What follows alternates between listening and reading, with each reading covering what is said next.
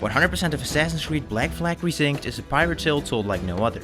Stepping into the boots of Edward Kenway, we began building our own pirate empire, while dealing with tragic, exciting, and sometimes downright confusing events that led to some incredible moments, and others that genuinely left me in tears. But as this is also a 100% video, we had to deal with ridiculous RNG art pieces, countless achievements, and become the richest pirates in the Caribbean just to fully upgrade our ship. So here it is, 100% of Assassin's Creed Black Flag Resynced. Sit back, relax, and enjoy.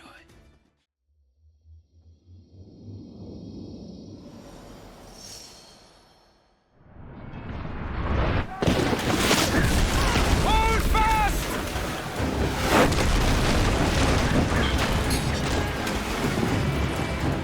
She's on us!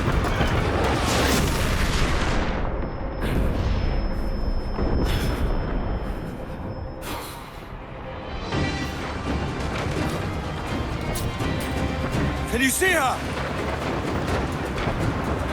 Man the cannons!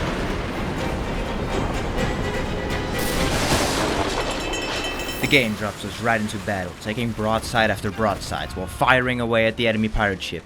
It does not take long before we sink the bastards.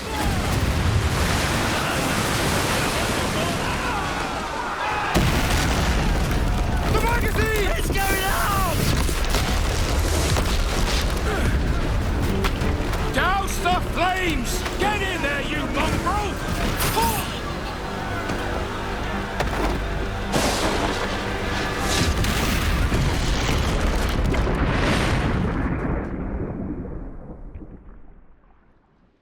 Is it dangerous? Edward? Privateering, is it dangerous? Wouldn't pay so nice if it weren't. Or why not sail with the King's Navy, earn a proper wage, sail under gentlemen? Sod the Navy's gentlemen. For every shilling I'd earn, the captain gets 600. That's no way to earn a fortune. We don't need a fortune. It's not about need, Caroline. I want food that don't make me sick. I want walls that hold back the wind. I want a decent life. How long would you be gone with these privateers? A year, I reckon. 2 at the most.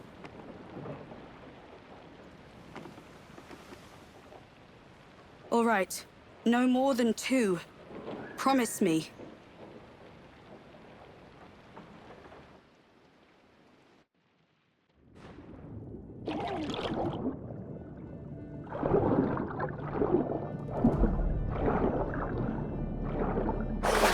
Aye, well, that wasn't completely part of the plan, now was it, matey? We swim our booty towards shore, and once we reach it, we plummet straight onto the ground, although we are not alone.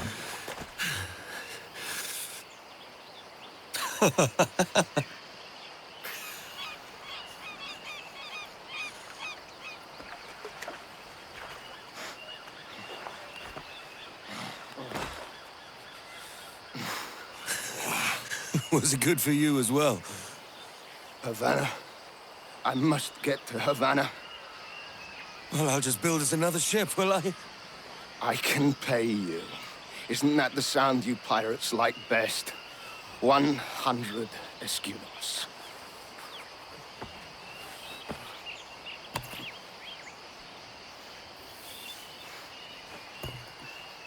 Keep talking. Will you or won't you?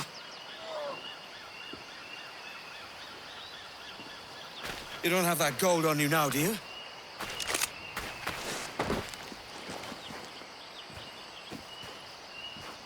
Bloody fucking pirates!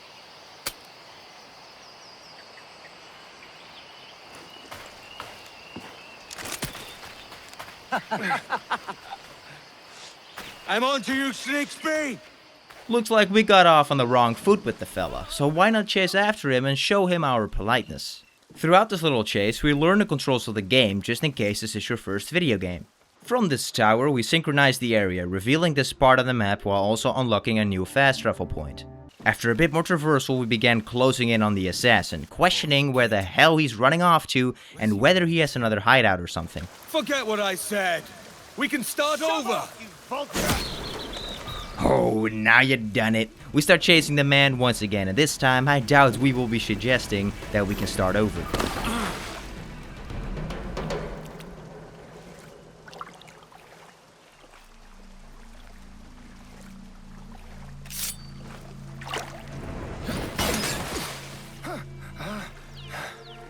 And now we've drawn swords, mate.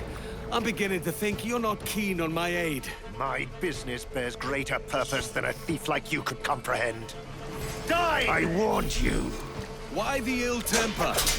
Hiding something?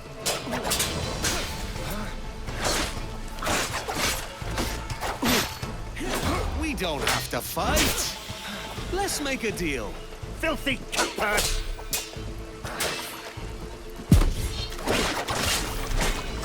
That looks painful. Die, you leech!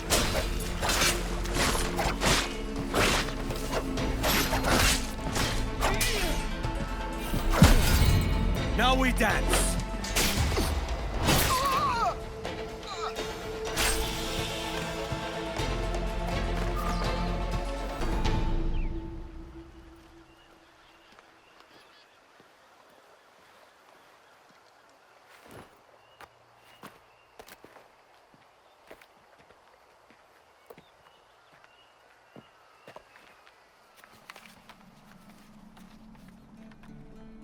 Senor Duncan Walpole, I accept your most generous offer and await your arrival with eagerness. If you truly possess the information we desire, we have the means to reward you handsomely.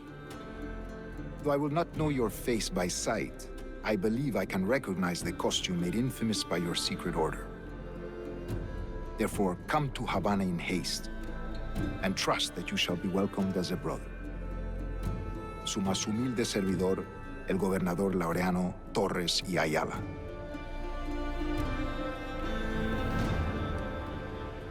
Mr. Walpole, let's collect your reward. Ooh, I see what you're doing there, lad. That could indeed earn us some great money. Spotting a ship in the distance, we need to find a way to rescue its crew. Having synchronized the area, we knock out 2 Englishmen, but it looks like the rest are busy robbing some pirates. One runs off while we hear another man begging for mercy, so we sneak up, whistle one of the guards towards us, and knock him out. Which of course raises the suspicion of the other man, who we quickly make short work of. Took down the final guards and then fed this turtle. Look at him, just enjoying the good life. Okay, let's help out that merchant.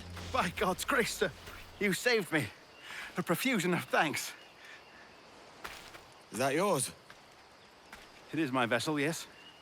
But here lies its poor captain, and I have no art for sailing. I can pilot her myself, no mind. You don't mean to abscond with my ship, do you? I'm Duncan. What's your name, friend? Stede Bonnet. Well, Mr. Bonnet, let this stay twixt us. But I'm on a secret errand for His Majesty the King, God save him, and I must get to Havana with speed. Ah, that is a relief, sir. Havana is also my destination. Our ways lie together. Natural allies, then. You put me at ease, sir. To think I took you for a pirate when you first appeared. Did you? Yes. You have uncommon way of handling yourself. Quick and easy, if I may say. Gave me quite a fright. But all things considered, I think it's turned out to be a rather fortuitous day, hasn't it? Well, we may or may not be a pirates, but not today, friend. Not today. Although we do know how to pilot a ship, so don't question it, mate. Sailing this beautiful vessel out of the bay, we begin our journey towards Havana. So far, the seas are pretty quiet, and the merchant finds her way of life unbelievably marvelous. Although the most marvelous thing is that we have finally reached Havana.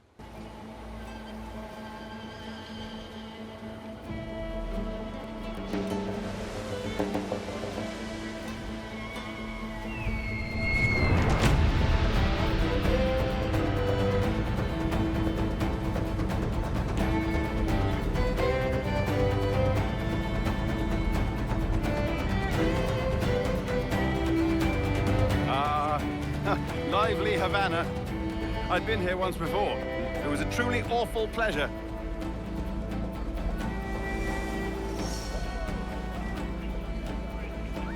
See someone you know? No, just putting on a friendly face. I shouldn't want to be mistaken for a pirate again. Right. Flash rogue like yourself must be cautious. Yeah.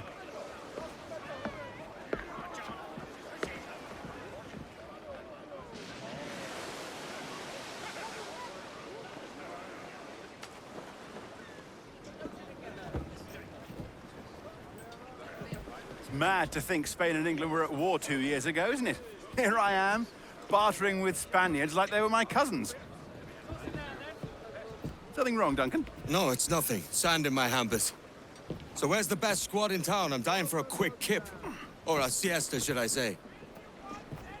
I'm just headed to a public house now to meet some merchants. I could show you the way. Well, lead on. So we follow our great friend Stede Bonnet, and immediately see how Havana treats its pirates.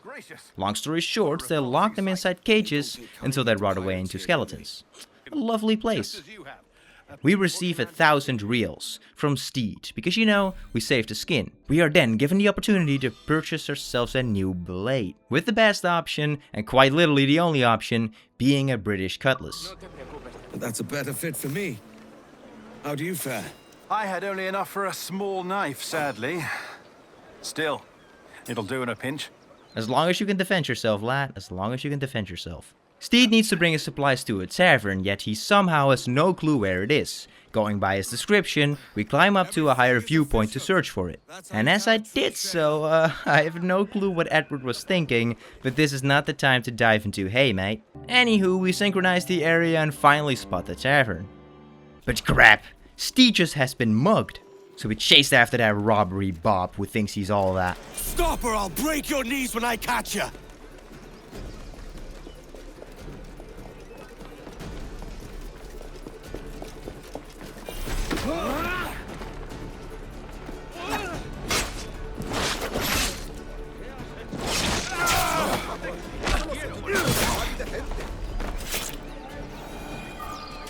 You robbed the wrong man, mate.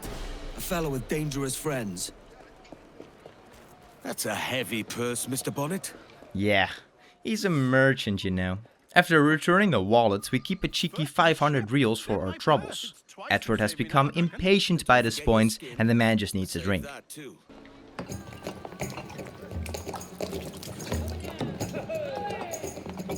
Take your time, I'll be just here. Fancy meeting no Welshman deep in Dago country. I'm English myself. Biding my time till the next war calls me to service. Lucky King George, having a piss pot like you flying his flag. Oi! Skulk! I've seen your face before. You's mates with them pirates down in Nassau. Shut your fucking gob or I'll fill it with shot, you hear me? Edward, is it?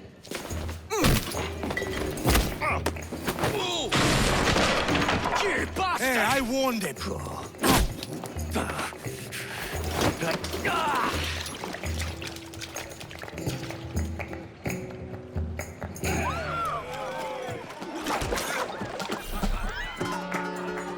want a dust up? I'll give you one.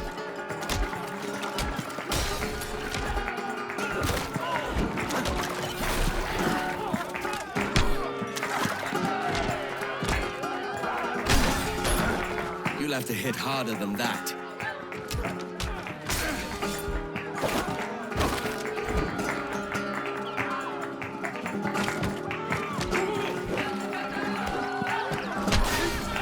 One more. Come on!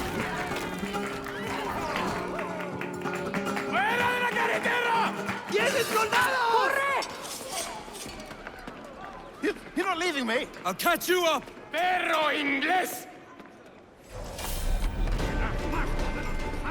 Ah crap, the guards have arrived, and they are not exactly happy with our arrival. We run away from the bastards, and after hiding inside a stack of hay, we unlock the Lively Havana achievement. We ain't done yet. These dogs investigate our hay cart, meaning we ought to find ourselves a new hiding spot. We run towards another part of town, lie in the hay for a bit, and I suppose we should be good for now. While doing a little bit of exploring around town, because man, does this game feel smooth to maneuver, we discover what is probably one of the best parts of the entire game, a sea shanty floating around the city. We chase it after it, and once we finally catch up, we unlock the Yo-Ho-Ho achievement for learning our first new shanty. Okay, so with all that done, and my eyes having feasted on the vast beauty of the town, let's continue the story. Sorry about the swift exit. Bit of a misunderstanding. One heaped upon another. Oh, Jesus. I'm sorry, mate. This is my doing. I'm only trying to keep these Spanish eyes off me. Oh, it's no bother. Regrettably, the soldiers confiscated my sugar when your dispatches. Damn! And where have they gone? Haven't the foggiest idea, I'm afraid. I suspect those chaps might, but my Spanish is muy mal dad, so I'd rather not ask. Shit! Come on, let's give ear to their talk and recover my maps. And my sugar? What, in my drawers? We'll see what happens. So we try to eavesdrop on the two guards, but they kinda recognize us. So I guess we gotta learn about their plans with our goods in the brutal way. Aha! He had a piece of paper with the captain's orders. We now know that this Captain Mendoza is planning to move our goods, and now we cannot let that happen now, can we? Arriving at the gallows near the docks of Havana, we are alone now, as we advise Stede to keep an eye on his vessel. The captain seems to be planning the hanging of a horrible man. Well, a pirate like any other. They really do not like pirates here. Let it be known that we offer no quarter to pirates and smugglers in Havana. Well, let it also be known that before you know it, our stuff will be ours again. He is selling the sugar as of right now, and he's walking alongside the buyers. So it is another round of stalking while trying to not get our butts spotted. High ground it was. With that, we spot them entering the Castillo.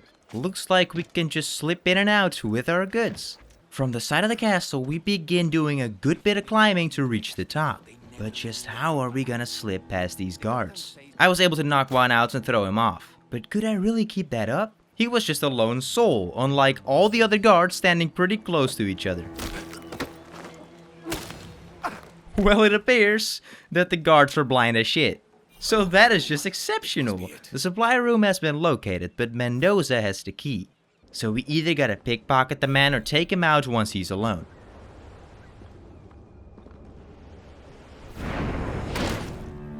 This Mendoza has a key that I should like to get my hands on. Ha! Way ahead of you, pal. Inside the room we snatch our map back, but leave Bonnet's goods behind.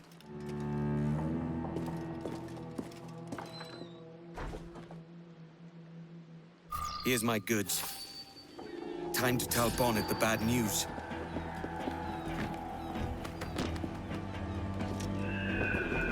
Oof, well, he is a pirate after all. I guess that includes lying. So back to Stede Bonnet. Sorry about the sugar. I've only one pair of hands. Oh, it's no great loss. I've got plenty of cargo here to make a profit on my trip. Will you stay here long? For a few weeks, yes. Then back to Barbados, to the tedium of domesticity. Don't settle for tedium. Sail for Nassau. Live life as you see fit. Haven't I heard that Nassau is crawling with pirates? Seems a very tawdry place. Not tawdry, liberated. Oh, God. That would be an adventure. But no, I'm a husband and a father. I have responsibilities. Life can't be all pleasure and distraction, Duncan. Hey, Bonnet. The name's Edward, in truth. Duncan's only a handle. Ah. Secret name for your secret meeting with the governor. The governor, right. I think I've kept him waiting long enough. True pals after all. Kinda. It appears I have this awesome Blackbeard Crimson Sword, which is significantly stronger, so don't mind if I do. Going forth on our next quest, I also followed and grabbed yet another shanty. We ask whether we may speak with the governor, and well, that was easy. So let's LARP our way into becoming Duncan, as that is our name for this little rewards we are about to claim.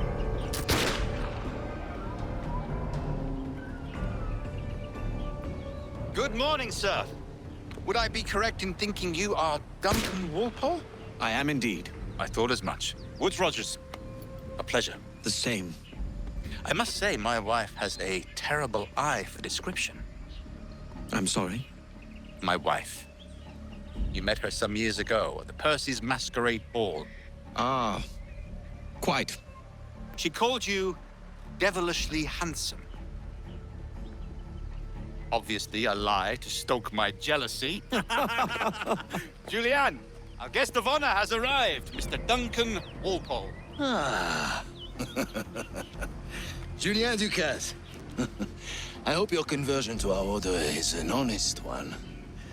I have no love for assassins, but even less for liars. I have not come to disappoint. Up for a bit of sport, Duncan? The old man isn't ready just yet.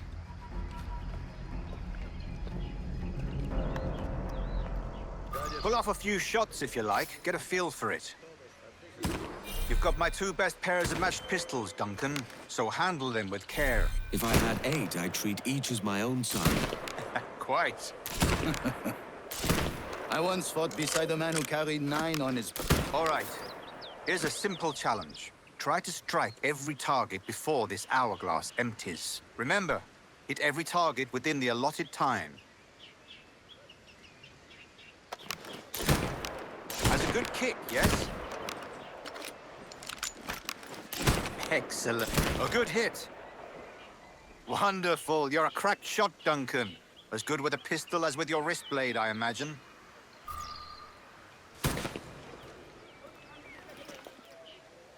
Duncan, where are your wrist blades? I've never seen an assassin so ill-equipped. Ah, damaged sadly beyond all repair. Uh-huh.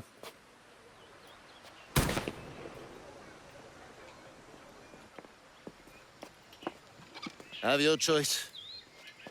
Where did you find all these? I did not find them. I took them. These are souvenirs. 2 blades, as is the custom, oui? Custom, aye. Well, Duncan, will you it indulge looks us like with this little lie is bringing us a lot, and I mean a lot of profit. We now have to show the man how we assassinate. This is basically a tutorial in disguise. Which is honestly always the best way to give a tutorial. Having done so, the best our ears could possibly hear is that the governor can get us anything. Weapons, blades, cannons, grenades, you name it. Sure do hope these fellas don't discover our real identity. Grandmaster Torres, Mr. Duncan Walpole has arrived. See. You were expected 1 week ago. Apologies, Governor. My ship was set upon by pirates. We were scuttled. I arrived only yesterday. Unfortunate. Forgive my caution, but were you able to salvage from these pirates the items you promised me? Yes, sir, I was.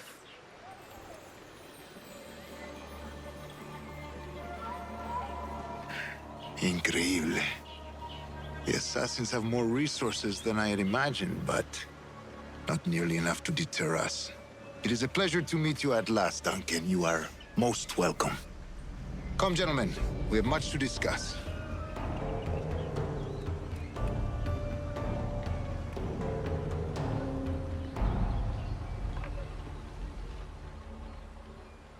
Convened at last, and in such continental company.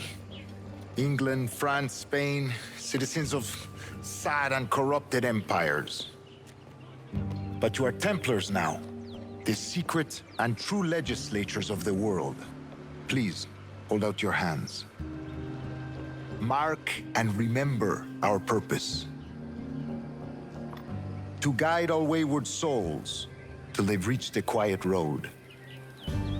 To guide all wayward desire till impassioned hearts are cooled. To guide all wayward minds to safe and sober thought. By the Father of Understanding's light, let our work now begin.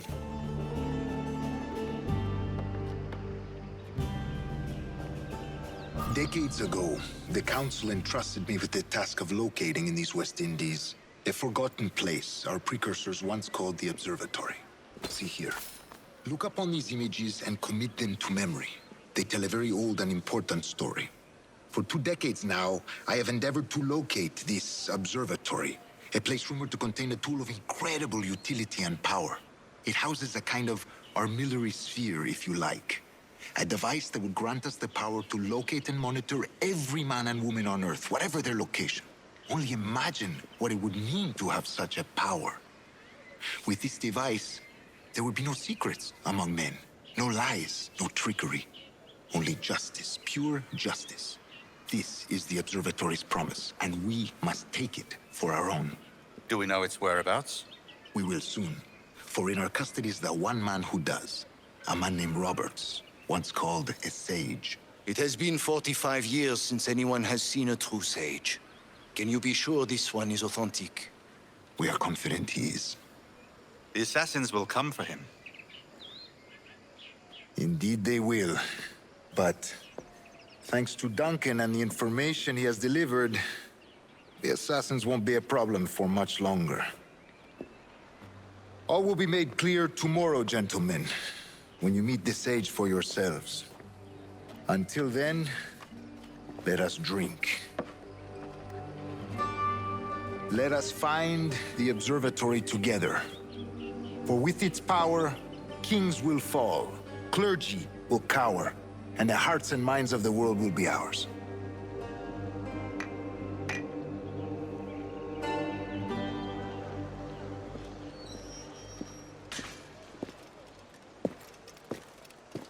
Governor Torres requests your presence at the docks near the Castillo. First thing tomorrow morning. So it appears they actually bought it. Ha! Tricked by pirates. If they ever heard that, they will lose their minds. As we are expected tomorrow, we spent our night at the tavern. Although, well, we got kicked out for the right reasons. We kinda caused a havoc last time. So instead, we lied down on top of the tavern. This could be the key to my fortune. Well, I hope so. You promised a wife that, and we cannot let her down now, can we?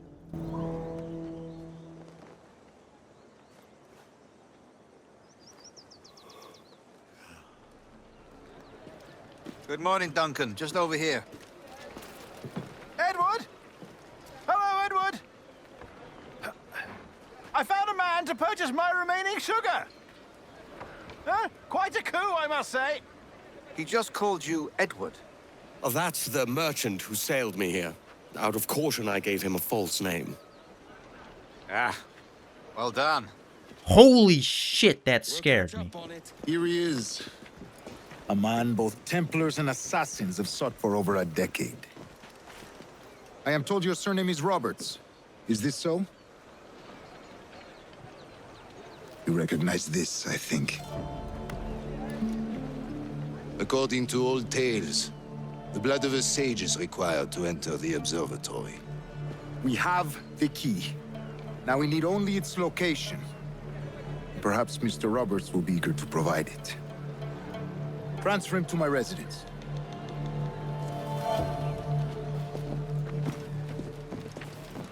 Such a fuss over one man. Is the observatory really such a grand prize? Sí, sin duda. The observatory was a tool built by the precursor race. Its worth is without measure. Precursor race? I see. One of your early letters mentioned a desire to kill the Mayan mentor, Atabay. Were you able to carry out this contract before coming here? I was not, no. Too many complications along the way. A pity. But the maps you delivered with the vial will see that job finished. Aye. That's the idea. It's too quiet. I don't like this route, Torres. We're exposed. Something is wrong. Stay close, Grandmaster. I feel it too. Do not let them get their hands on the sage, at whatever cost. Assassins! Assassins? Guard the sage. Proteger al sabio, vamos!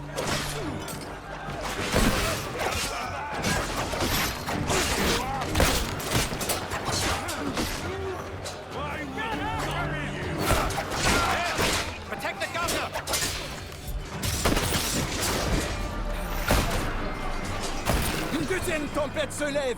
To the governor's residence, quickly! Watch the streets and alleys. They could be anywhere. The fighting didn't stop there, as even more assassins kept coming in. I was still learning the ropes of the combat mechanics, but surprisingly, it was growing on me pretty quickly. Although more and more assassins continued dropping in, I genuinely had no clue the Brotherhood was this large. As I started mastering the combat and slicing and dicing through all the assassins, you would think they would eventually begin to run out of men.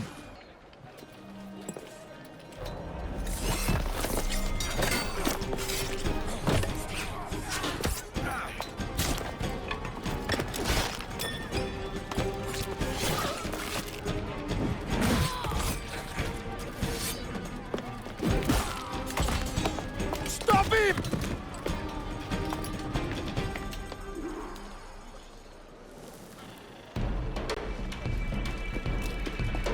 You're a nimble one, I'll give you that.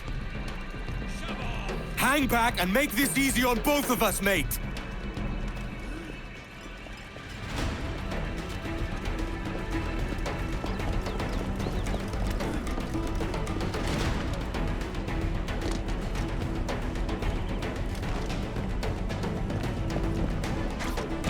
Stop, or I'll kneecap you.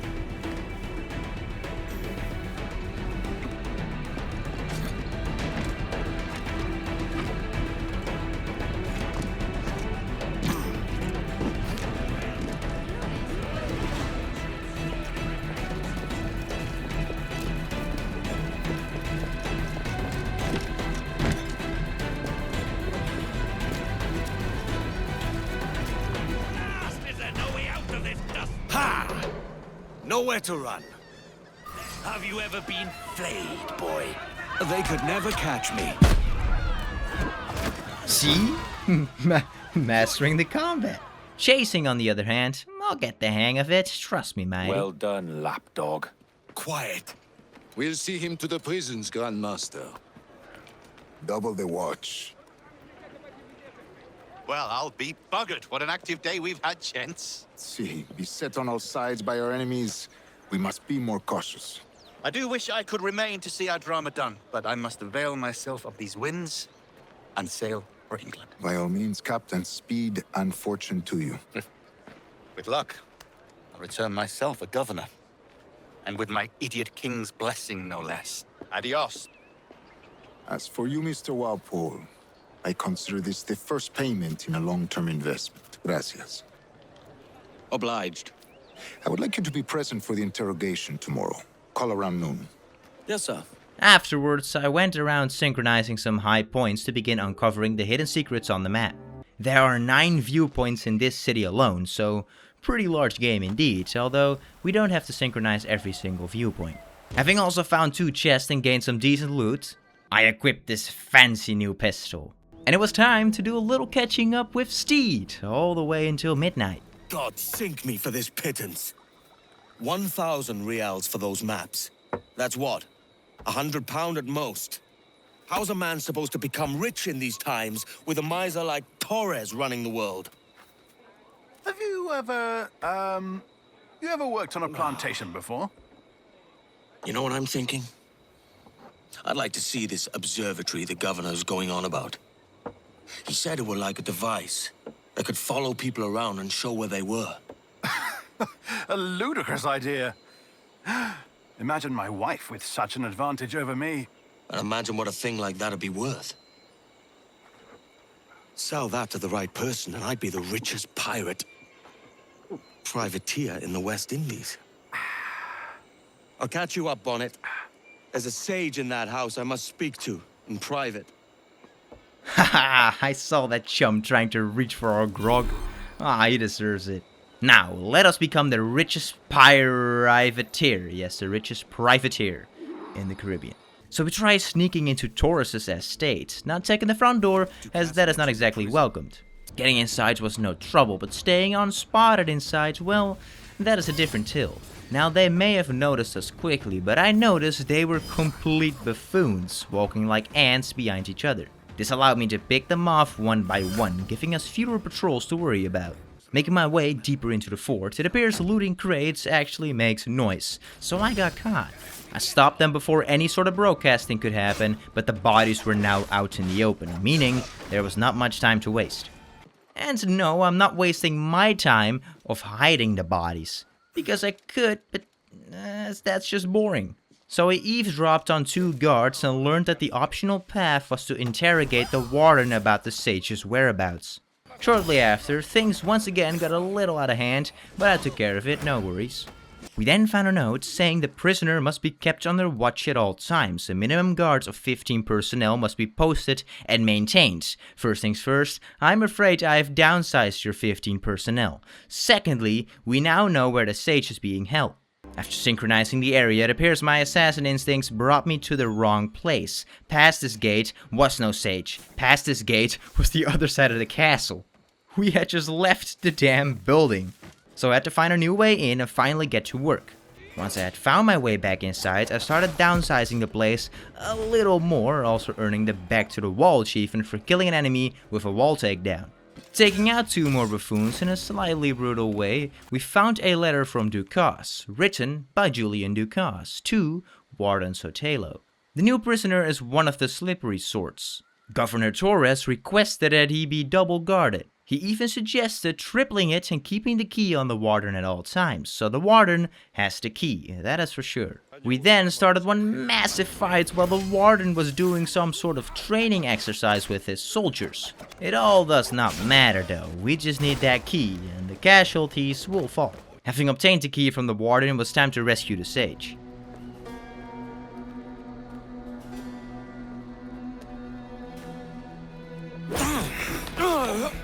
Basta ya!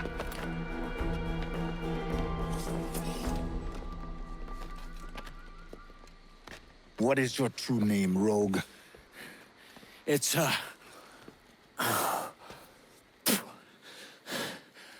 Captain Pissoff. Rien qu'un pauvre paysan. Where is the sage? Did you set him free? I had nothing to do with that. Much as I wish I did. Take him to the ports. Send him to Sevilla with the treasure fleet. Oh, wait now! I delivered your treasures, didn't I? You did, yes. But you robbed us of Duncan Walpole.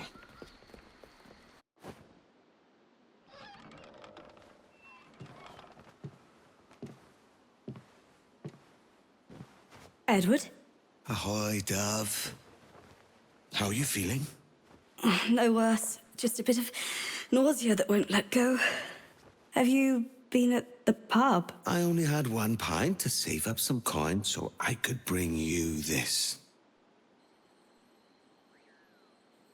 Is it chocolate? Aye. It's from the Americas. I mixed it myself. Go on, have a taste. You see, as a privateer, I'll find all manner of novelties in the New World. We'll be the talk of Bristol. So, how's it feel to drink like a duke? Edward, my father is a merchant. I've had chocolate many times. Have you? Have you not? No. Go on then.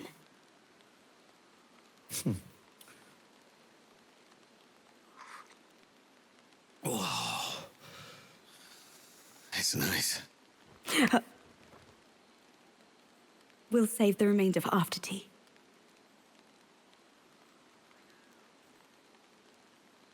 Oh, thank you, love. This was so very thoughtful of you.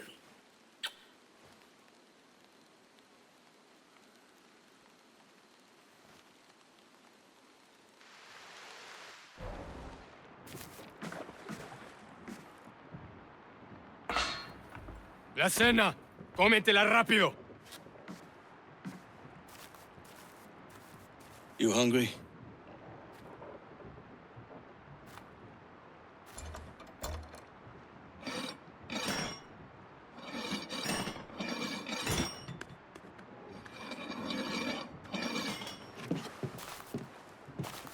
Now what's your plan, mate? Find my weapon and steal a ship. Yeah, that sounds like a brilliant plan. Unlucky lads. Now, can you just elaborate on how smacking that pole worked as easily as it did? Ah, well, we're free. We just gotta make our way back to freedom. Big difference between the two. Having retrieved our gear, we at least had a fighting chance at stealing this brig. The next plan was to free as many pirates as possible. Because what is a brig without a crew? And what is a captain without his lads? The problem is that these are not pirates we are fighting. These are trained soldiers who know how to put up a fight. But with some good parries and the occasional flintlock shots, sorry pals, these prisoners are becoming loyal pirates. Having rescued plenty of pirates from 4 different ships, we also learned about the different enemy classes while fighting. These are very simple to understand. You've got your quick and nimble fools with the little daggers, annoying as hell. Your average swordsman, nothing much to say about them. And the heavy axe wielding men, who you are probably best off just shooting, I guess. Lay aboard, lads! Save your singing for Davy Jones, you jagabats! It's a hard wind coming! The man speaks true. You lot weigh anchor. As for the rest, half on the foremast and half at the main. Let's outrun this hurricane. Bark any orders you think wise, mate. We're up against it here. These men know their place. They'll see us home. Keep watch on those galleons. See they don't give us trouble. They're far too slow for this weather.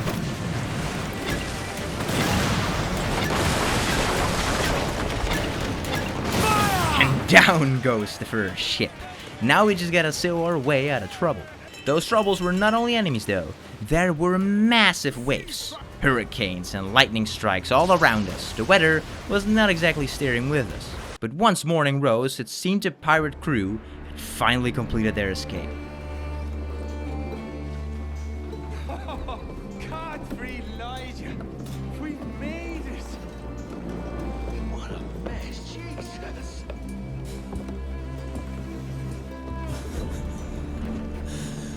Oh, by God, we pulled this one straight from the teeth of Neptune. I'm Edward. Much thanks for your aid back there. Adewale.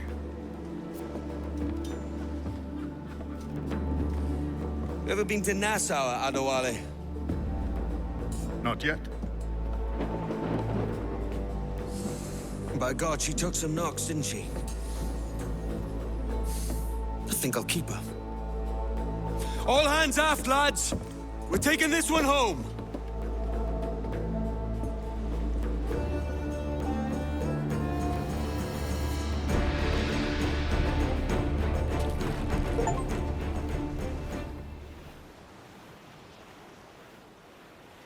I've made my choice, Ade. I'm calling her the Jackdaw. A sly bird I loved as a child back in Swansea. A dark little creature, no? Did it rub you wrong when I took this brig as mine own? It was the sort of rub I have learned to endure, sailing among faces of such fairness. It's true. Most of these men wouldn't accept you as a captain. So what fair role would complement such unfairness? I'll be your quartermaster. Nothing less. All right. And as quartermaster, have you any immediate counsel for this Tyro captain? Rest and repast would do us good before Nassau. Water for drinking. Hunting for food and repairs. Well reasoned, sir. Hunting, it shall be. We'll find a decent place to drop anchor.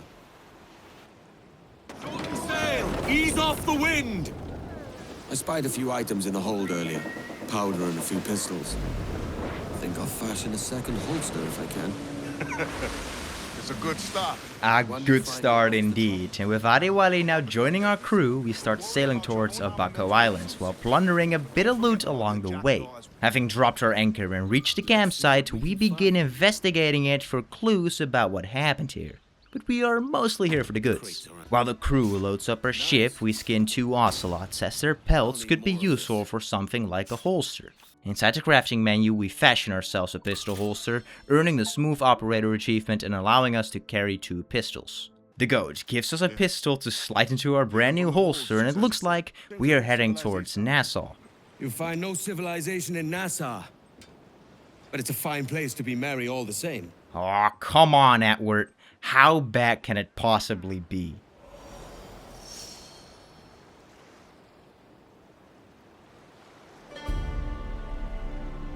Go on, Captain Queernabs. Tell me I'm under arrest. Tell me! Them your breads. Fly away, boyo! Back to your master! Aye. We was privateers together before the wars ended. I'll see you ashore. There will be some familiar faces at the old Avery. Lads there are a churlish sort, but friends all the same. Will be good to see them. And there might be some able bodies about to add to the crew. Aye, Captain. We'll need more hands. More hands? Come on, I'm pretty sure you and me will do just fine, lad. Two phenomenons who outsmarted two whole ships for our own benefit. I highly doubt anyone can really rip Adewale and Edward apart, but I guess more people could always be useful. Nassau is the place where pirates can live free with no judgment, although you still cannot exactly call it home. Your friends have started without you? By God, you're a sight for salty eyes. Come you in and have a drink. Morning, all.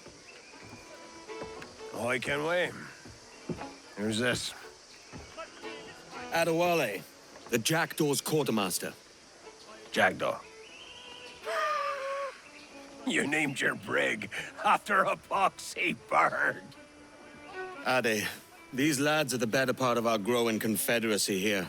Ed Thatch, Ben Hornigold, James Kidd. You let him carry a pistol, do you? Peace, Ben. Ade saved my life. And now we're looking to find a crew to fill out the rest of my ship. Well, there's scores of capable men about. But use caution. The shipload of the King's sailors showed up a fortnight back, causing trouble and knocking about like they own the place. Right. I'll see who I can muster.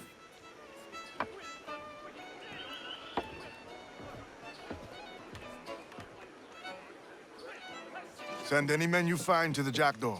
I'll put them to work. Cheers, Ade. Did I hear rightly? Edward Kenway captains his own ship now. Aye, and he needs crew. It might be you can help him with that. The fine lady and Bonnie tells us that we can recruit quite the crew here, so that is what we're off doing. Because even though pirates can live freely here, if you trespass the law, it is still off of you. So the pirates we were recruiting also required a bit of assistance. Having stopped all the hangings and proven what our opinions are on the Spanish, it was time to enjoy one last drink, and maybe ask around a little. That bottle. Are you saving a trophy for yourself, Anne? Aye, away with you. We're saving it for a real celebration. Now you'll want to sail somewhere rich with plunder. Have you heard of a place called the Observatory? Aye, it's an old legend, like El Dorado or the Fountain of Youth. What have you heard? It's meant to be a temple or a tomb, hiding a treasure of some kind. That's it. You see here. Oh, rot. It's fairy stories you prefer to gold, is it? It's worth more than gold, Thatch. 10,000 times above what we could pull off any Spanish ship. Robbing the king to pay his porpoise is how we earn our keep here, lad. That ain't a fortune. It's a fantasy. Before we set sail once more, it may not be a bad time to pass a little time and rest. Without any sort of glitching or T-posing happening. Morning, Kenway. Not a bad-looking tinderbox you got there. You sound a bit green, Hornigold. Is it envy? Because mine's bigger than yours. No, I reckon it's this Jamaican funk. I prefer the Spanish stuff. So, you've got yourself a fancy brig now. Fine. Well, I'm gonna teach you how to sail her right. And how to take a prize the proper way. Thatch, we'll catch you up at the old fishing village. Aye.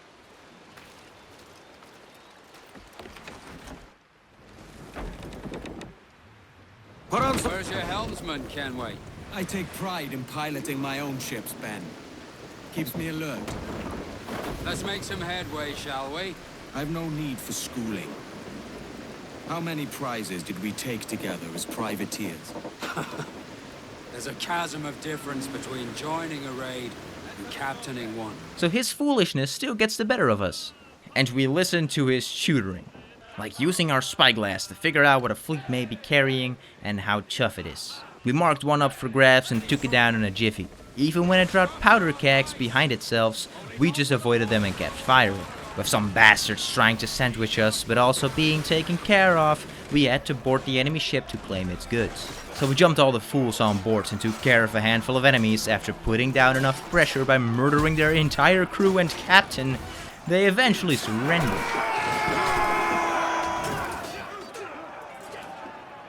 Que tengo un buen dia, senor. I am Captain Hornigold, and this is my crew. We're sailors like yourselves, but quite unalike in our purpose.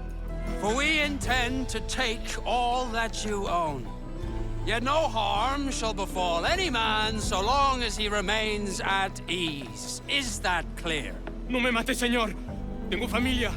Se lo suplico. Anyone speak English? Inglés? Little bit. Tell your friends we're stealing your goods, and we won't hurt nobody if everyone stays as still as a sandbar. You got that? Please to repeat. Oh, for fuck's sake.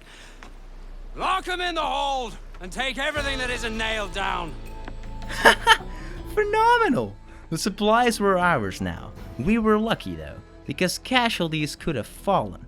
Our crew was still standing, but winning a battle does not always mean no men were lost. Luckily enough, this fight was a major success. We wanted to do some business with the harbor master, so we headed off to Salt Key. As we are now the captain of our own ship, we can finally discuss upgrades. So yeah, let's start ourselves off with a little hull upgrade. That one only came at a reals cost, but the next will cost 4 times as much plus a good amount of resources. He also runs a shop where I sold some of me goods for a total of 1500 reals. So that was welcome. I restocked the Jackdaw and all its ammunition, and grabbed a heavy shot upgrade and installed a mortar on our ship. With that, all the other upgrades still had to be unlocked. With these upgrades, you never stood it. The Jackdaw was truly ours. It was something we had to be proud of, and well, lads, trust me, we were. So I was off to gather some metal. The first brigantine we saw, yes matey, right away we opened fire. No need to check what the bastard had on board. We are pirates, we take anything we can. After absolutely obliterating them, we boarded the ship and made a pretty easy work of everyone on board, although I had run pretty low in health potions. We checked what we gained from the raids and we were given the option to repair our hull. 55 metal was nice, but we were looking for 70. Oh, and on a side note, in the top right corner we now had a wanted level. The higher it rises, the stronger and more pirate hunters come after us. Although the game does not tell us this, I have a feeling the stronger ones may also be holding better loot for us. The next ship we did not board, we just blew it up, which gives us half of the loot they had on board, but does save us a little bit of time. Although that is not my favorite way of doing things, because man, boarding those ships is way too much fun. Now, regular pirates do not just try to hunt us down when wanted, no. Pirate hunters! Yes, I need to learn how to read. We have already reached our first wanted level, meaning instead of us always attacking others, we could now get attacked ourselves. Anywho, that did not happen, and we made it safely back to Salt Key to start bribing a local officer. After giving him a fair amount of reals, he wiped us from the bounty list. Fair enough, I guess. With the metal we found, we upgraded our broadside cannons, adding 2 more to the ship. You're a wonder, Kenway. You've a knack for this kind of work. It ain't work if you love it. Sarge. But I ain't doing this forever, lads. Only until I get enough coin to buy some land and influence back home. Jesus, will you listen to your tripe? Still dreaming on about that strumpet back in England when you could have any better you wanted here and now. Ah, such lofty goals for you gents. And here I thought I was in the company of scoundrels.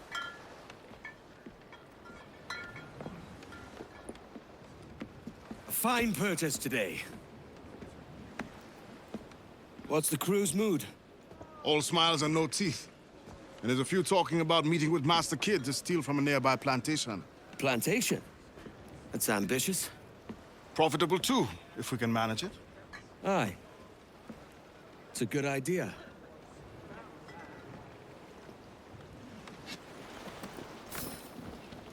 So, where is Master Kid? Andreas Island. We're going after the plantation. That depends. Is the crew ready? They are. Any sign of trouble, and they'll know what to do. We've got your back, Captain. We have raised the black flag, so to speak. After totally not quickly robbing another fleet, we made our way towards Andreas Island. Fancy seeing you here, Kenway. Still looking sleek and mean. Did you steal that costume from a dandy in Havana? No, sir. I found this on a corpse. One that was walking about and talking shite to my face only moments before. Huh. So, what's this I hear about a planned raid on a plantation? Not keeping secrets from me, are you? Not very well. Every day, schooners packed with sugar sail past, coming from plantations nearby.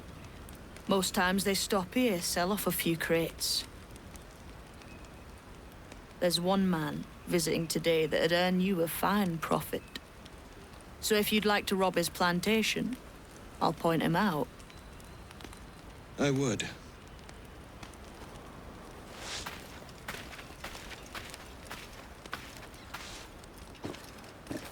Here, take this.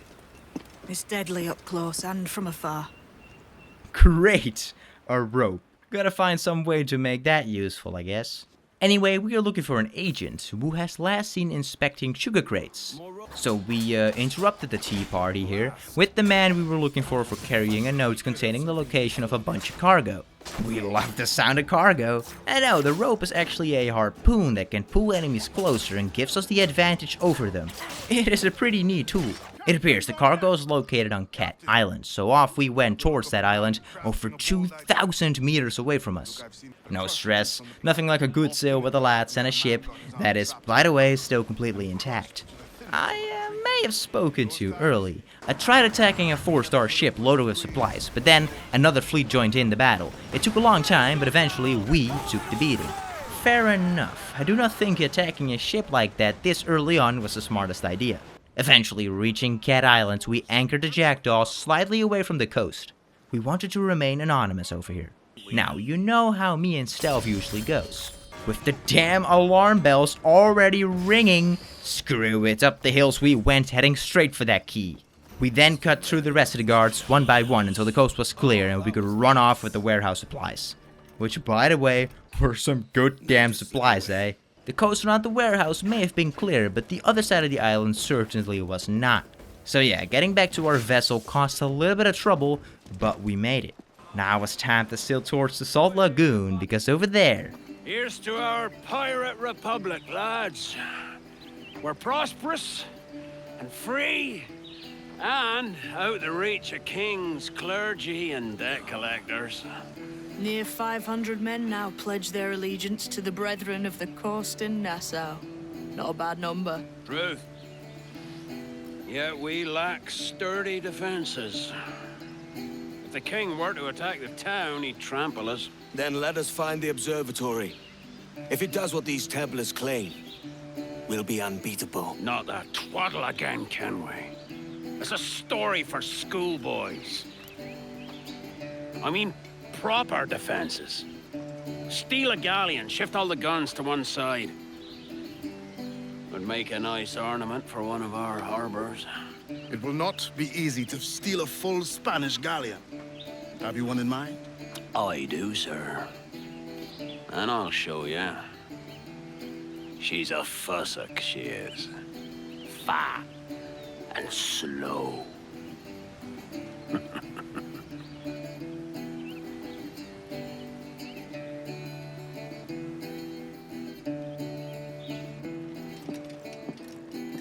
Captain, we've installed a furnace below deck and fortified the cannons for heated shot.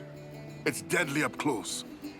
The new shot won't travel far, so we'll still need to keep a good stock of round shot for normal range. Fine work, Quartermaster. We are new to these cannons. I'd like to prove them first.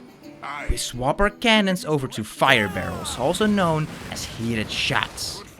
That looks like the perfect weapon for taking down that galleon.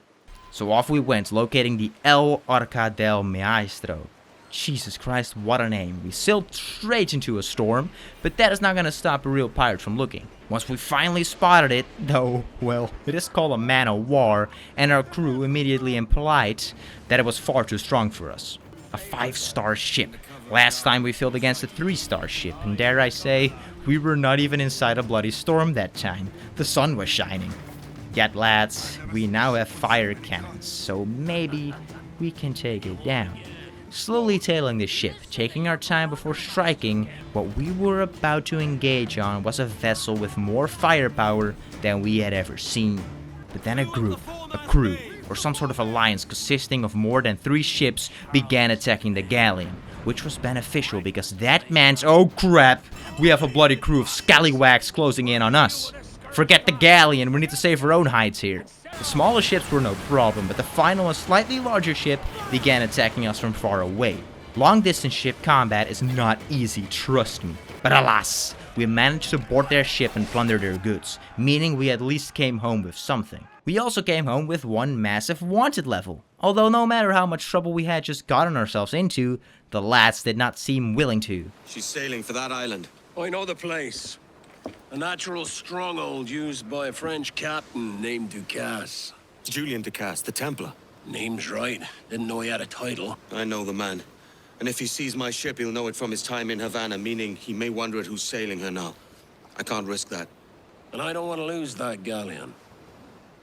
Let's think on it. And maybe wait till it's dark before hopping aboard. Not the worst idea. We also earned the not-so-fast achievement for obtaining the fire barrels. I still think chasing that galleon is a death wish though. This was such a sudden idea. What was also sudden was this pretty large ship randomly attacking us. Even more surprising was the fact that we actually won the fight. Mostly because no other fleet interrupted the battle this time. This long-ass fight rewarded us with a whopping 25 metal and 10 cloth and 8 barrels. So you can probably understand my confusion and major disappointment because these aren't like insane resources. So we lowered our wanted level and set sail for another 3,000 meters.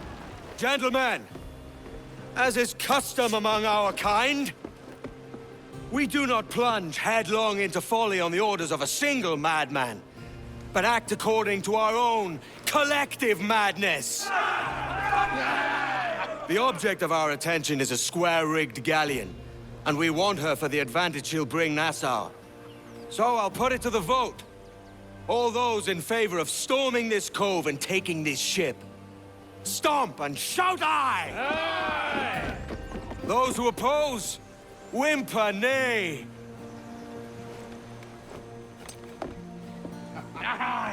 Never was the King's Council so unified. Swing the jackdaw round to the cove's entrance, and make as big a show as you can. Aye, Captain. Looks like we got ourselves a pretty big assassination up for grabs. This Julian Ducasse ought to be around here somewhere. So we start climbing this massive wall like we are goddamn Nathan Drake. Once at the top, we move towards the northern side of the island to see if we can spot Julian Ducasse, the absolute madman. And on our way there, plenty of Spanish men had to be taken care of. No biggie though. We would most likely find this dangerous man somewhere around his mansion, but this place was, well, very well fortified. Even after taking care of a handful of guards, it was still very heavily patrolled. I also found our first portrait, which was one of Julian Ducasse. There are 11 of these scattered throughout the entire game, so I am glad we already found one, as they are some of the most premium collectibles. Now, finding this dude felt near impossible thanks to the 100 guards still lurking around. Nonetheless, we found some pirate hostages who knew where he was. But not only that, they also wanted to help us take him out. Haha, you beautiful bastards, lead the way, lads. It's time to end Ducasse.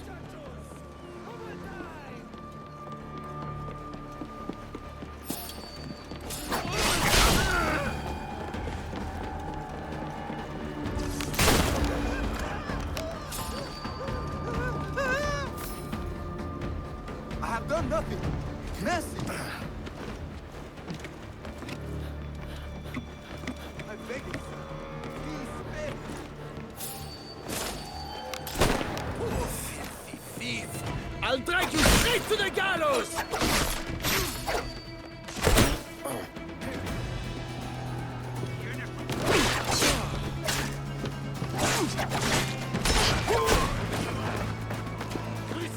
You disgrace the art of war!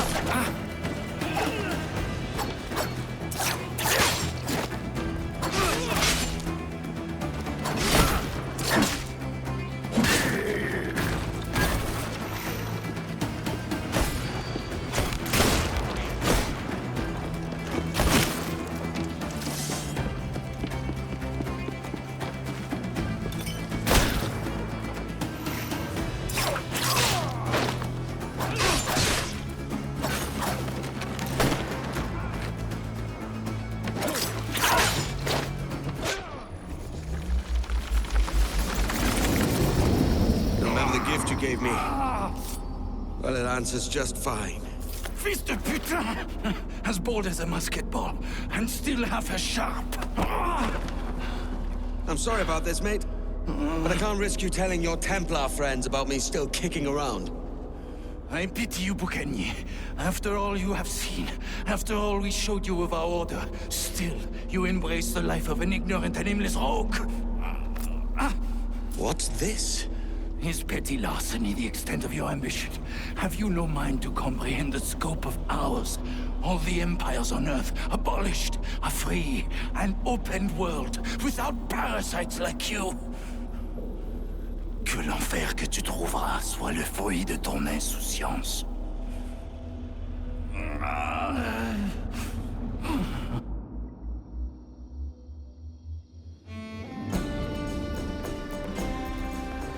The cove is ours!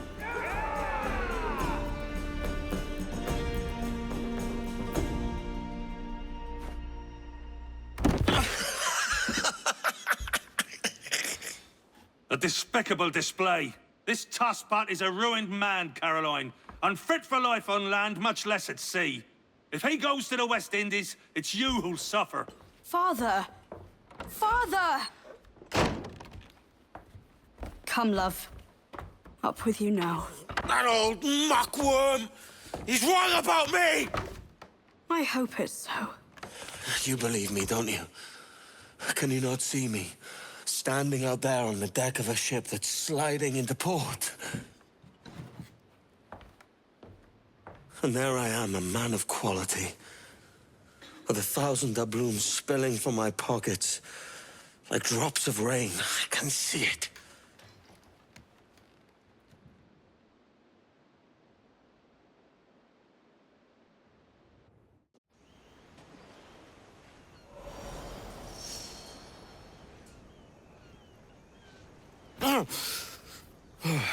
Kid. Wake up, Kenway.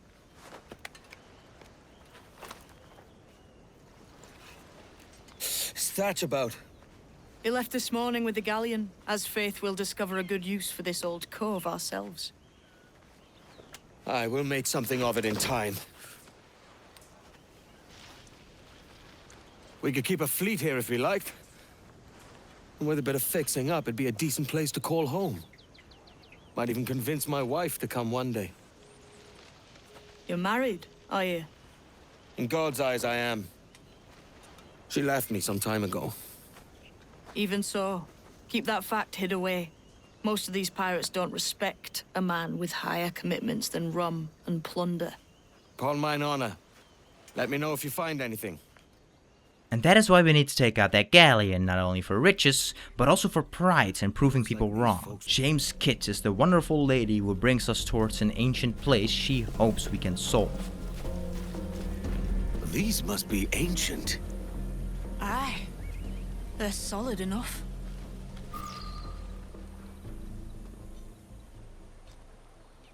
Odd-looking things, aren't they? old and weathered. Is this what they call Mayan? Or is it Aztec? Are you good with riddles, Edward? Puzzles and ponderings and the like? No worse than the next man, why? I think you've a natural gift for it. The way you think and work. The way you understand the world. Well, I don't know about that. You're talking in riddles now and I don't understand a word. Clamber on top of this thing here, will you? Help me solve something.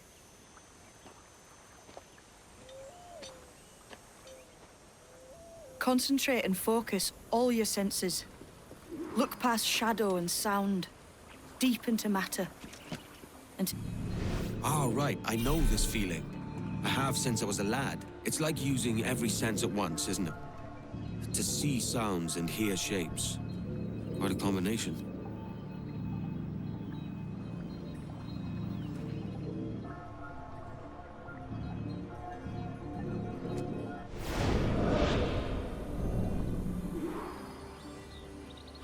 Every man and woman on this earth has in them a kind of intuition hidden deep away.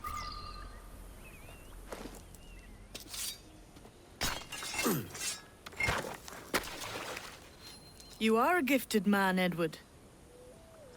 Has a strange look. Is it worth something? Nothing you can spend. But if you find all of them, it'll lead to something grand. How many? A few dozen, I think. This way. I've something else to show you.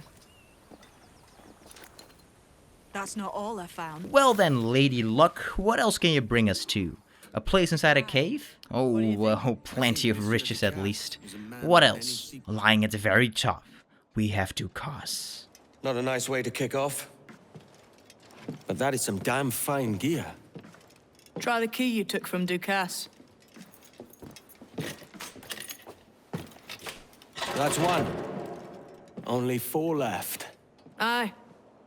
It might be that these 4 Templars have them. See the names here? They've been sent to kill these 4 targets. Hang me, that's the map I sold to Governor Torres in Havana. He said it marked the location of assassin encampments. You think maybe you owe them a bit of warning, then? If you have any kind of heart beating in that chest. Suppose I could? If it leads me to the 4 other keys. Bad excuse is better than none at all.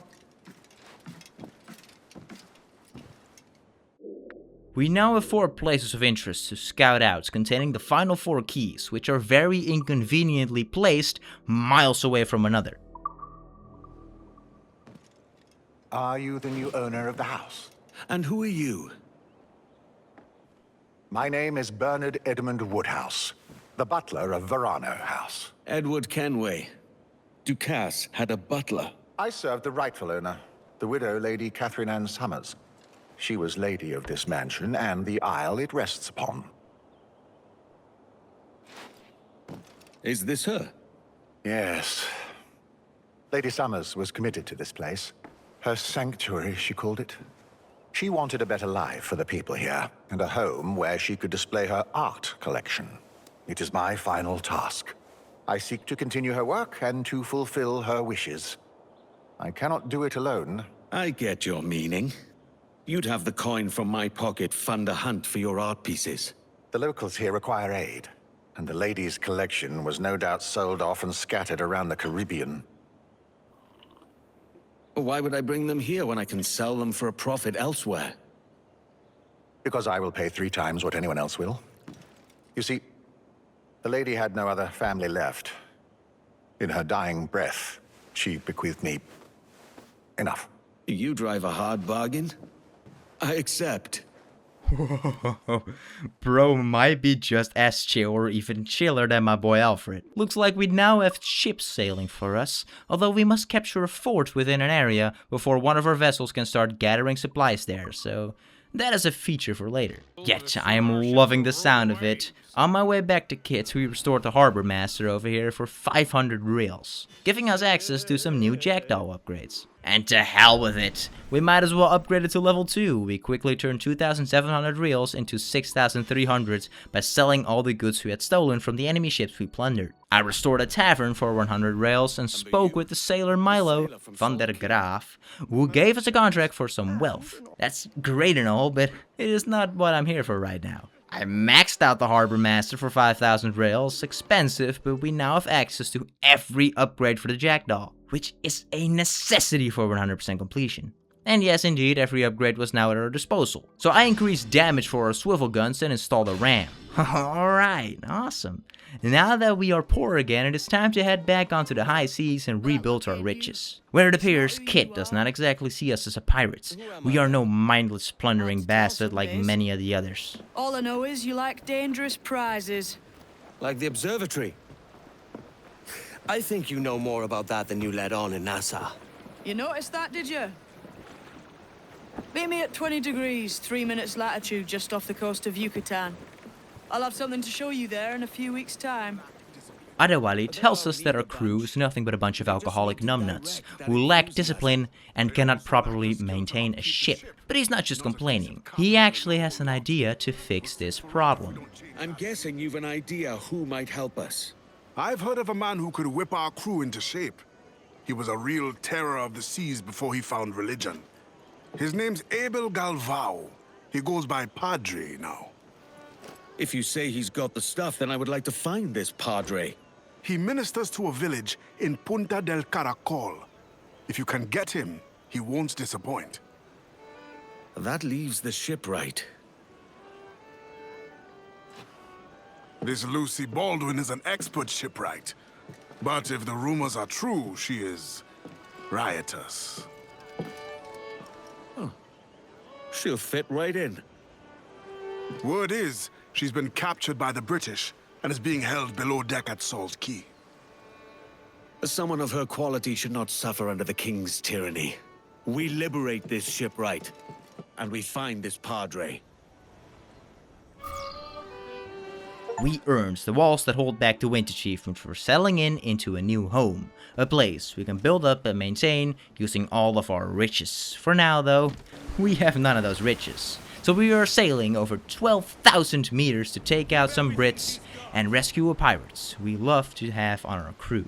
Someone who could bring a little professionalism, so to speak. Although I kinda let that whole Lucy Baldwin hiring off the charts.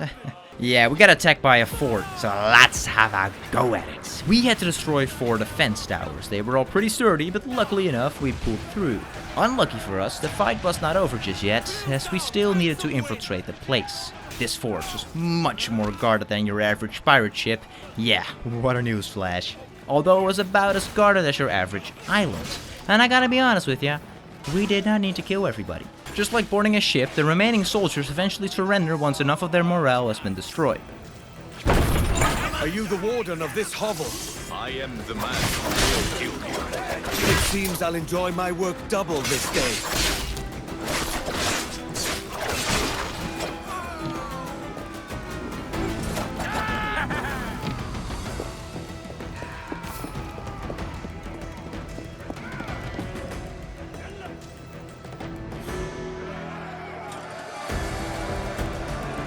We secured the fort, meaning we can now have some of our other ships plunder loot for us while we are busy doing our own thing. Plus, we received a handful of goodies just from raiding the fort itself. I see absolutely no downside into doing some more infiltrations like these. Now, as one of our side objectives was still, of course, rescuing that lady, I first wanted to pull off one of those Templar hunts since we were passing by anyway. So in the city of Havana, which I could have fast traveled to, but I didn't because I'm a real pirate, I made my way towards Rona. It's Rona, right? Kenway, looking for trouble, I assume? So you haven't lost your charm. And you're still boozy as a swilter. What you want? I've come to warn you. Your life's in danger. Aren't you the crafty one? Whatever gave it away? Possibly I had a hand in selling a sensitive document to one of those Templar chaps you're so fond of. Congratulations, your mission was a success. How can I make amends? You sober enough for target practice? Anything for a lady. Help me kill these men. Killing, you say? No problem for the old Edward. There were a total of 3 waves, each consisting of 4 guards that we had to slaughter. This was no problem, it just took a little while because each wave arrived about 60 seconds after we defeated the one before it. So, is this your new persona? Sir Edward of Havana rescues damsels in distress. And does it suit me, Mopsy? Better than your old personality. Really, Edward, why are you here? Yes. Well, there's a key. Most likely in the pocket of your Templar suitor. I need it. Really? And why don't I want this key for myself? Rona, I know you're no stranger to a man's boots, but the suit this key unlocks won't fit you. I'll tell you what. If I think of a chore that requires the help of an especially simple fellow, I'll let you know. How about you just pass us that key, lady? Guess the quest continues just 300 meters away. While heading over there, I came across a side activity where some hostages had been captured. I completed the little rescue mission and it actually rewarded us with the Articles of Agreement achievement. So, that's awesome. We asked Rona if she had reconsidered our offer and she had, although first, she wanted us to investigate something. A rash of thefts and mischief. Seems too convenient it started at the same time as these bureau attacks. Could you see what you can find out around the market? A boozy swill tub like me. Are you sure? I won't let you down. It would be hard to get much lower than this. Ha! Like that is even a high price for what we are bound to get. It appears there are pickpockets all over the markets, and we ought to figure out who is causing all this mischief. We started blending into the crowds and waited for one of the pickpockets to appear. That's my quarry.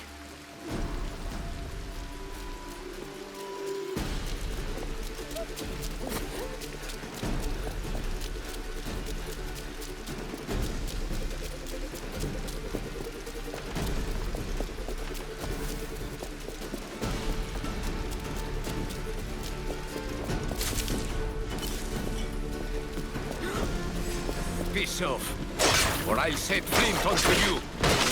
Nothing personal, mate. You just have something I need. It's a map of gunpowder stores, and Hilary Flint's got his name on it. Rona will want to see this. Ha, what a rusty old fool. He couldn't even survive one swing of me blade. The map he carried gave us our ticket to destroying the powder reserves belonging to Hilary Flint, the man causing all this trouble for our man. So we destroyed all 3 powder reserves scattered around Havana. With every gunpowder barrel exploded, Flint's power had been heavily reduced. All of us left was to face the man himself. Rona, the Lady of Honor, would engage him in combat. And we would, well, you know the rest of it, absolutely murder the bastard. Having confirmed the kill, I knew we would end in fire. But I always thought our positions would be reversed. Should have died happier, knowing there was one less assassin in the world. What a pity. We could never fight together on the correct side of things. Would, you two like a moment alone? No. It's too late.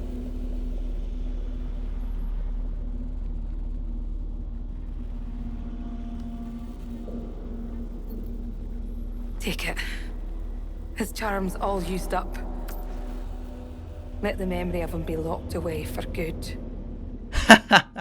Yeah, I don't give a shit. All I still gotta do is give our condolences to Rona, because it was obvious the two of them had some kind of connection. But all of this was really done for the Help a Brother Out achievement, which obtained for completing one entire Templar hunt sequence. So on the high seas, I took down 2 ships for their resources. I also transferred some of our crew onto them and then promoted one of the lads to captain, and added that captured vessel to our fleet. They could now gather resources for us while we were doing our own business. With that done, I finally started prioritizing the story. After surviving a storm, we made it to, well, another couple of naval battles. Those then turned to an all-out war because we also had to deal with pirate hunters, thanks to me going slightly overboard and sinking too many ships.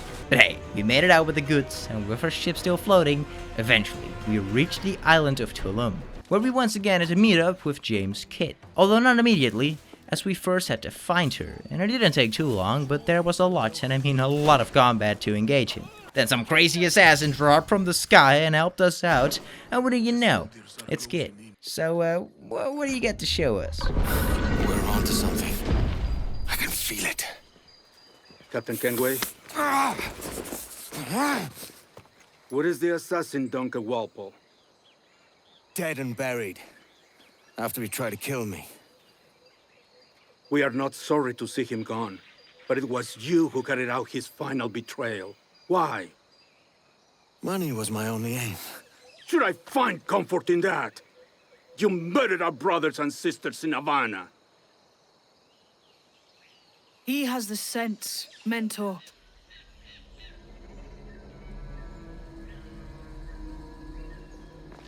James tells me you traded with the Templars there. Did you see the man they called the Sage? Aye. Would you recognize his face if you saw it again? I reckon so. I must be certain.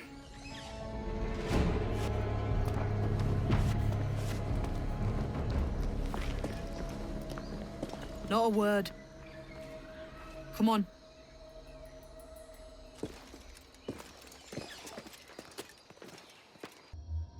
You walked me blind and backwards into this mess, kid. Who the hell was that jester back there? Atabai. An assassin. And my mentor. So you're all part of some daffy religion? We're assassins and we follow a creed, aye. But it does not command us to act or submit. Only to be wise. Oh, do tell. I'd love to hear it. Nothing is true. Everything is permitted. This is the world's only certainty. Everything is permitted. I like the sound of that. Thinking what I like and acting how I please. You parrot the words, but you do not understand them. Don't get haughty with me, kid. I followed you as a friend, and you tricked me. I saved your skin bringing you here, man. These men wanted you dead for what you did in Havana. I talked him out of it. Well, cheers for that. Aye. Cheers. Step lightly.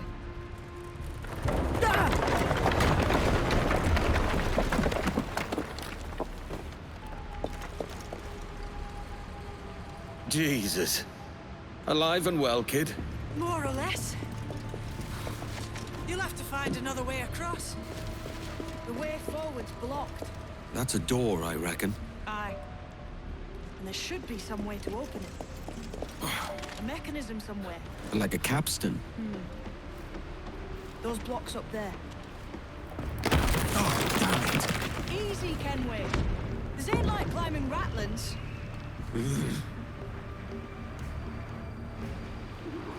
Those blocks up there seem like they might move with a bit of weight.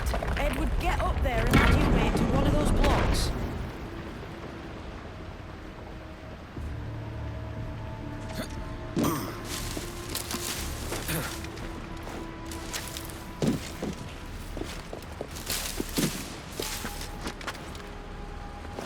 Might be those stones are counterweights.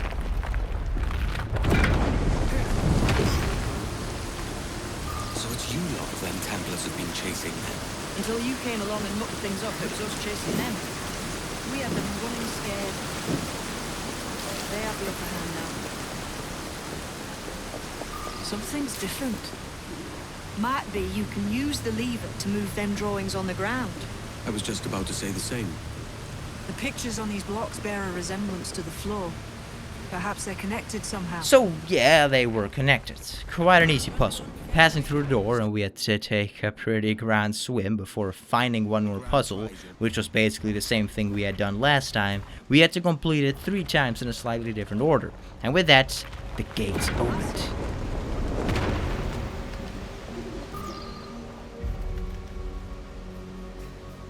Jesus, that's him, the Sage. But this thing must be hundreds of years old. Older still. You're certain it's him? Aye. It's the eyes that mark him. Did the Templars say why they wanted this sage? They drew some of his blood into this small glass cube. Like this one. Aye. They meant to ask him about the observatory too, but he escaped. Huh. We're finished here. Really? That's it? No treasure? Quiet. The statue in the temple. Was that the man you saw in Havana? Spitting likeness, aye. It seems another sage has been found. The race for the observatory begins anew. Is that why we're whispering? This is your doing, Captain Kenway. The maps you sold to the Templars have led them straight to us. And now the agents of two empires know exactly where we operate. Leave this to me, Mentor. They have taken Edward's crew as well. I wonder what their lives are worth to him. Those soldiers. I've seen them work for a slaver, Lorenz Prince. He'll make chattel of your crew. Take this. You'll attract no attention, and take fewer lives.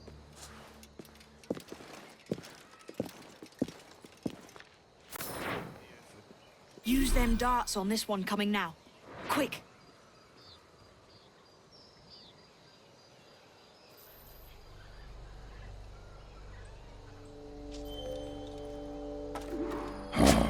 This Lawrence Prince guy is not messing about with our crew. We use the sleep darts to knock out the guards with ease while rescuing the assassins along the way. Those darts ran out pretty quickly though, so it was back to hard, loud action. Which, you know, is way better. We started rescuing our crew, including our boy Edward, and eventually freed all 9 prisoners. According to the mysterious mentor, and Loki rightfully so, all of this was our fault.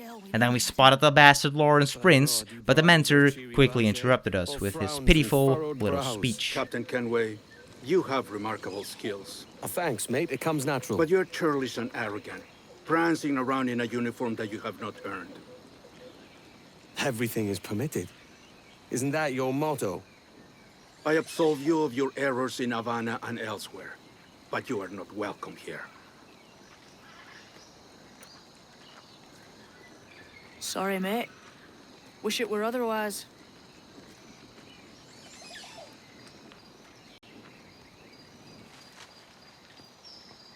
Cheery bunch of mates you've got. You deserve scorn, Edward. Prancing about like one of us, bringing shame to our cause. What is that? Your cause? To be blunt, we kill people. Templars and their associates. Folks who'd like to control all the empires on Earth. Claiming it's in the name of peace and order. Sounds like the Cass's dying words. You see? It's about power, really. About lording over people. Robbing us of liberty. That another message from one of your friends? Aye. I'll show you.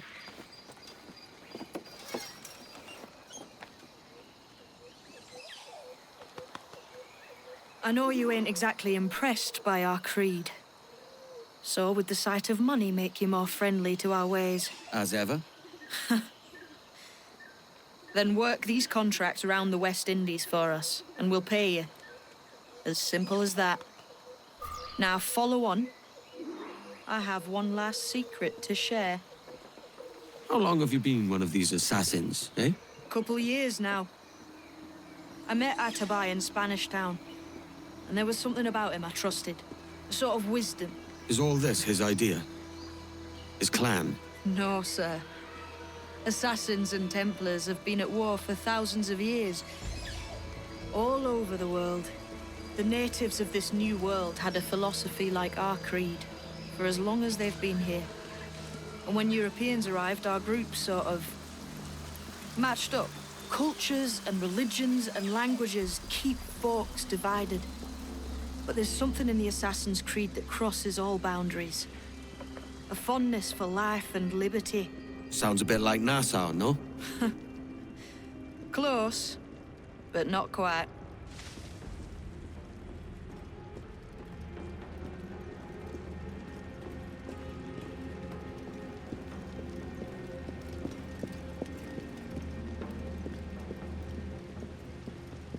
Here we are.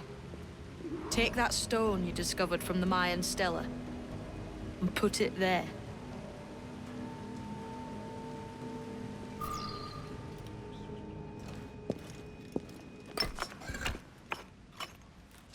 That's one. Couple dozen more and you're in. And what will this effort gain me? Respect for a start. From the men and women you put in danger here. And if that ain't enough, there's a treasure behind that door. Something many centuries old. I reckon if you made the effort to find every last one of those, it'd be worth your while. So you sailing back to Nassau? When I have another contract there, right?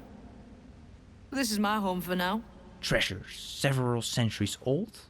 Yeah, don't mind if I do. Who knows, maybe one day. For now, our next quest was over 11,000 meters away.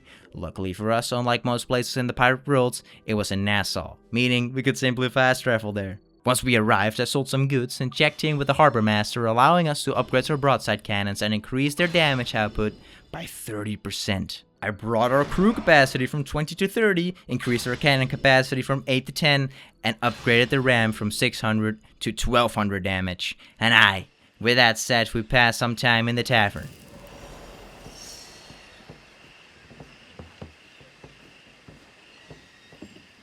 So this is the new Libertalia, eh? Stinks the same as every other squat I've robbed this past year. Oi, oi. Why the long face? You've fallen in love? With your blouse. You're welcome to Nassau, gents. Everyone is that does their fair share. Fair share? What is this, a fucking monastery? We was led to believe that Nassau was a place where men did as they pleased. Safe keeping others from doing the same. Aye. Captain Thatch, as I live and breathe. What is this magnificent muzzle you've cultivated, eh? Why fly a black flag when a black beard will do? What brings you two gents this far north? The word is, Cuban governor himself is fixing to receive a massive gold from a nearby fort. Until then, it's just sitting there, itching to be took. Governor Torres himself, eh? Sounds promising. Welcome to Nassau, Captain Vane. Mr. Rackham. Now, where can a man find a bit of rough? Do you know what I mean? Who we just met was the old Captain Edward Thatch, also known as Blackbeard, an absolute legend who will play a pretty big role in our upcoming adventures, as he is one heck of a mentor. So we sail towards our next target, Fort Punta Guarico. So, what'll you do with your share of the gold we take from Governor Torres? Return to Africa, prince among men? I cannot return to a place I've never been. I was born in Trinidad, a slave from my first breath. Ah. But wouldn't you feel, I don't know, more welcome there? As you might feel more welcome in Paris. Fair point. With this skin and this voice, where can I go in the world and feel at ease? This country here is my best chance. This country called Jackdaw, where I know the names of all citizens and they know mine, and we work together. Not always out of love, but to keep our country afloat. I think I understand you. Let's take her then. For the citizens of Jackdaw! Bloody hell, I love Adewale so much. What a goddamn legend. While taking down the next fort, we also plundered another ship that thought it could intervene. With the fort's defenses destroyed just like before, we still had to storm the place. And this fort, well, had a very great friend awaiting us. Well, hello, Your Excellency. I'd got word you might be here. I know your face, pirate, but your name was borrowed the last time we spoke. Ah, yes, I recall. Mr. Duncan Walpole. I missed that one. So, what's a Templar Grand Master doing so far from his Castillo? I'd rather not say. And I'd rather not cut your lips off and feed him to you. 2 years ago, we offered a reward for the sage's recapture. Today, someone claims to have found him. This gold is his ransom. Who found him?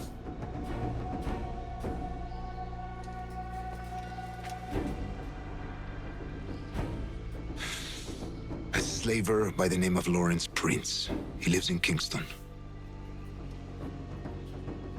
We like this story, Torres. And we want to help you finish it. But we're going to do it our way. Using you and your gold. Lawrence Prince in Kingston, eh? Well, with Taurus being used as bait, this, my friends, cannot possibly go wrong.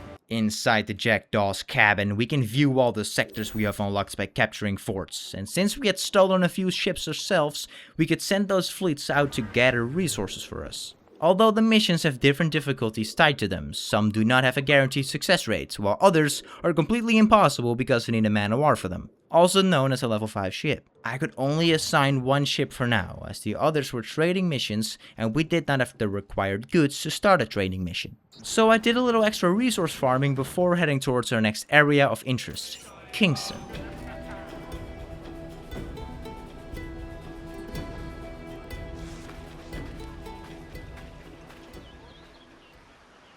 Here's how it goes. Torres meets with Prince, carrying a portion of the ransom, saying the rest is close behind. When we see the Sage, you bring in the rest of the gold, make the swap, and get out. I'll be watching all from close by. No, Kenway, you run this scheme alone, at the risk of losing the faith of your crew. It makes me ill to think of you bartering with that wretched slaver. Come on, mate. Once we have the Sage, we'll all be rich. Not if young Master Kid gets to him first. Kid? Jesus. That lad's here to kill him. Edward, what the hell are you doing here? Kid, hold off for God's sake. I'm here for the Sage and I need Prince alive. I'm headed for Prin's yard. He's holding an auction. The Sage you care so much about might be there. Follow me. We followed Kit through the town, and once we reached the yards we saw that the auction was already over and Prince was gone. But there must be some clues lying around, right? We found an auction notice for a young boy, which was genuinely disturbing, and then discovered a letter from Taurus. It mentioned a few things about Prince, but there was not much to go on. Kit suggested checking the cemetery. Sure, yeah, why the hell not? Multiple guards tried stopping us along the way. They failed. Although a few of them were getting worryingly close to succeeding, like, whoa. Not easy. You lost your chance, man. I'm going after Prince. Kid, no! Jim, stop! Not this time, Kenway. Come on, man! We can work this together! You had your chance. Stay your blade, kid! Wait! Complications your greed stirs. Damn you, old scratch! Keep your natty hands off me! I can't let you kill those men, kid. Not until I found the Sage. I've been stalking that pig for a week now, charting his moves, and here I find not one but two of my targets, and you rob me of both. Patience, man. You'll have your kills. When I locate the Sage, you're helping me take Prince. Got that? Yeah, sure. Let us first take care of the actual business we came here for. Up on the tall windmill, we could hopefully talk some sense into that lady. Wouldn't you prefer meeting in a pub? I came to Kingston chasing a target. Getting pissed ain't a priority. We could work together on this, you know. It's Lawrence Prince you're after. I want his prisoner. We're after the Sage as well, Edward. Careful who you cross. May the best man win. There's guards patrolling that property from end to end. Looks to me like they use bells to signal trouble. See there? We'll want to disable those before pushing too far. With so many men about, we can't rely on stealth alone, so... I'll do what I can to distract and draw their attention, giving you a chance to cut them down. Ready? Your name's not James, is it? Not most days. What? No way. The man seriously thought the woman had a man's name? Probably one of the funniest and dumbest quote-unquote plot twists in the game. I mean, the accent was way too girly, man. There's no bloody way anybody could not figure this out on their own. Anywho, we quickly sabotaged 3 alarm bells and then had to take care of the guards until we finally lost them all. Halt! Stand your ground! Please, I've been shot. I need aid. Christ, Thompson, look at her. She's hurt. Dreadfully, sir. I'm poorly. All right. And faint. Take an arm, lass. Bless you, lads. Well, what are the benefits of being a woman? Outside the castillo were several guards, but we could enter through an open window. Having also found a portrait of Lawrence Prince, I was pretty confident we were about to take the man out. Or well, the damn objective literally said so. Thank you, sir, Captain Obvious. But the window we entered through was not exactly our way forward. Lawrence Prince is probably the weakest man in the entire franchise. The lad is like 85 or something.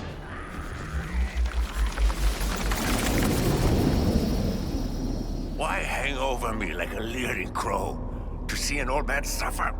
You've caused no small portion of suffering yourself, Mr. Prince. Retribution, I suppose. You absurd cutthroats and your precious philosophy. You live in the world, but you cannot make it move. You mistake my motive, old man. I'm only after a bit of coin. As was I, lad. As was I.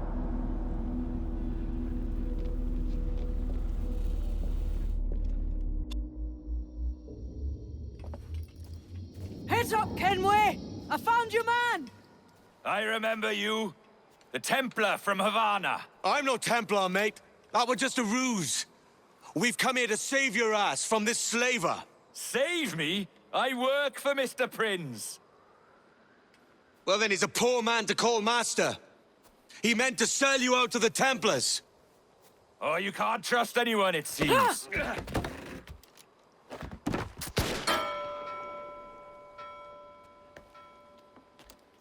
Roberts!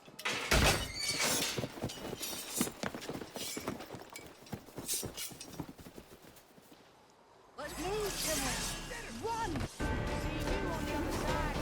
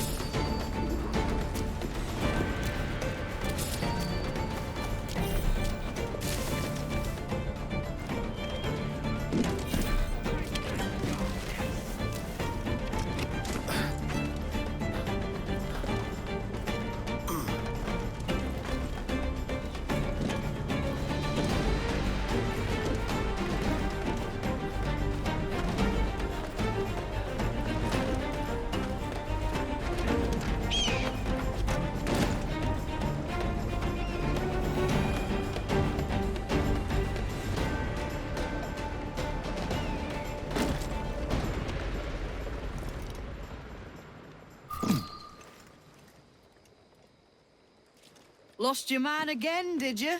Aye. Roberts is a devil with a queer aversion to kindness.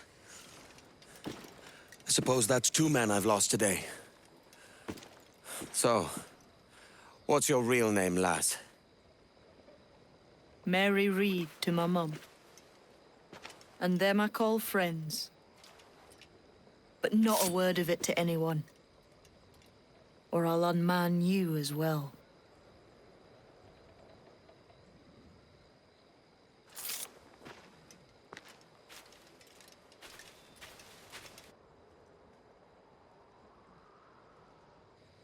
Care for another climb?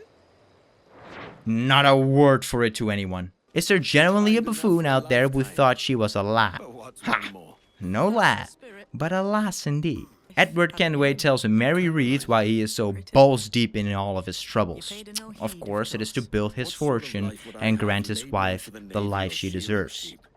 Mary then goes off to contemplate the foolishness of men, and while she does that, we headed back to Nassau.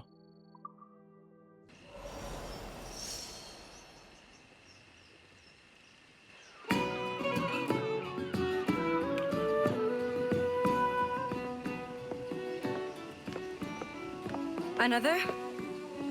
A rum flip this time. And where'd I find fresh eggs in this wretched town? There's little else but piss and insects. Aye, we're working on that.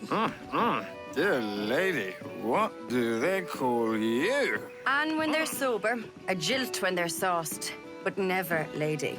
Well, good Leanne, oh, bollocks. Bag of shite! Do you hear me? It's a bag of bloody shite! It's a ruse to keep us soft before they attack Nassau. You'll see, mark me. It's no ruse, Vane. I heard it straight from the mouth of a greasy Bermudan captain. There's a pardon on offer for any pirate that wants it. Ruse or no, I think it's plain the British may return to Nassau with arms, no doubt. We'll need a plan. Walk with us, Kenway. There's trouble brewing.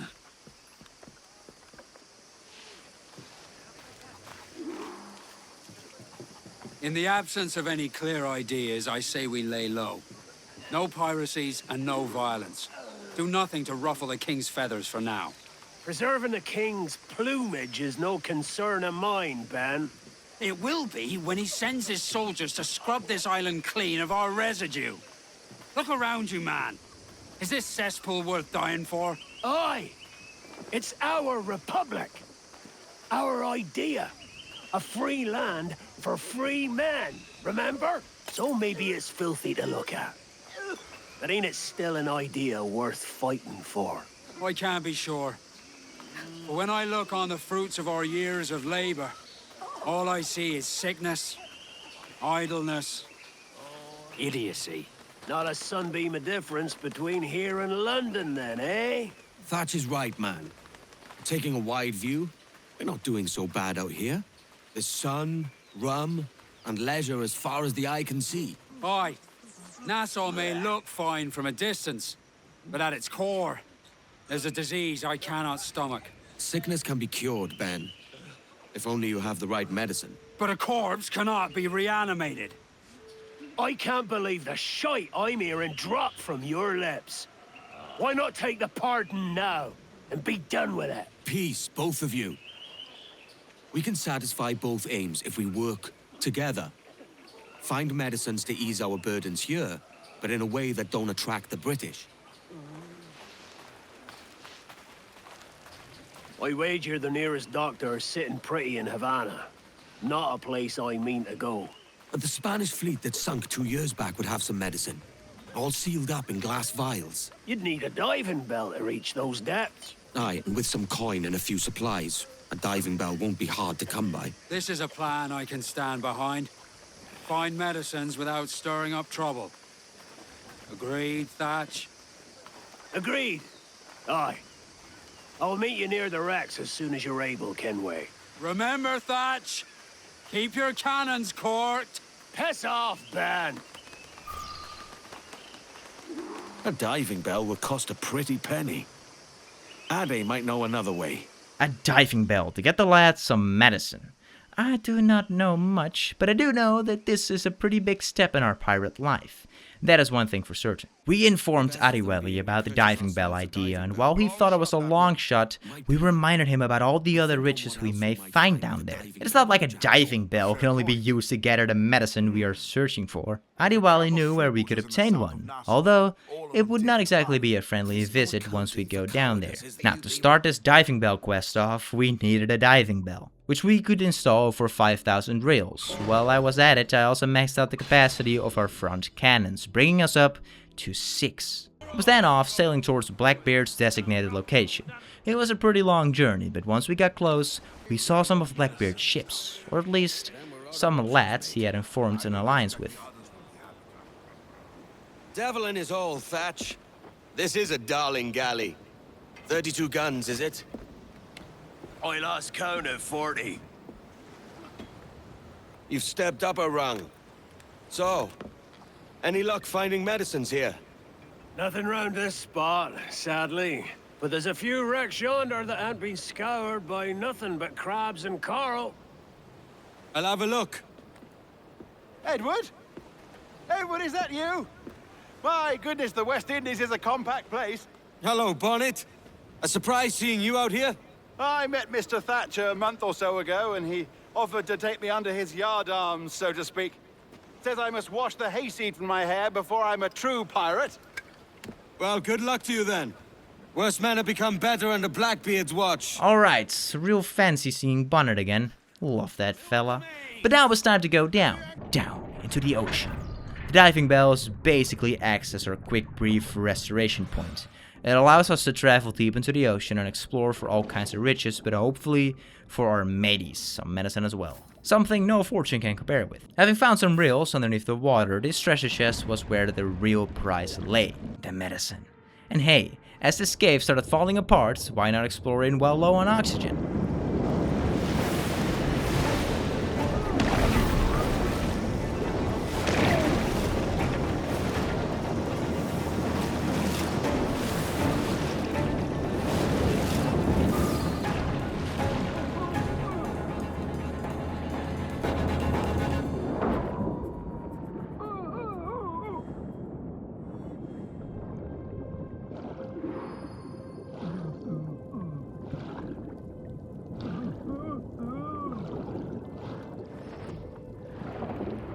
I don't know what you were recovering from when the stream stopped, Edward, but Jesus Christ, that almost cost us our life spell. Now diving between the schools of fish, we managed to avoid the shark and eventually got raised back up by Blackbeard. Ahoy! Any luck? I found one crate hidden beneath a school of sharks. Sadly, the elixir inside is quite spoilt. Plague and perish. Will we steal medicines now? Remember the pardon, Thatch. We're to be subtle. Says Ornagold, a pirate, now too proud to call himself one. He prefers caution to cannons. Caution's nothing without charisma. Or if a man plays the fool, then it's only fools he'll persuade, but appear to be the devil. And all men will submit. And would you be the devil?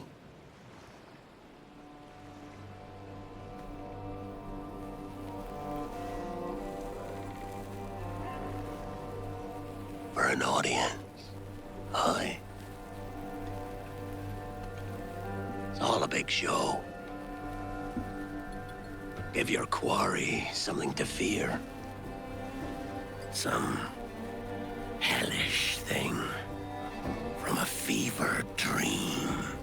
And men will drop to their knees, pleading for their lord before all else. Oh, God. Looks fine. Of course it does. You can find a quiet way to acquire medicines. Tell me soon. Otherwise, I'll handle it myself. Ha! Bet you will. We will find that medicine, lad. Don't you worry. What the hell's happened here? Were you attacked? Other way round. It were Blackbeard who struck first. Opened fire on a British man-o'-war, the pillock. What in God's name for? Still searching for medicines, but he's gone barmy if you ask me. I'll bring him home. Leave him, man. He's heaped this trouble on himself. I understand why he needs that medicine, and no matter what, one of us is going to get it. Although blindly firing at a man-of-war is probably not the smartest idea. Been there, done that. We sailed the seas trying to find Blackbeard's Queen Anne's revenge. We needed to know whether that thing has made it out alive. Ade, see there! It's the Queen Anne, Captain! And she's in a bad way! There's no time for a vote. Thatch is outnumbered. The crew will understand. Beat the quarters, lads! We're sailing into hell!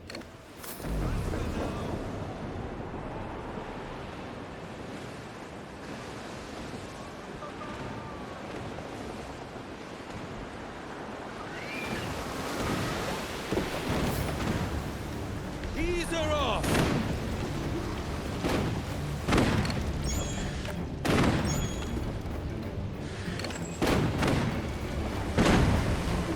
Thatch is overwhelmed. I'm going ashore. I'll keep the jackdaw circling.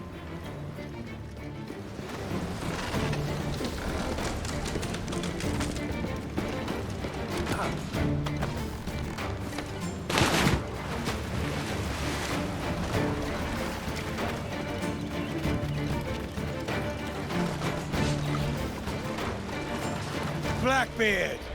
What devilry have you stirred up this time?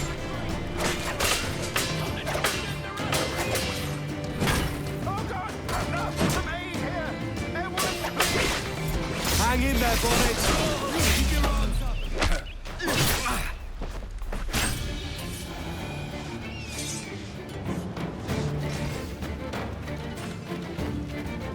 You don't do nothing subtle, do you, Thatch? Legends ain't born from mildness. Gentlemen, our galleon has reappeared. Heads up! Mortars! Look sharp! Blackbeard is a man of ruckus, and as you heard him say, legends are born that way. Very true, but still, this has gotten slightly out of hand, and as we have now taken the helm of the Queen Annie's revenge, and need to destroy all the fleets crazy enough to believe they have a bloody chance against us, ha! Foolish mistake.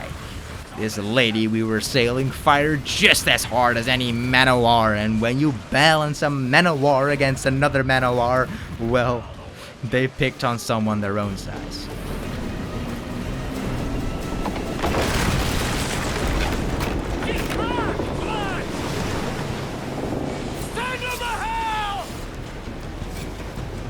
Find the captain and end this. The captain of the HMS Bedford was done. Detonate. One simple assassination.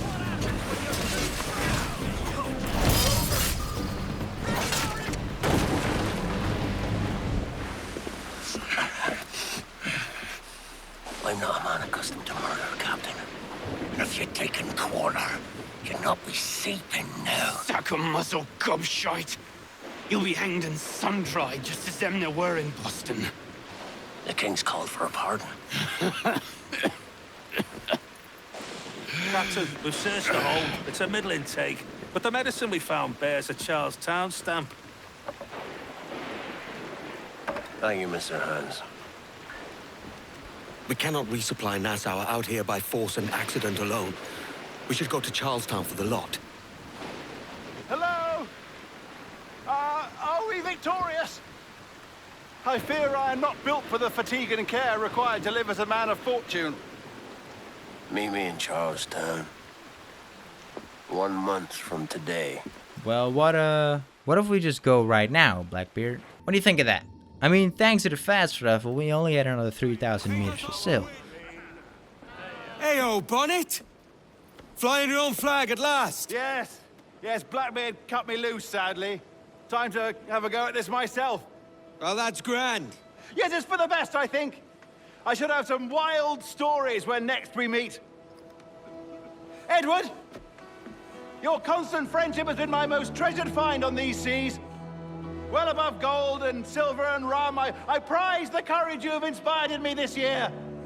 Thank you, sir. A fair good morrow to you. Bonnet is the goat, man. Such a heartwarming fella, genuinely.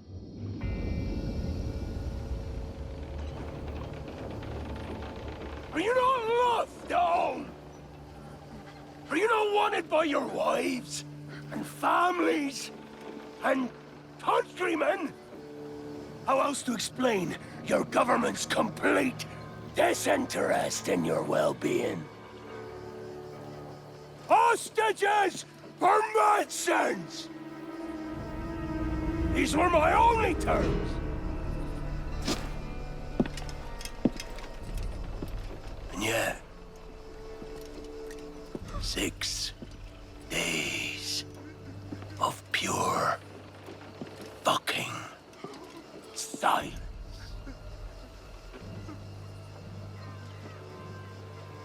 So I must conclude that you men are the pariahs of Charlestown, and I would profit better by using your organs for chum and your bones for char.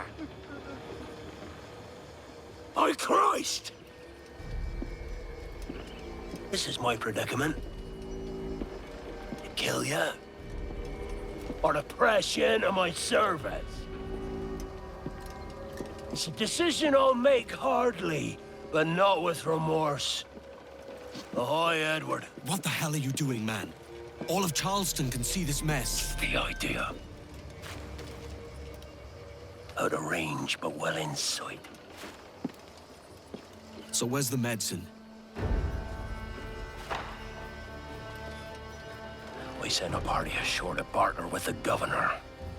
That were a week ago. No noise since. I'll handle it. Give me a day.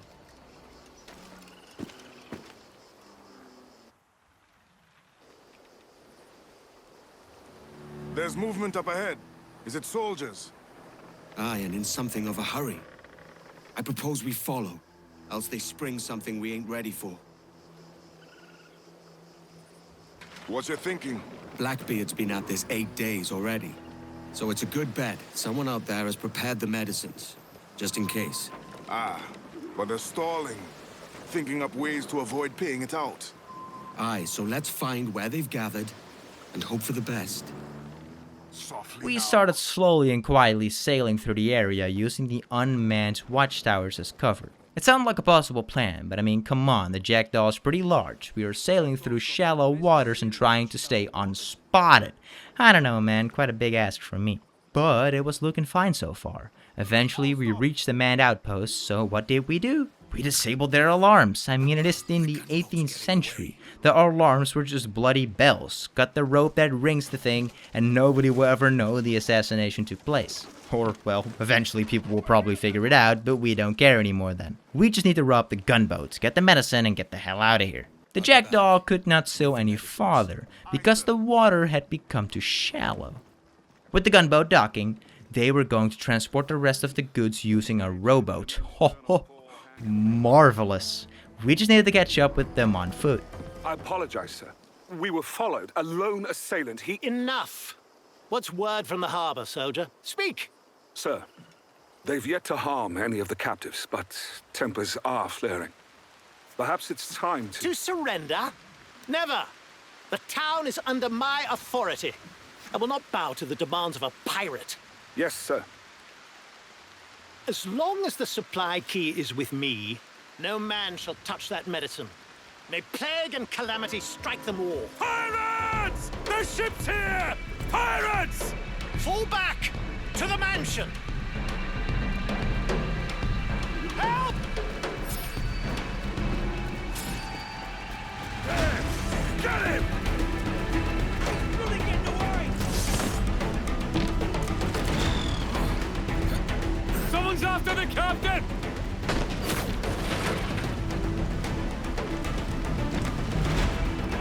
What's going on? Close the gate! What's the case? One spark and they'll be scraping us off the walls.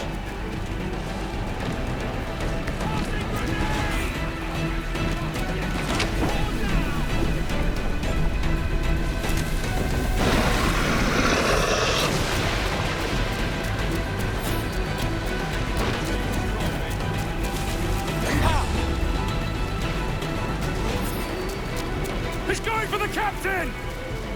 Block the road!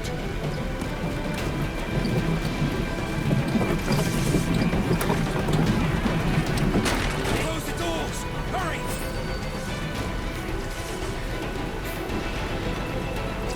Who the bloody hell locks them? Fast! I'll catch you!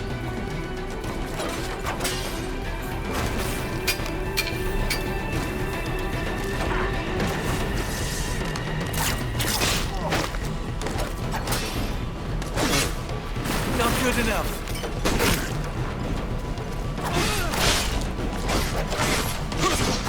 Oh, God! Oh, God, save me! Flail, you devils! Ah! Blackbeard made you as good an offer as ever a man got from any pirate. You might curse his methods, but medicine was all he wanted. And now he'll get it. You should have bartered, mate. He has returned, Captain!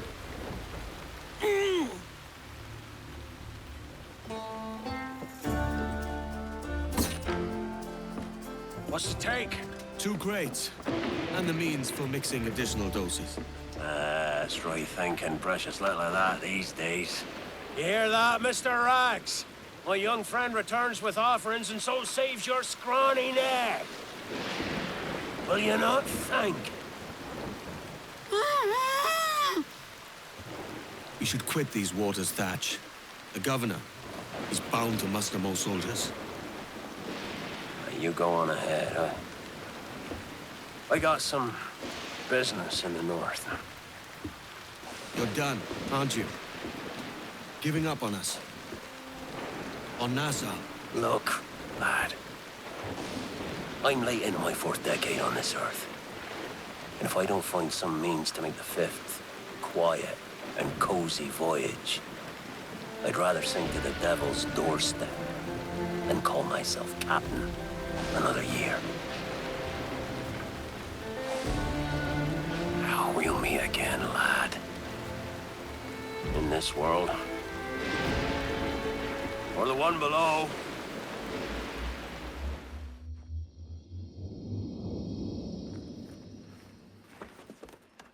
Oi. Where you going, the market? No, my parents have asked me to come live with them, and I'd like to. Oh, what do you mean, live with them? You live here with me. I'm sorry, Edward, but my father is right. You had a decent wage when you worked the farm. Why can you not be satisfied with that? With me? Decent wage? That job was near as, damn it, to robbery. You want to be married to a peasant the whole of your life? All right, Edward. All right. You leave now, Caroline. You'll never know what's coming to us. Caroline! Caroline! Well, holy shit, Edward. I did not know about this part of the story yet. Bloody hell, I need to know how that flashback continues. But for now, we have some present-day problems to solve.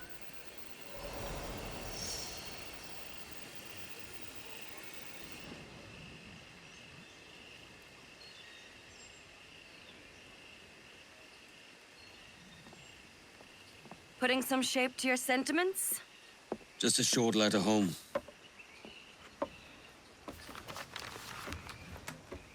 I reckon she's past caring anyway. Oh, you're a hard heart that should be softer. Or soft in parts that should be hard. And how is it you're so keen for his hard parts, Mr. Rackham? You'd like to know my secrets, would you? Oh, aye. Give me a small hint, like. Or a large one, if you're an upright gentleman. Open your hand. Oh! Who's shooting? Might be them ships sliding into port. Jesus.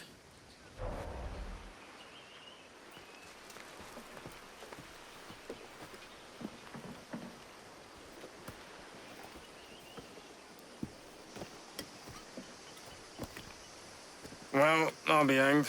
King George has grown tired of our shenanigans. Who's the grim fella? That's Captain Woods Rogers. Not a man I want seeing my face. We desire a parley with the men who call themselves governors of this island. Charles Vane, Ben Hornigold, and Ed Thatch. Come forth, if you please. Hear about the king's pardon, I reckon. What the hell is Hornigold doing? Lily-livered punk! What are you men up to? I should stay my blade. Pieces of shit disturbing our fun in Nassau. Who does this fella think he is? Even daring to speak the name of Edward Thatch. This was the first mission we were absolutely not allowed to get spotted. Normally it would just turn into an all-out war, but this time the guards would shoot us on sight, resulting in an instant death. So I had to stay vigilant and figure out what this Woodus Rogers was up to, mostly by following from the rooftops like an eagle. This don't feel right. Damn. I should be there. There's more to this Commodore being here than the letting on. He said he had a list of plans. I should like to see those. Well, good to know those exist. Woodus Rogers keeps walking around town trying to find the man he named on his little list, while he tried to find Chamberlain's plans inside the fort. Getting into the forts was the hardest part, as Edward kept thinking I wanted to skydive into the water or something. It was pretty annoying as shite. Besides that, once we got inside, it was a bloody piece of cake. His plans were just lying out in the open on a table, ready for us to grab. Thank you, lad. I pray you take the prudent course, gentlemen, and accept the king's pardon as soon as your hearts allow. For until such time, all of you will be confined in Nassau. I am sorry for this, but in lieu of a public trial, this pardon is your best bet. The governor puts it far too brightly, maggots. Take this message home. Accept the king's protection forthwith, or we will raise this town to its foundation and stretch your bloody necks. Peace! Commodore Chamberlain, we are messengers, not executioners. Not yet. Oh, thank you, sir. God save you. Look on this as a stroke of fortune, lads. We should take the king's pardon and salvage what dignity we own. I'll be hanged before I surrender to that bobbin. Check your head, Vane. We had here a rare opportunity, a chance to take something base and shape it into a government made and maintained by men of vision. But in 2 years, we pissed it away. I won't make that mistake again. It's truth he's telling, and you whelps can't handle it. A Jew, you forecastle-headed fuddlers. See you at the gallows. You'll all be dead men! Bastards! I need a drink. Sight! Hornigold's dumping us. Oh, what the...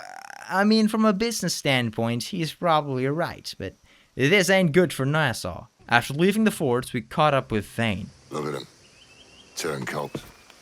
Makes me bloody ill to think on how many times I've put up with Hornigold and his self-righteous shite.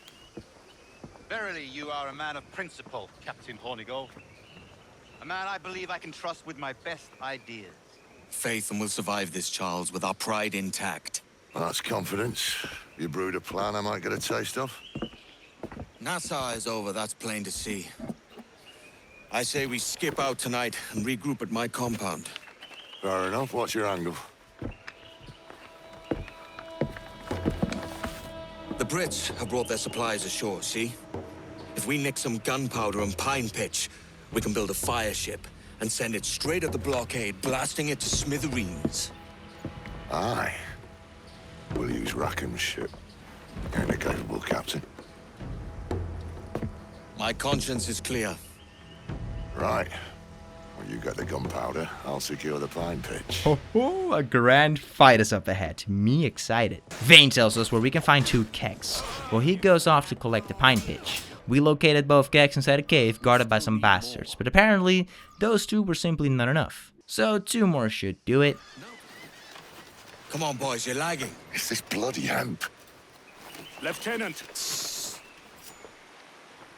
Aye, sir. The Commodore fears a revolt is nigh. His orders are to sink every goddamn pirate ship now anchored in that harbor, tonight. Spare the governor's wishes, sir. This is a direct order, soldier.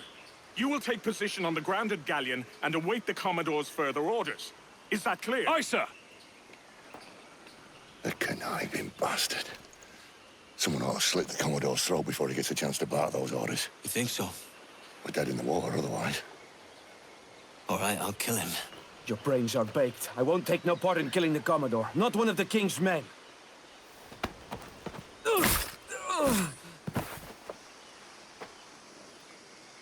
We can't risk our good fortune. I'll be waiting for you.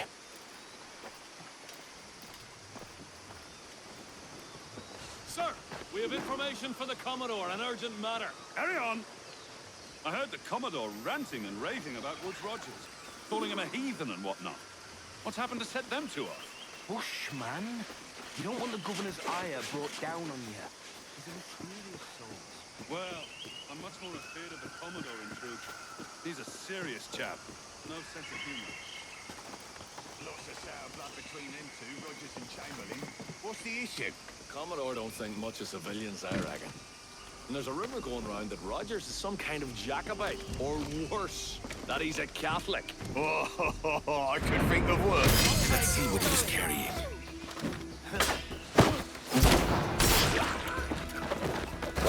God damn it, I'm always out of ammo. The notes told us that the governor was at his mansion, so that was our next stop. And apparently his mansion was right around the corner. So yeah, we slaughtered every single guard. There were absolutely no struggles here. I actually handled most of them in an assassination style this time. After ransacking the place, we found a couple of clues. The good Commodore thinks we're vermin. Well, we are hard to kill.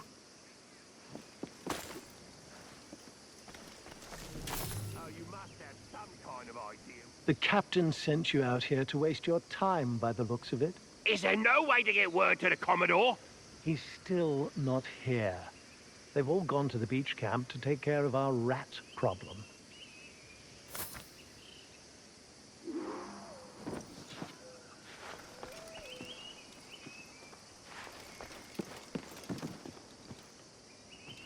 If the Commodore's gone to a beach on the south of the island, then something's up. Well, that doesn't sound good now, does it, Kenway? With Commodore Chamberlain's portrait also collected, we headed towards the beach to assassinate our not-so-great pal, Chamberlain. We can't defend Nassau against the entire Navy. All hands ahoy!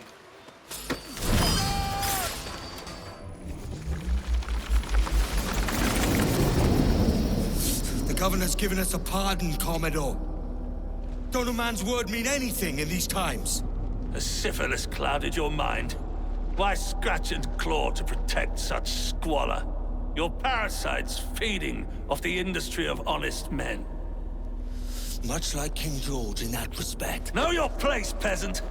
You may have taken my life, but you have not improved your own by any measure. Does some purpose keep you talking? If not for that heathen, Governor Rogers, I'd have seen you hanged from your own crosstrees. Worm. All of you.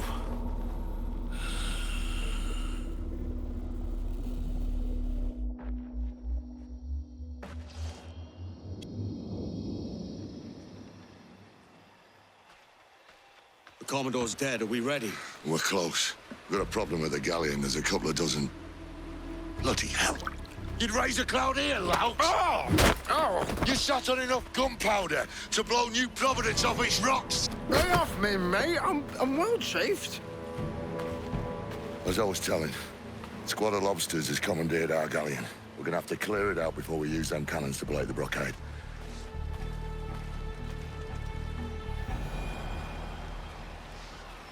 That galleon will sink our fire ship before she touches the blockade. I'll hassle him, but you won't have an escort. We'll make do. And Kenway, my boys will keep us steady. Give them a shout before you torch the thing, all right? Aye.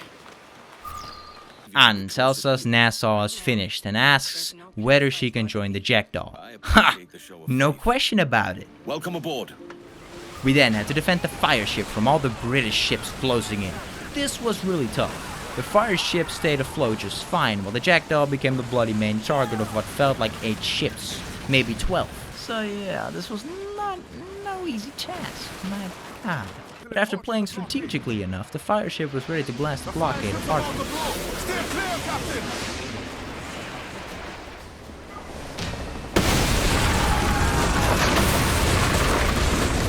The blockade's broke! Full sail! No pressure, eh, Kenway? Euphobia comes natural to us. We ain't out of this yet.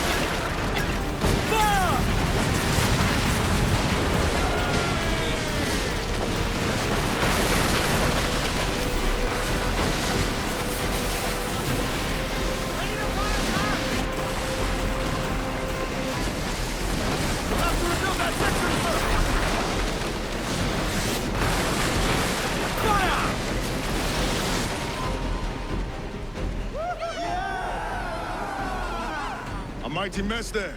Burn, you bastards! They're burning up your ass, governor! Prancing about like they took a prize.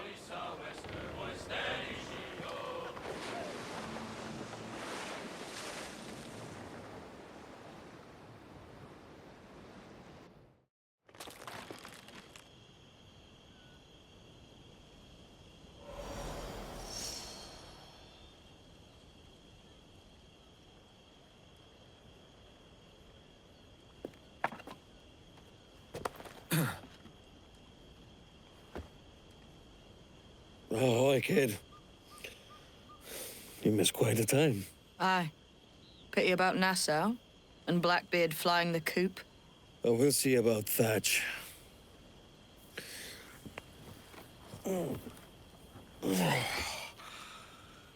Vane's off to see him now, and I'm following soon. This is what's left of your experiment in democracy. Aye.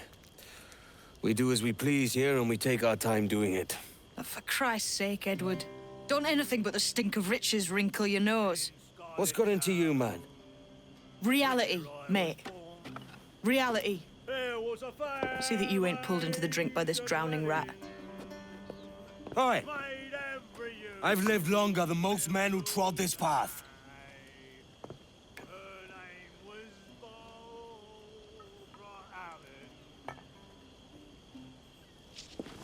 It was a damn shame to see the end of Nassau. But I'm glad we got out while we could. So much for our republic. Everyone is scattered and pirate hunters nip at our heels. But the Navy won't find this little hideout. We could build something here. We'll need time. Plenty of good men were lost. Some hunted down by our own. Hornigold and his lot have been busy. Bastards. To think we once called them brothers. And what of Kid? The lad has a sharp tongue, but he means well. I should see him. No telling when he'll head off. Yeah, I mean, the lass is jumping across rooftops and doing all the Creed stuff. No shame in it, though. I'll admit, when put up against Nassau, this is a sorry sight. And you think Blackbeard coming here will change things? We'll be the terror of every captain, merchant or navy. Try to resurrect Nassau and you'll lose her all over again. There's not enough of us left. We know who our enemies are now. Things will be different this time.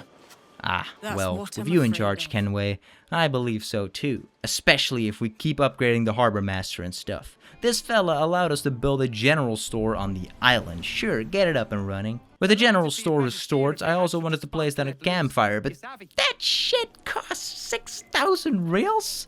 Jesus, alright lad. I guess I gotta get me gold up. So it was back continuing our quest for fortune. While sailing the high seas, it was lovely to see that the British were now completely on our hide. Because, you know, we kind of destroyed about 6 of their man-o'-wars and escaped right in front of them. But they are messing with Edward Kenway. What could these fools possibly expect? So with those fools out of the way,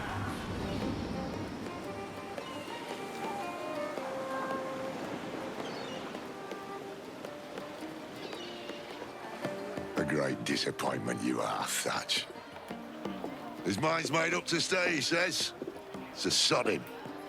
And hang all of you lot that follow this sorry bastard into obscurity.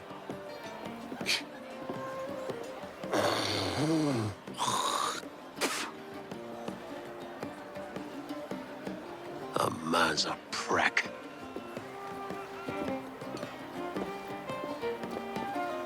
I know you're come to call me home, Kenway.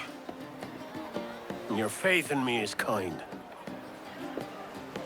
But with Nassau done in, I feel I'm finished. I'm not of the same mind, mate. But I won't begrudge you the state of yours. You still looking for that sage fellow? Aye. Taking a prize a month back, I heard a man named Roberts was working a slave ship called the Princess. Might want to see about it. The Princess. Cheers, Thatch. Well, don't sit there like a barrel of wet fish. We're celebrating my retirement! Uncork this man's breakfast!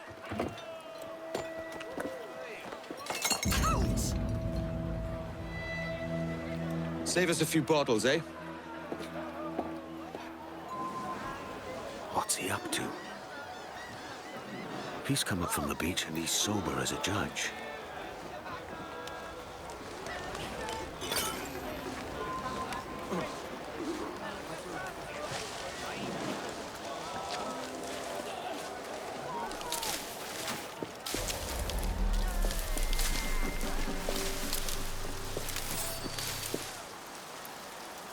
That's what pirating gets you.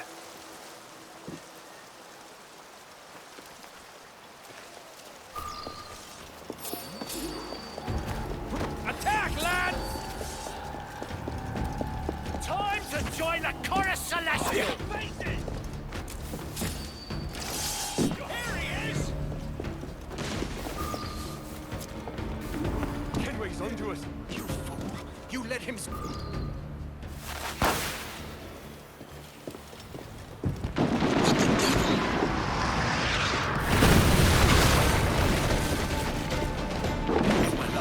They've missed the jackdaw.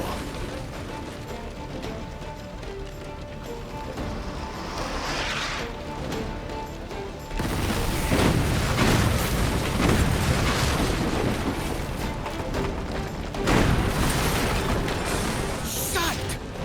Curse those bastards!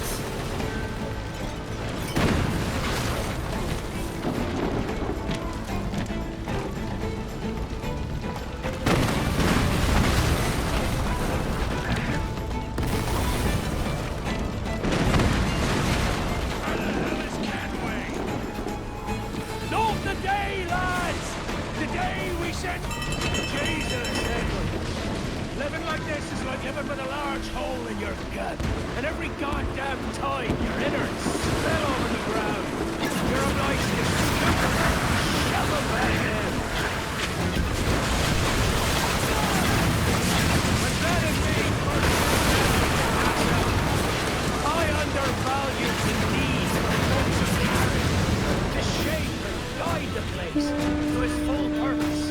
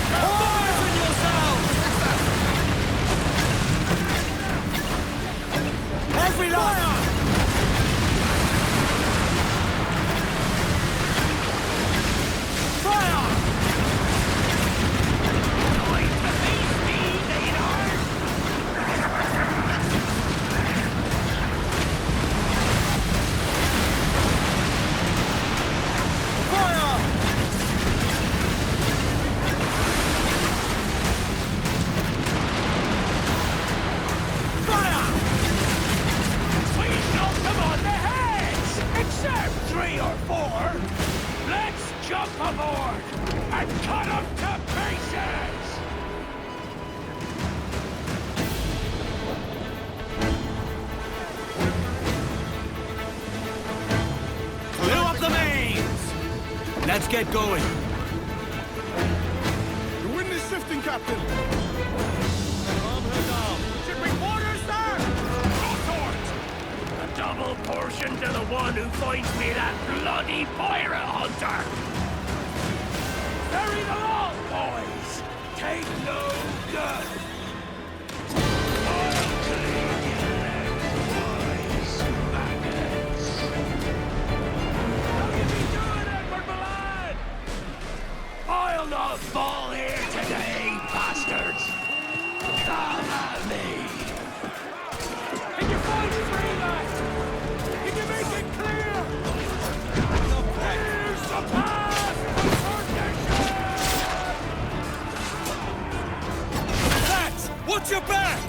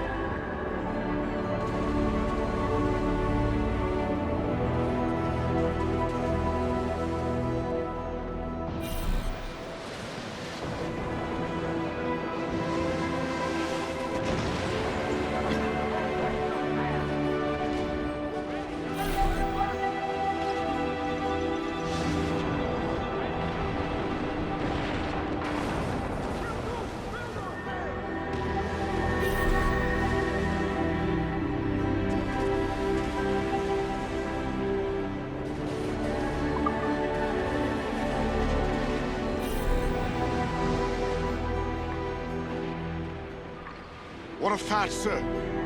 Did he fall? Captain? He drinks damnation.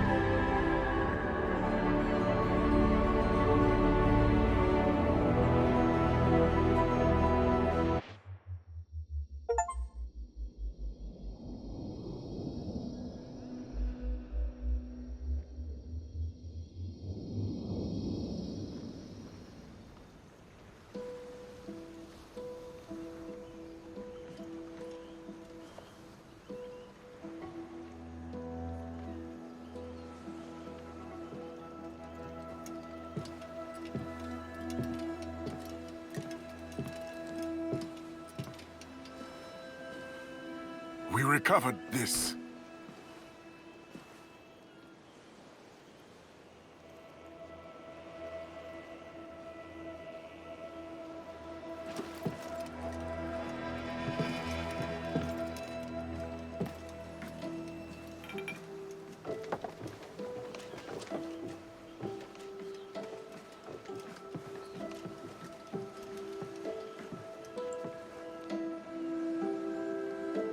We lost Edward Thatch this night.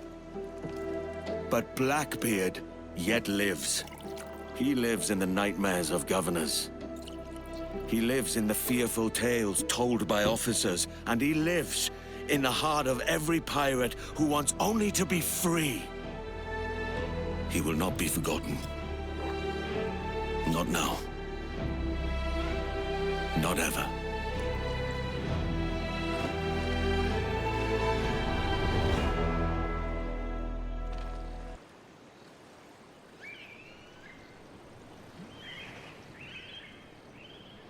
Here's a health to the company, and one to my lass.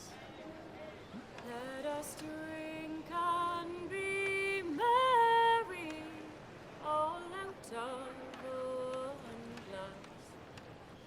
Let us drink and be merry, all grief to refrain. For we may or might never all meet here again.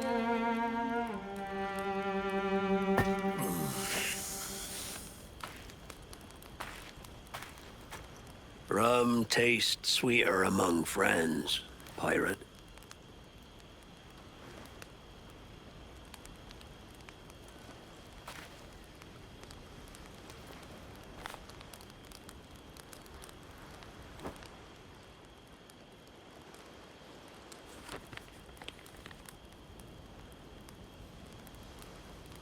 At it again, Kenway.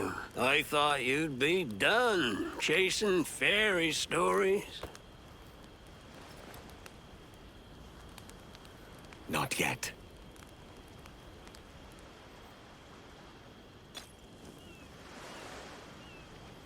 Maybe Vane can help me figure out how to pick up the pieces. Maybe he can. But maybe just sitting here and remembering Captain Blackbeard for a moment is, well, it is a privilege you deserve that word. God fucking voice crack.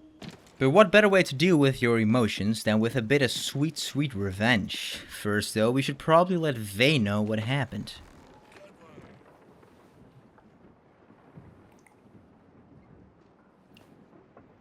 So Thatcher's been topped.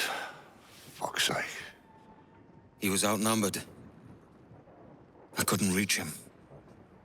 Devil damn the man, he was fierce, but his heart was divided. It's hard to let go of the life you know best. Nah. My own idiot father liked to brag about how he meant to purchase a ship of his own. I'll get a privateering contract, Charlie. Your old dad'll be a captain. Drowned in a whiskey bottle before he ever left shore. Right, Kenway. I've been musing on this plan of yours. This observatory you're always going on about. How do we know it exists? We find a slave ship called the Princess. Aboard should be a man called Roberts. He can lead us to it. All them slavers work for the Royal African Company. Let's find one of their ships and start asking some questions.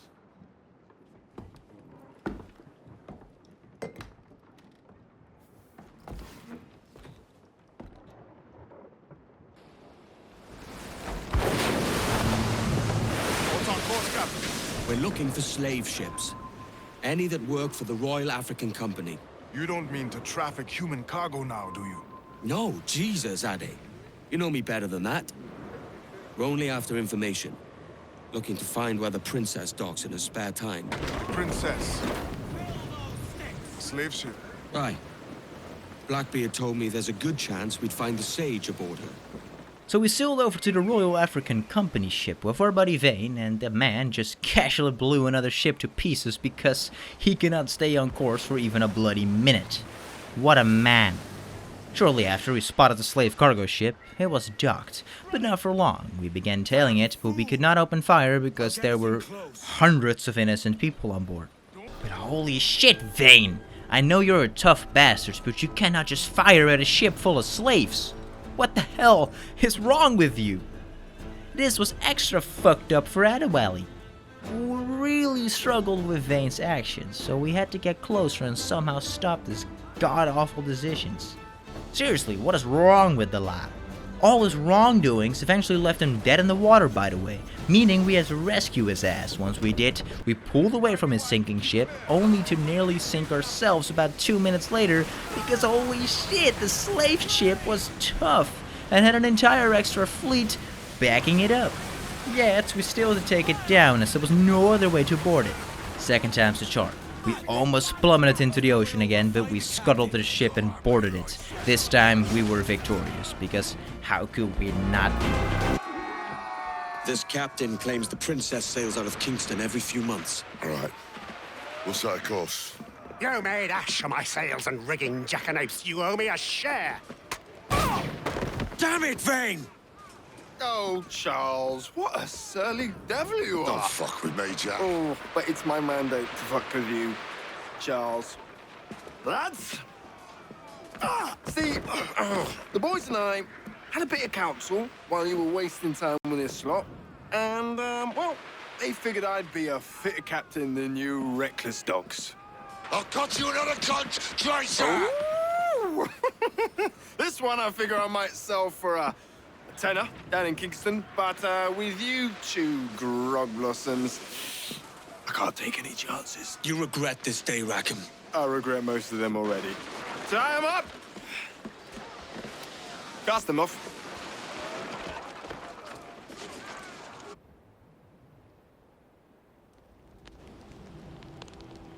I'll gut you, Jack Rackham! I'll open you up, I'll tear out your organs, and string a bloody loot with them! Stop your goddamn howling, Vane! There's no bloody use! Oh, well, the fearsome Edward Kenway speaks, eh? Pray tell us, Captain, how to quit this predicament. And tell us what genius you have for sailing a boat with no sails and no rudder. Shut your gob!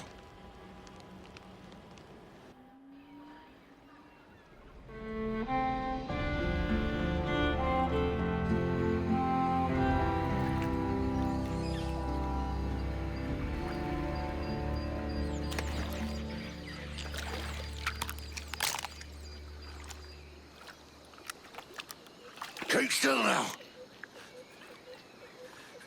I'll take these oysters you've ordered. You mad sap. This island's crawling with food if only you'd care to look for it. Yeah, I am looking, Louse. Found some just here. Don't come following now. Do you hear me? Don't come looking for me. Wretched fool.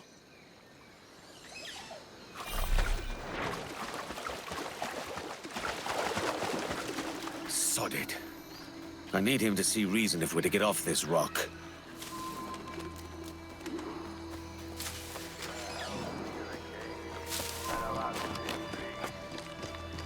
Vane!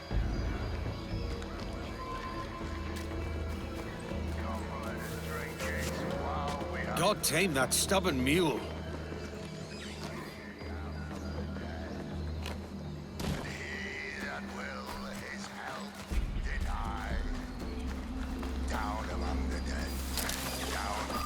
Dance with the fishermen and their dories, Kenway! This island's mine! Come at me, and I'll cap you, bastard! It was your bloody imagination that landed us here, Kenway! I'll be damned if I let that mind make one more decision for me! Will you not talk to me, Vane? Are you fixed on this madness?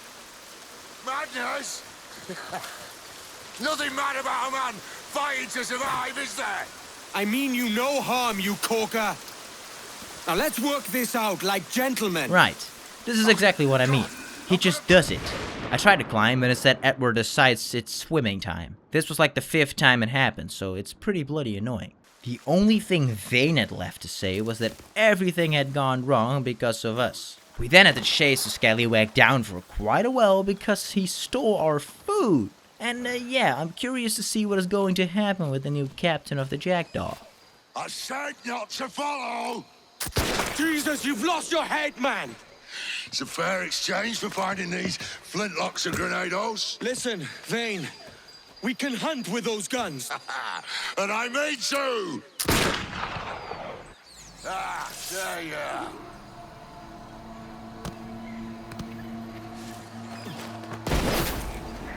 Bloody rags will be all that's left of you, Kenway! Ahoy, Edward! You begged me to kill you! Got you all lined up.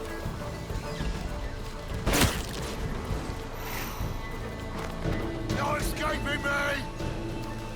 You and your bloody fairy stories got us into this mess, Kenway! And I'll be damned if I let you drag me into another! You keep this up, and I'll have to kill you, Vane! Bloody try, by all means! That fucking ranger! That chum was mine! It's you who lost her! You and that bloody Jack Rackham! I'll skew you to the gunnel and hang your hide for the mast! To hell with you! To hell with Nassau! That Ratfield shithole is what got us here! And what do we have to show for it, eh? Fucking oysters!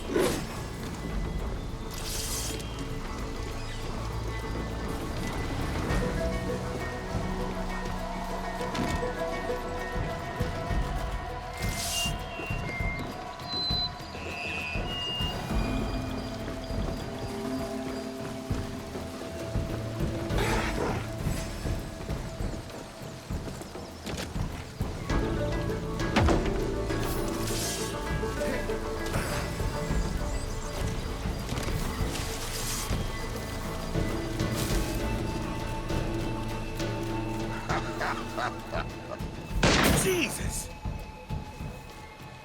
It's either you or me who's leaving this island alive, Welcher! Because I'm not gonna sail again in a world cursed by your ugly mug!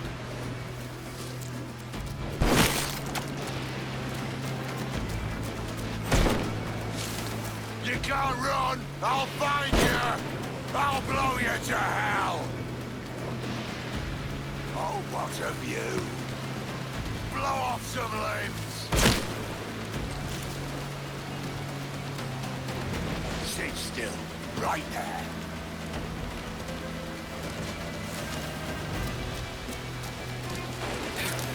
Face me, you dirty bastard!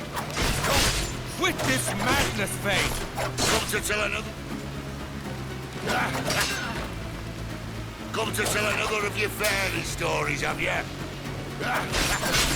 Finally, a proper meeting. You've lost your mind, Vane! Yeah. Come to your senses, man. You goddamn fucking knave, Vane! Nancy boy. Only done half a fucking job. Fucking hell. Is this my reward for believing the best about men? For thinking that a bilge rat like you could muster up some fucking sense once in a while? Maybe Hornigold was right. Maybe the world does need men of ambition. Stop the likes of you from mucking it all up. Or maybe you just don't have the stones to live with no regrets. Don't save me a spot in hell, Schalke. I ain't coming soon.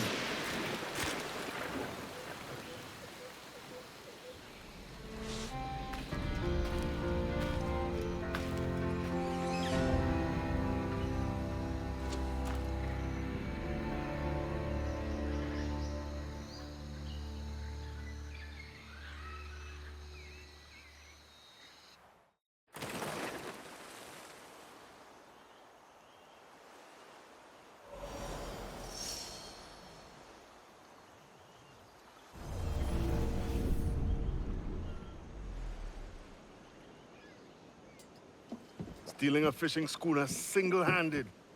Damn canny, Captain. As is taking back my brig from this pillock. Once again, I thank you both.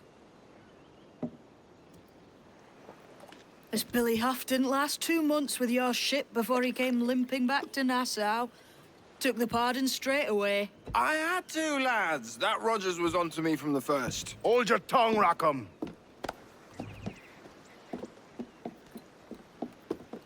So what now? Still chasing your elusive fortune?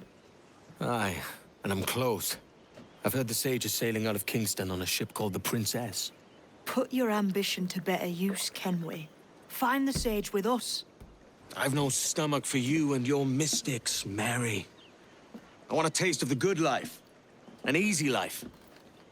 No one honest has an easy life, Edward. And it's aching for one that causes the most pain. All right, Rackham. Back to retirement. If the rumors are true, the Princess won't be far from Kingston. Serves you right, hothead, scurvy dog. Thinking you can snatch her beautiful jackdaw, he's bloody nuts. So back to Kingston it was, while he went around town asking about the princess we were searching for, and it did not take him very long to find the fella. What news, Ade? This Barjon works for the Royal African Company. Tell him what you told me. I haven't seen the princess for 8 weeks or more, meaning she may soon be back. What else? I thought this buck belonged to the other men who was asking about the princess this morning. So I told him that... What other men? Haughty sailor in plain rags, and a gent with a scar just here. Where have they got to? Staying just round the corner, they said. I grow tired of chasing these fantasies of yours, Edward. As does the crew.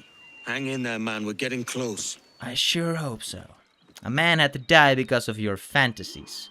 He was definitely a short-tempered fella, but still, we kinda pushed him overboard. We then turned this sneak fest into yet another battlefield, where we popped the Silence Fool achievement by murdering a guy who was ringing the alarm bell. Anywho, we eventually reached the lodgings. If you don't mind me asking, sir, what's the meaning behind these blood samples we're taking? Torres tells me that blood is required for the observatory to properly function. How do you mean, sir? If one wishes to use the observatory to, say, spy on King George, then one would require a drop of the King's blood to do so.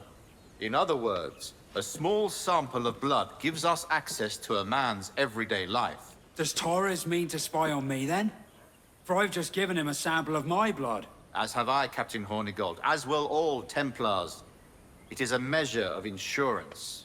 And trust, I reckon. Yes, but fear not. Torres has shipped our samples to a Templar safe house in Rio de Janeiro. We will not be the observatory's first subjects, I assure you. Aye, sir. I suppose it's a small price to pay for what the Templars have given me in return. Precisely. Come then. We will not keep the Grand Master waiting. Where are we to meet him? The docks. They're not far.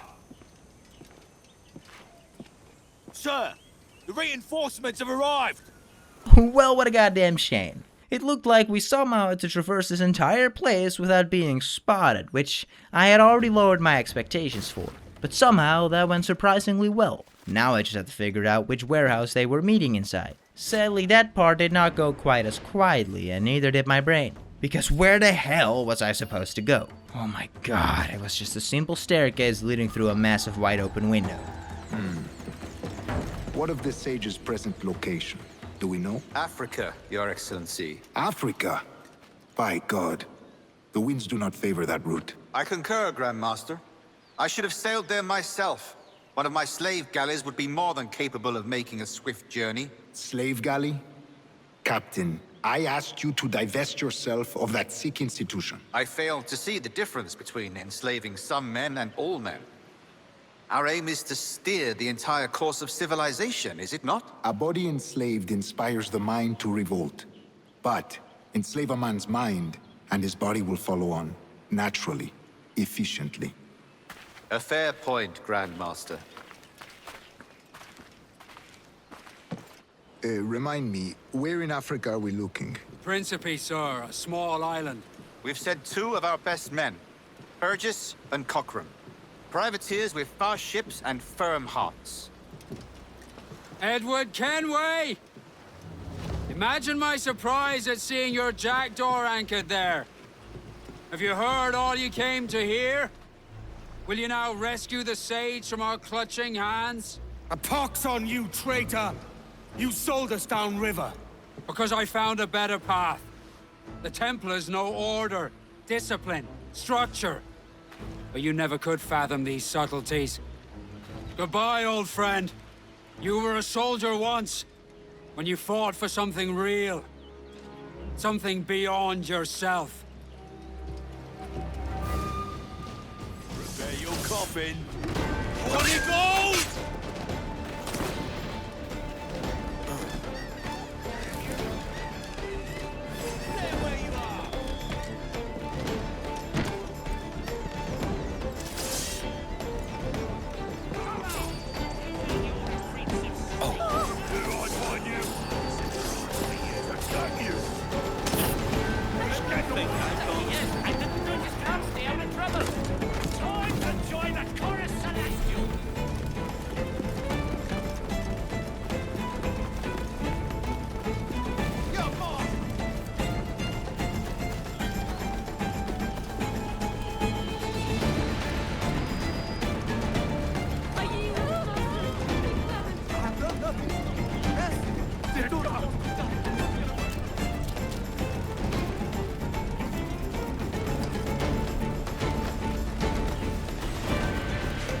Jesus Christ, so he has absolutely no clue that we are getting to the sage first. He has got another thing coming, because we will gain his trust, put an end to these fairy tale accusations once and for all, and set our course all the way to Africa. Specifically, the island of Principe. But one problem stood in our way. The Portuguese. They were not exactly happy with us pirates sailing towards Africa, and holy crap, were they strong. I would say we put up a good fight, but no, we got scuttled. Now knowing what needed to be done, we tried again and got sunk once more. This was some extremely difficult battling, made even worse by the fact that we had to sink all 5 ships. Normally it's the classic, sink the main ship and get the hell out of there. This time we had to destroy 5 ships. All tough as shit! On our next attempt, a speed ran taking down the largest ship. Not only did we steal its supplies, but going for a quick board, it also allowed us to repair the Jackdaw's hull. Thanks to that, it may or may not have been the closest battle of our lives, but we did it. We actually pulled it off. The Portuguese fleet was no more. The final ship also helped repair our hull at a significant extra bit, but that would not be needed, as we had spotted the princess, the ship carrying the sage. He was here, lads. All we had to do was locate the sage and earn his trust. Although Kenway had his doubts. He was not even sure the sage was still alive, as the island was completely swarmed with British soldiers. And I mean swarmed. They had either already taken him out, or were preparing to take him somewhere else. We had to hurry and hopefully stop it, as that could be our ticket to finally gaining his trust.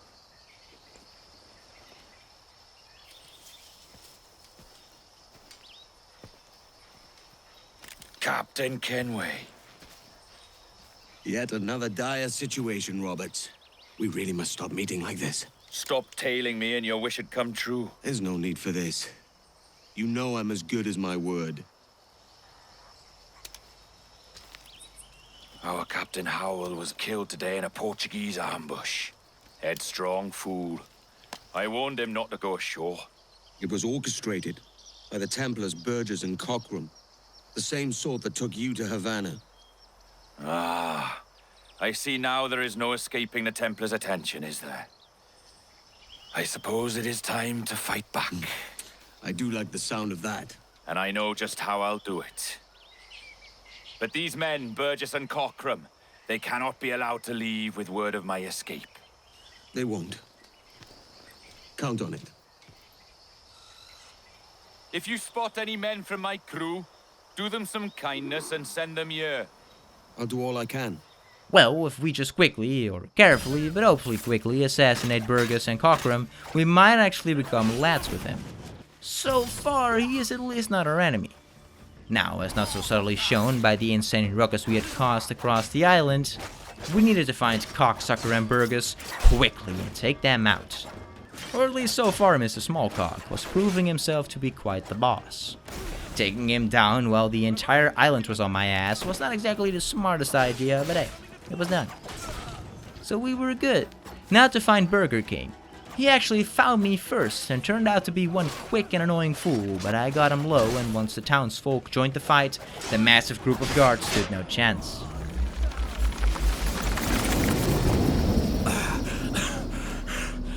You're doing us good, Kenway, you proved yourself a true bravo. And for what? His own bloody pride. You stepped in the path of my prize. Not a thing a man should do. A cock short cully. Just like Hornigold said. That Templar scab means nothing to me. None of you do. And you're worse for it, Kenway. It were the Templars who took us in when all else went to shit. Not our king. Not our country. The Templars. The Templars is our family. Where's yours?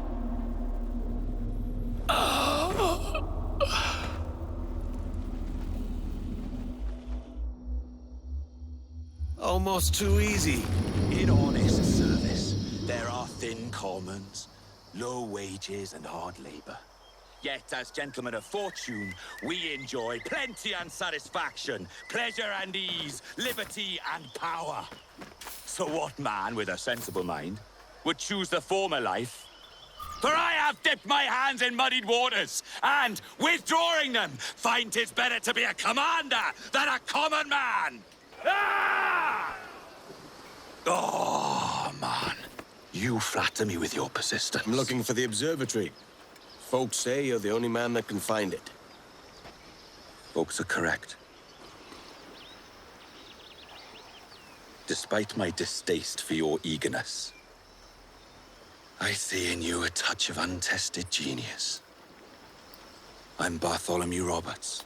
Edward. I've no secrets to share with you now. But if you'll lend me your aid, in 2 months' time west of the Leeward Islands, well, it's there you'll get some answers, I promise you.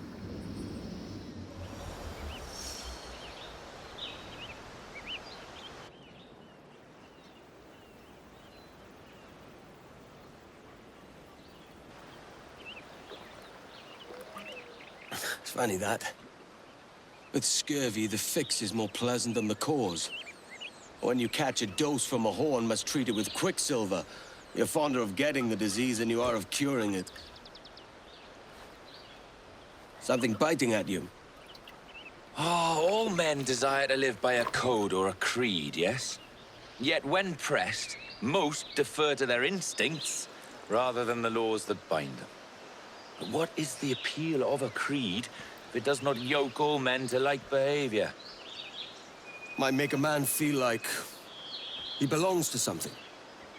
What's your answer? Oh, that all men are sheep.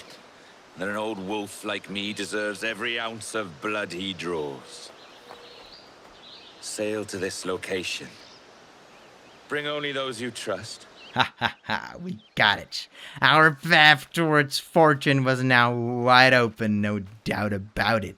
We set sail towards our next designated location, where luckily enough the many massive fleets surrounding us did not try stopping us in our tracks. I did not fire at them, they did not fire at us, simple as that. So we once again made it to the princess. Ah, Captain Kenway. Shall we use your ship for this next scheme or mine? I'd first hear the details before deciding. Oh, it's a small gambit. This fount of information has just told me that a nearby galleon contains the treasure I seek. For his sake, I hope he's right. You've thought this plan through? Indeed. Using this man, we'll acquire a Portuguese flag, which will get us as close to our target as possible. It's a very simple idea, if you follow my orders to the letter. The jackdaw, then. Excellent.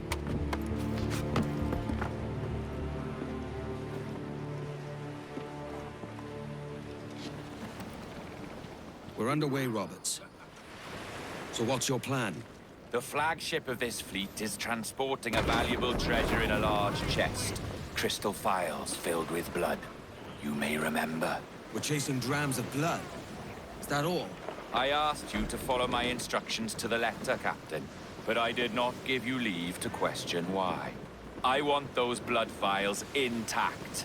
And if that does not happen, we part as enemies. Do you understand? I'll try to, aye. Can't place your accent, Roberts. Is it the West you come from? Exactly right.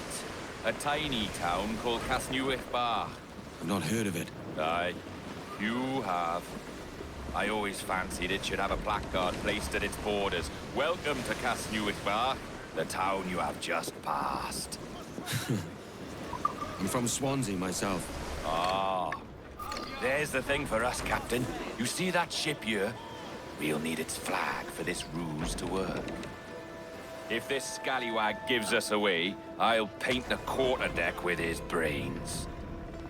If I can steal their flag without disturbing so much as a flea, I'll do it. By all means, try. Ho ho, and we did. And ho, that we severely screwed it up.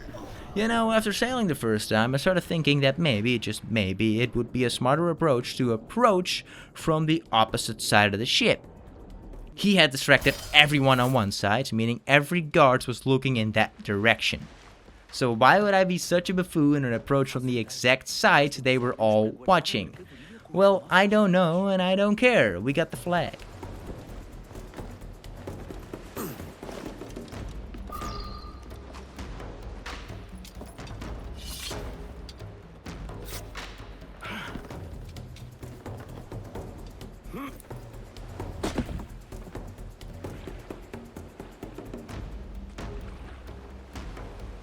Time to trade the black flag for a splash of color. Ele de momento está a dormir. Vai lamentar não ter tido a oportunidade para falar consigo.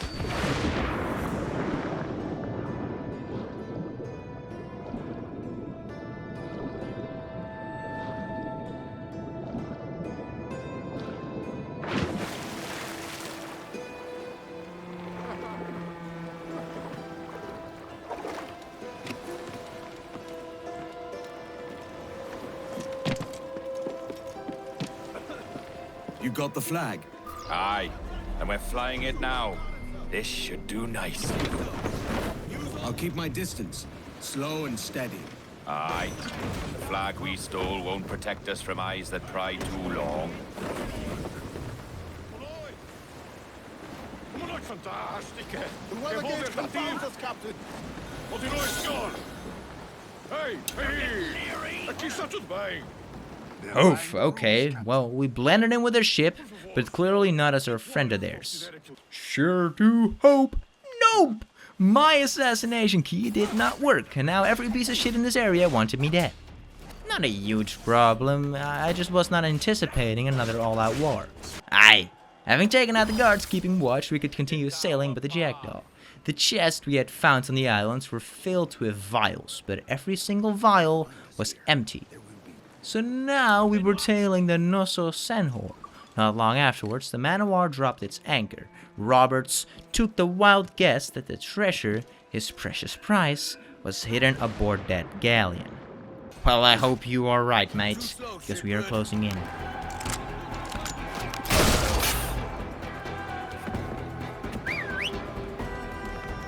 Rex, passa aqui!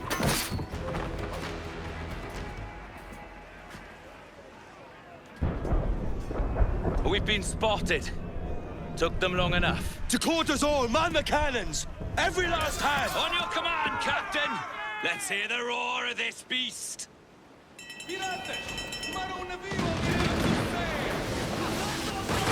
We took control of a man-of-war. This was the craziest all-out naval battle we had experienced so far. It was easily the largest one yet, but the man-of-war dealt an almost uncountable amount of damage. It's almost like cheating. Almost anything standing in our path was shredded apart within 1 or 2 cannon blasts. The slightly larger and tougher ships took a little longer, but the best part was the ridiculous amount of health we had. No matter what the enemy fired at us, it barely tickled the bloody ship. Here's my prize. Ah, the Templars have been busy, I see. Lawrence Prince's blood. Useless now. Woods Rogers, Ben Hornigold, even Torres himself. Small quantities kept for a special purpose. You must take me to the observatory, Roberts. I need to know what it is. To what end, eh? Will you sell it from under my nose? Or work with me and use it to bolster our gain? Whatever improves my lot in life. How ridiculous. A merry life and a short one, that's my motto. It's all the optimism I can muster. All right, Captain Kenway. You've earned a look. Aw man, we lost the man of war, and Annabelle was not exactly happy about our obsession and dedication towards reaching the observatory. But there has to be something waiting there for us. Riches, money, gold. That is what this is all about at the end of the day. Can you feel it, Addy? We're moments away from the grandest prize of all. I feel nothing but a hot wind in my ears, Captain. Come on, man. When we take this treasure, we'll be set for life, all of us. 10 times over. As you wish. Ahoy, Roberts! We'll cast anchor and meet ashore. You were followed, Captain Kenway. How long for, I wonder? It's Hornigold! Burn and flay that turncoat. Deal with your old friend in haste, Captain, before I regret my favor to you. Catching the wind now! Captain, think carefully about what you mean to do here. What are you grousing about, Addy? It's Ben Hornigold, come to kill us out there. Aye, and the traitor needs to die. But what then? Can you say with certainty that you deserve the observatory more than he and his Templars? No, I can't, and I don't care to try. But if you've a better idea, by all means, tell me. Forget working with Roberts. Tell the assassins. Bring them here and let them protect this place. Aye, I'll bring them here. If they're willing to pay me a good sum for it. Addy, god damn it, stop thinking responsibly. Great opportunities require risks, and great risks can lead to great opportunities. Although either I have fog in me head, or this observatory thing still is not completely clear to me. How can you so confidently say that it will make the entire crew rich? What if it is just, well, you know, yet another fantasy of Captain Kenway? Guess we will find that out after taking care of Hornigold.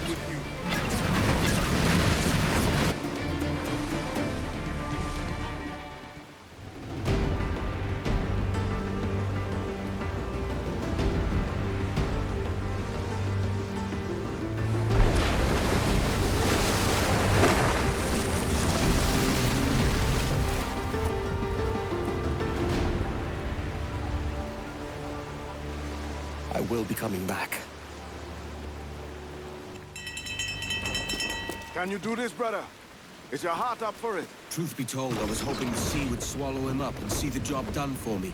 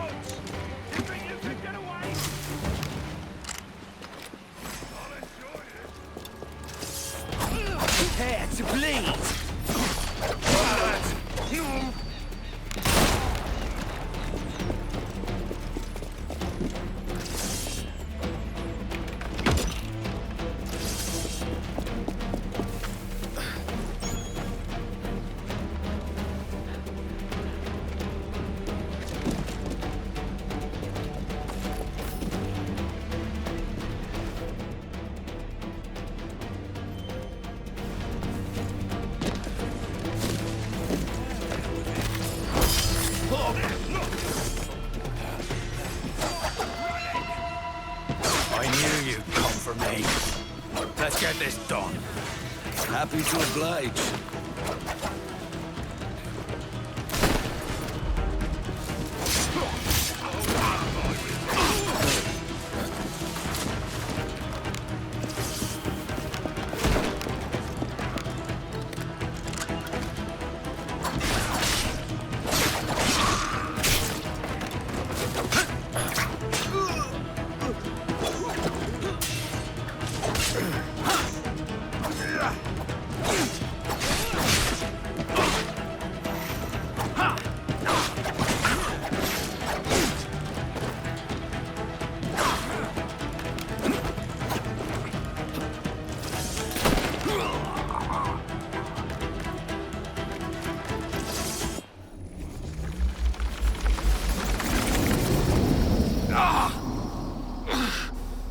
You could have been a man who stood for something.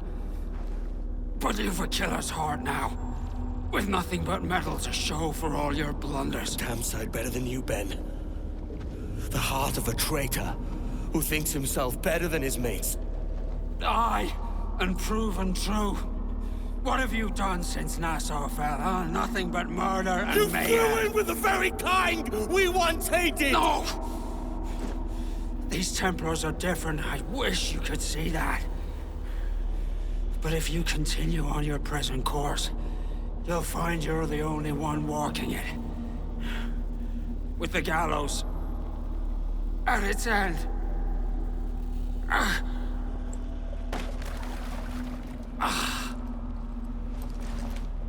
It may be. But now the world has one less snake in it. I was about to call Edward a very simple and easily pleased man, but no. No. This man would jump into fire for riches. He basically already has. Like, actually, Jesus Christ, what have we not survived? We grabbed Hornigold's portrait from his burning ship and returned to the Jackdaw. Now, after all this time, hard work, pain, suffering, loss, and betrayal, we could finally reach the goddamn observatory. It better be as good as it's been hyped up to since the beginning. Is that pirate hunter dead? Aye, by my own hand. Why is it you alone can find what so many want? I was born with memories of this place. Memories of another time entirely, I think. Like another life I've already led. Curse you for a lurch, man, and speak some sense. Not today. After you, Captain. The path ahead is dangerous.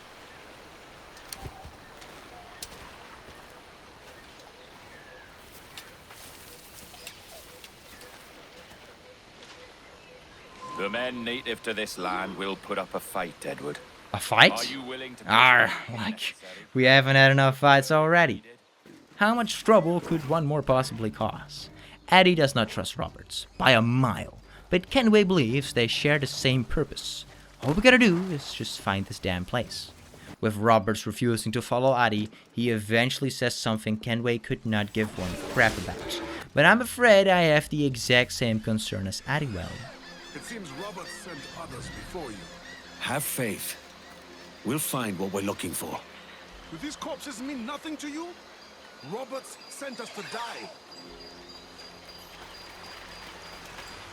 Stop! We're walking right to our deaths. I say we head back, check on the crew, and figure what Roberts is really up to. Go back? We're so close, Eddie. As the Jackdaw's quartermaster, the safety of our crew is my concern. You can find me back on the ship. I will play no more part in this madness. Oh, come on, man. Guess it is just us, lads. Just us. We were getting close and came across some members of a local tribe who were extremely quick and deadly. They were all very nimble, making it difficult to land a strike, but once you did hit them, they fell much quicker than you would expect. Having fought our way through them, we were close. Too close. I also unlocked the gluttonous nourishment achievement for eating 20 food items, and all that remains is a little more creeding through the woods without engaging in too much combat, until we finally laid our eyes upon it.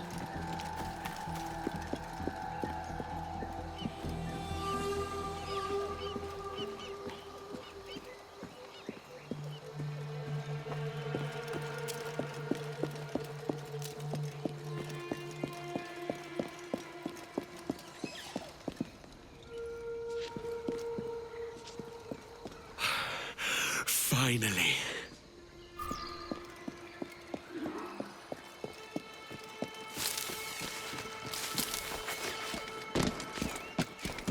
Enough gawking. Greater treasures lie within. Is this the observatory? All this? Aye. An almost sacred place. All it needs is a drop of my blood.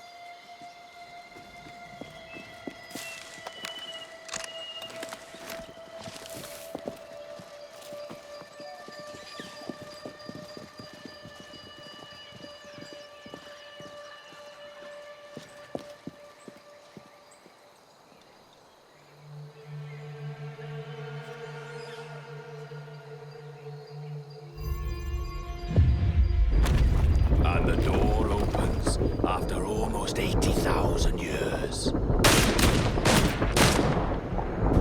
Jesus, Roberts! Have you gone mad? Quite the contrary, Edward. These wags would have gone mad at seeing what lies beyond this gate. But you... I suspect you're made of sterner stuff. Now, pick up that chest and carry it hither.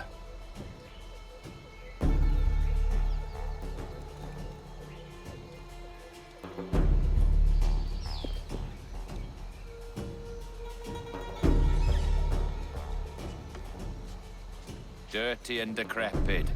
Not quite as I remember, but it has been over 80 millennia. Ah, rot.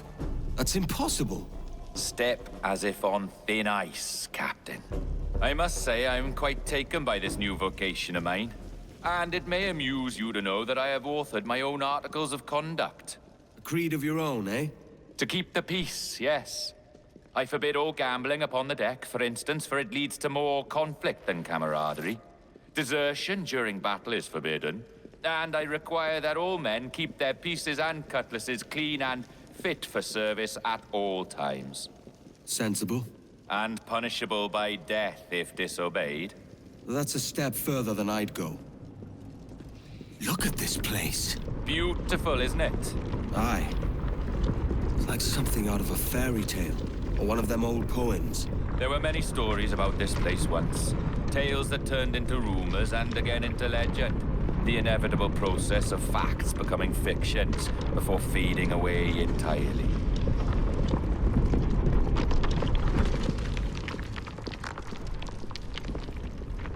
More blood vials. Yes. These cubes contain the blood of an old and ancient people. A wonderful race in their time. The more you talk, man, the less I understand. I don't expect you to. Only remember this. The blood in those files is not worth a single real to anyone anymore. It may be again one day, but not in this epoch. Here we are. Place the chest just there.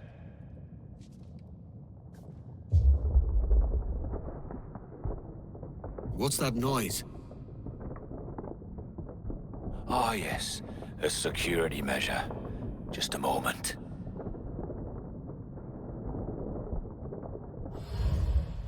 There we are.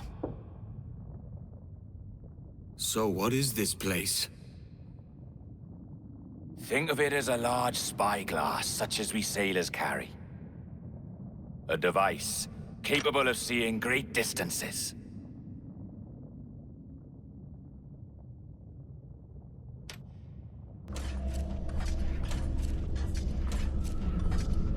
This is bloody witchcraft. No. This is Mr. Jack Rackham, somewhere in the world at this moment. Nassau. Well, this is happening right now. We're seeing through his eyes. Aye. I don't know, Jim. I haven't the faintest idea how to pilot a ship. That ain't work a woman does. Tosh. I've seen a score of ladies who can reef a sail and spin a capstan. And would you teach me to fight? With a cutlass, like? And maybe handle a pistol? All that and more. But you have to want it and work for it. There's no stumbling into true success. Oi! Lad! That's my lass you're making love to. You lay off, or I catch ya. Up your ass, Rackham. Lad's the last thing you should be calling me. Oh, is that right, is it? Lad?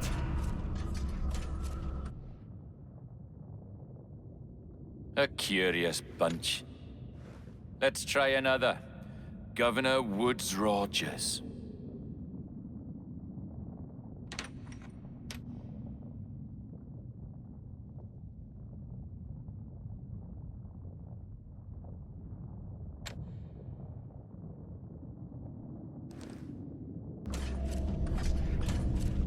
You have a bold idea, but I must think it carefully through.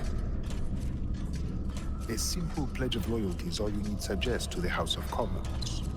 An oath, a gesture, and a simple ceremonial dram of blood taken from the finger. That's all. The ministers may give me trouble, but it should be easy enough to convince the House of Lords. They do adore an excess of pomp and circumstance. Exactly. Tell them it's a show of fealty to the king against those revolting Jacobites. Yes, indeed. Oh, these Templars. The crucial detail is the blood. You must get a sample from each man. We want to be ready when we find the observatory. Agreed.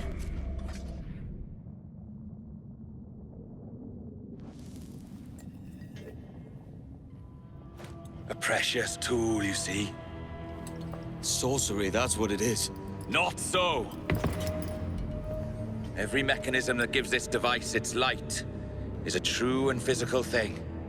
Ancient, yes, but nothing supernatural or strange. We'll be masters of the ocean with that. Oh, such ambition.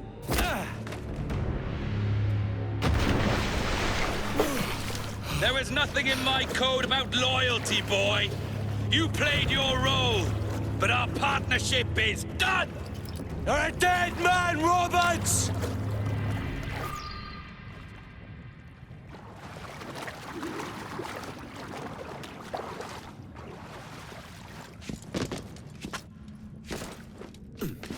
When I get my hands on that double-crossing rat.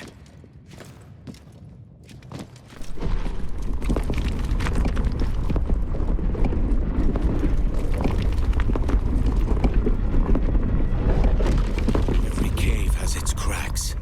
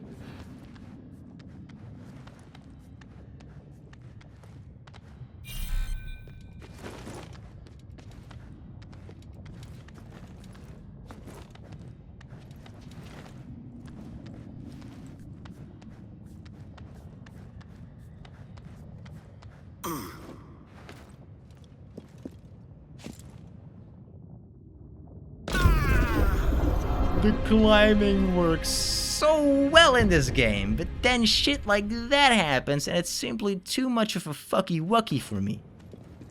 He won't get far.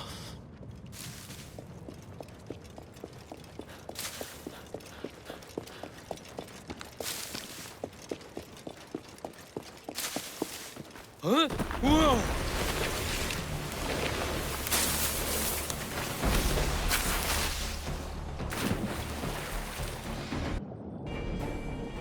Oh, sight!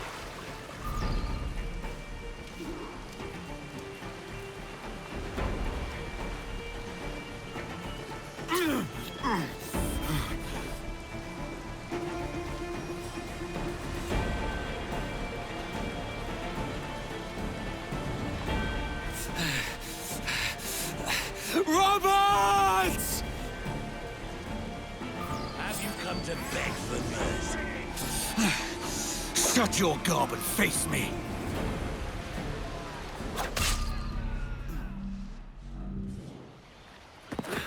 Oh, your jackdaw's flown, Edward. Eh? That's the beauty of a democracy. The many outvote the one. Oh, you could sail with me, but with a temper as hot as yours, I fear you'd burn us all to cinders. Luckily, I know the king's bounty on your head is a large one, and I intend to collect. Have you ever seen the inside of a Jamaican prison, boy? Have you?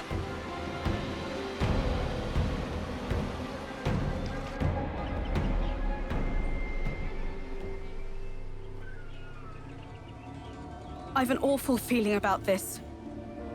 You'll be hurt out there. I couldn't handle that. I'll be careful, I promise.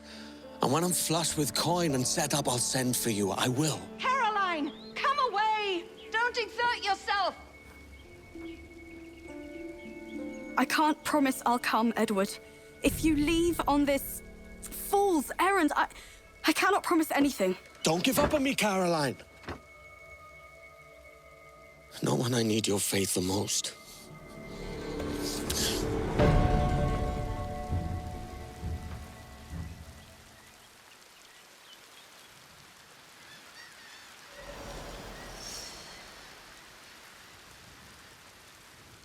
The charges, sir, I'll hear them again. My lord, His Majesty's court contends that the defendants, Mary Reed and Anne Bonnet, did piratically, feloniously, and in an hostile manner attack, engage, and take 7 certain fishing boats. Secondly, this court contends that the defendants lurked upon the high seas and did set upon, shoot at, and take 2 certain merchant sloops, thus putting the captains and their crews in corporeal fear of their lives. Edward James Kenway, born of motley parentage in Swansea, to an English father and Welsh mother. Married at 18 to Miss Caroline Scott, now estranged. She's a beautiful woman, I am told, but not at all well these days. If you touch her, you bastards, I'll... Quite a surprise finding you here rotting in a Jamaican prison. We heard rumors that you had taken up with the pirate Roberts. If you know the observatory's location, tell us now, and you'll be out of here in a flash.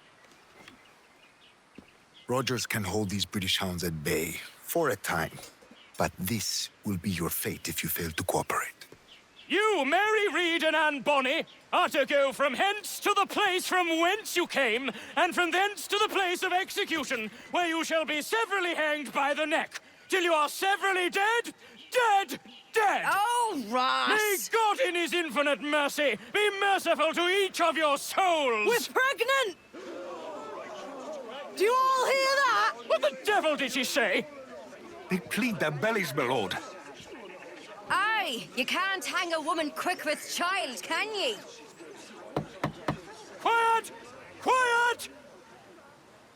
If what you claim is true, then your executions will be stayed, but only until your terms are up. Then I'll be up the duff the next time you come knocking. Remove them!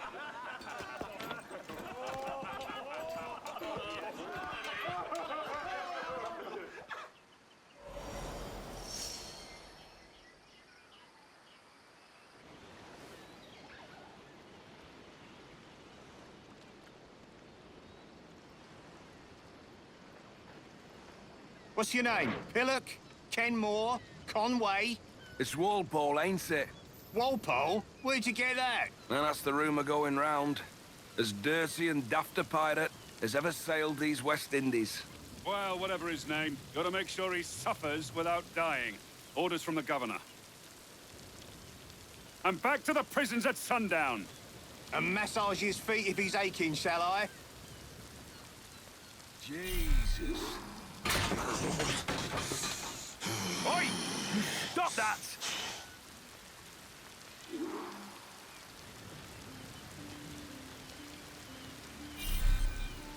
Oi!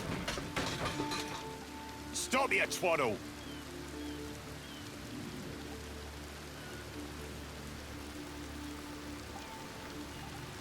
Hey! Quiet, you!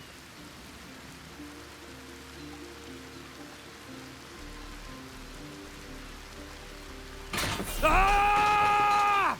Oi! Stop that!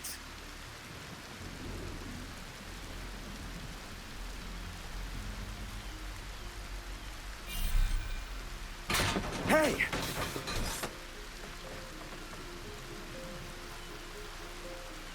Good morning, Captain Kenway. I have a gift for you.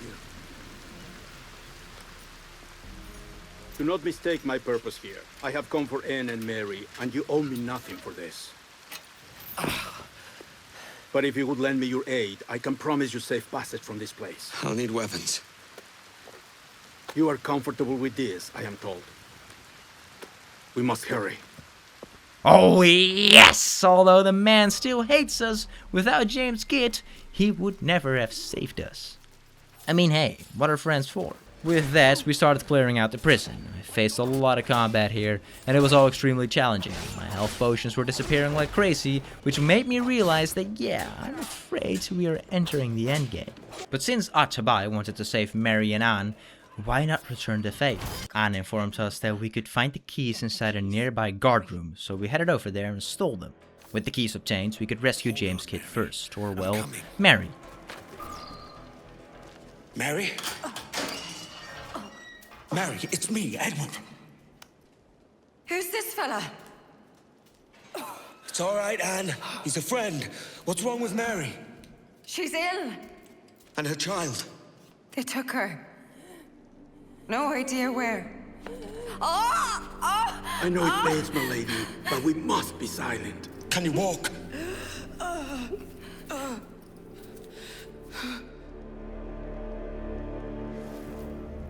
Lean on me, Mary. Come on. I can't. Search every cell. Come on, that's it. You're all right.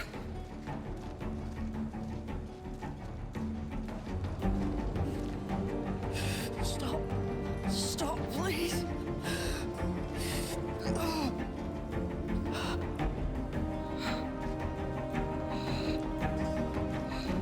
I ain't leaving you, damn it. Lift your arm. It's no good.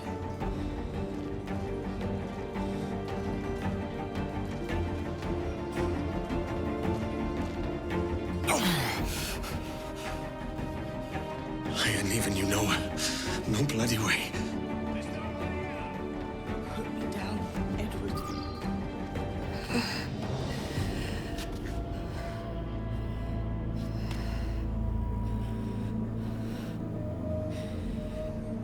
Don't die on my account.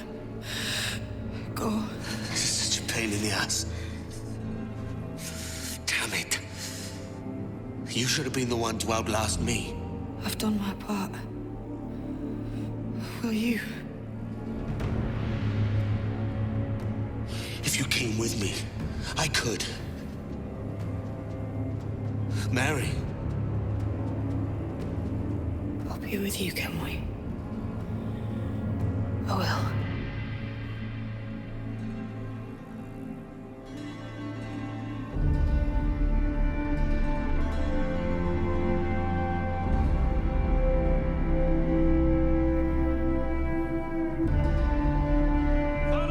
Search every nook and cranny!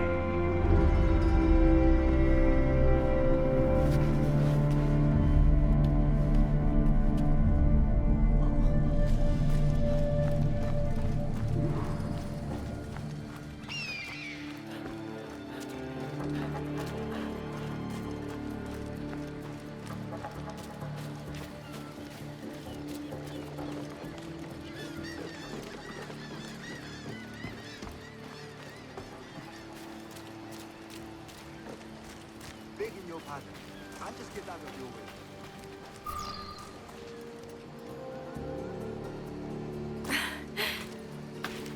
What's happened to Mary? What's wrong? Is she gone?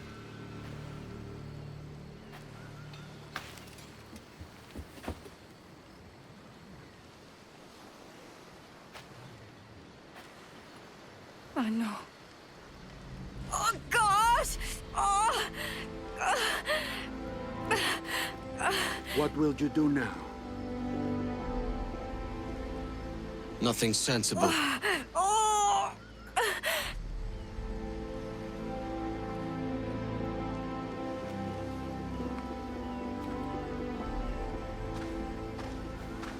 You haven't earned this, but They suit you.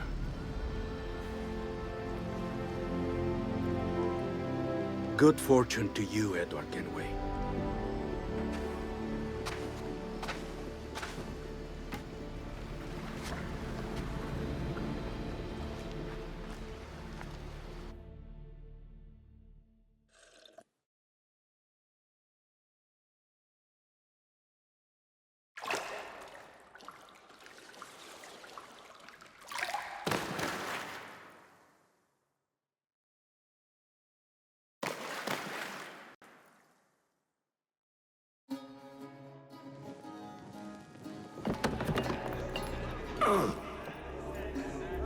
Mark. Bring a bottle. I see some color first.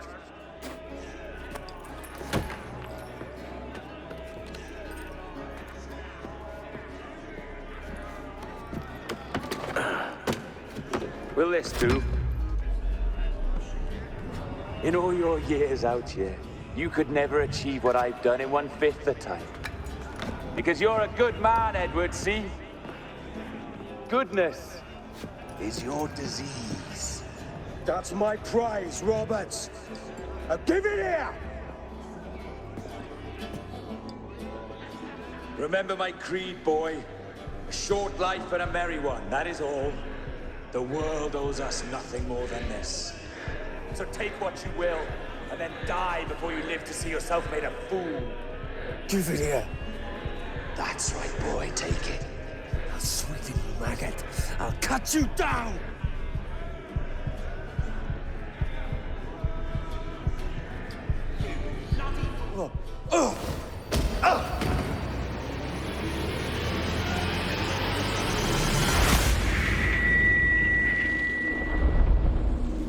Calm, little puppy, and slink back to your kennel.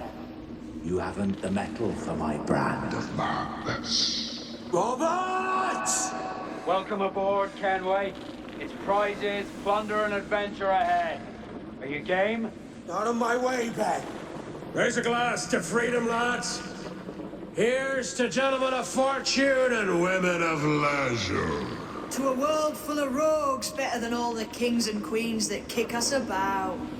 As gentlemen of fortune, we enjoy plenty and satisfaction, pleasure and ease, liberty and power. What man with a sensible mind would choose the former life? For I have dipped my hands in muddy waters, and, withdrawing them, find 'tis better to be a commander than a commander!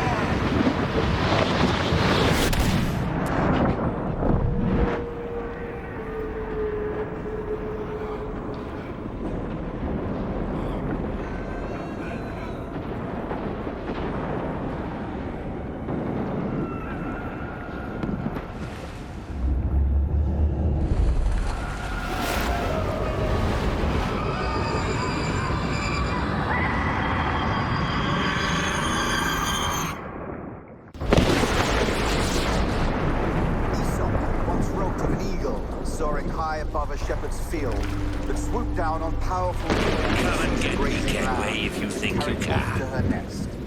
Flying close by, a jackdaw and it filled his head with the idea that he too was just as strong and capable. So, with a great flapping and rustling of feathers, the jackdaw That's it, Boyle. There's the pirate. But when he tried to fly away, he found he could not lift the animal, for his size and strength were not up to the task. And even as the jackdaw struggled, the ram hardly noticed. Nearby, just across the field, the shepherd saw the fluttering. No more than 2 years! You promised me! You left! When I needed you the most! But you had me! What keeps you wondering? Do I not make you happy? I'm so close, Caroline! Please, just let me do this! Is everything you do out of spite, Edward? It's not spite that's driving me, Mary! It's courage! Courage for what, man? There's no one left in your life to care. I can handle this! You lout! Always tearing down when you could be building things up, or building yourself yourself up if nothing else. Just leave me be! Change course, Edward. Change your bloody course before it's too late.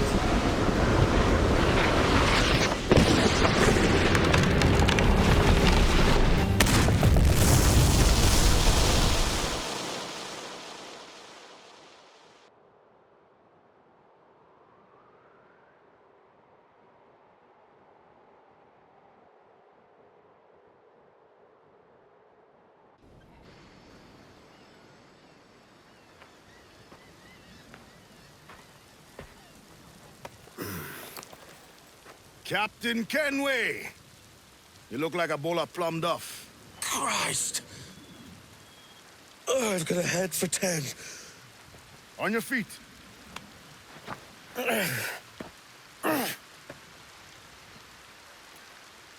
You put me on the spot, Addy. After leaving me with Robert, I should have hard feelings about seeing you here.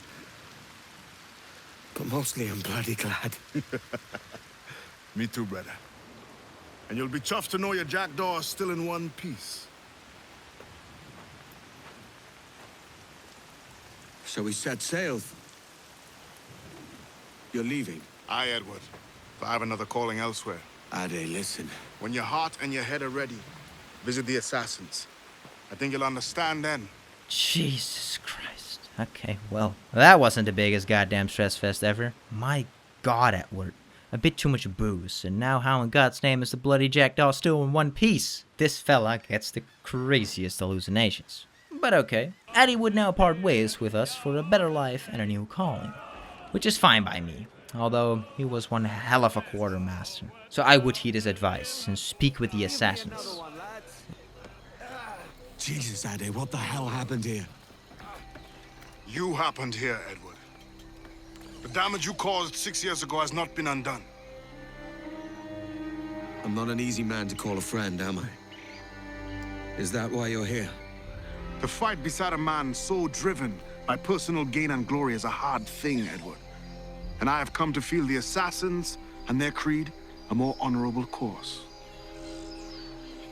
Have I been unfair? No.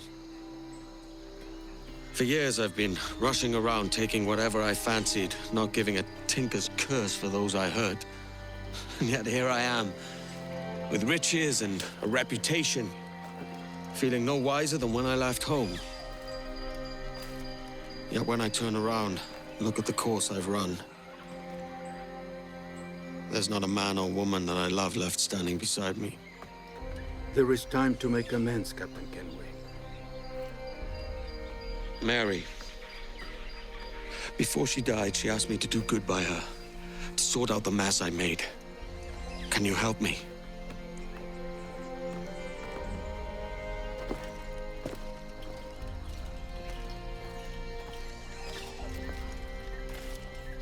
Mary was fond of you, Edward. She saw something in your bearing that gave her hope you might one day fight with us. Aye. She told me. And what do you think of our creed? It's hard to say. For if nothing is true, then why believe anything? And if everything is permitted, why not chase every desire? Why, indeed. It might be that this idea is only the beginning of wisdom, not its final form. That's quite a step up from the Edward I met here many years ago. Anne?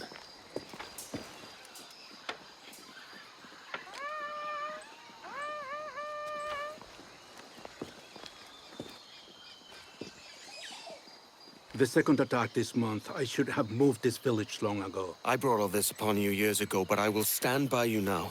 It will take more than a few favors to call yourself a true assassin, Edward. One thing at a time, mate.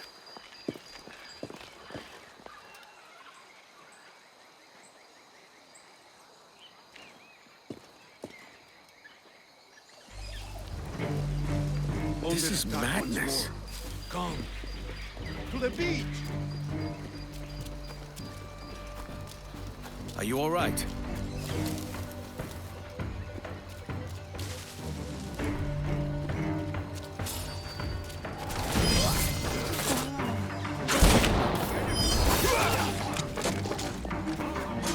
Stay close, Edward. Follow my lead. She's quick.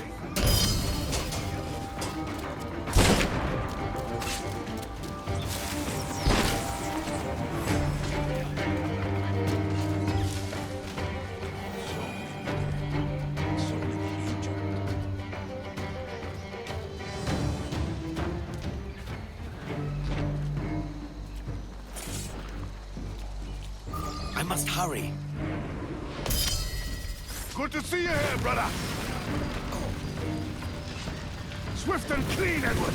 Merciful kills are all they deserve. We now had to prove to Atabai that we could become a true assassin by helping them defend the beach. We needed to fight until every single wave of enemies had been cleared, which took much longer than I expected. Even after that, we still had to eliminate the captain. So we made our way towards his ship and did exactly that.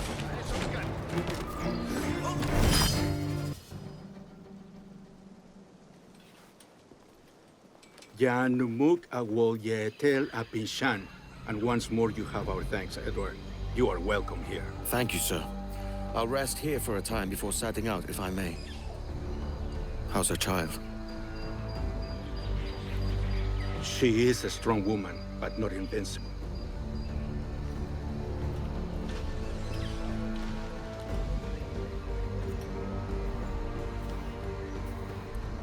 Edward. I'm sorry for your loss. If I'd stayed in prison, they'd have taken him from me.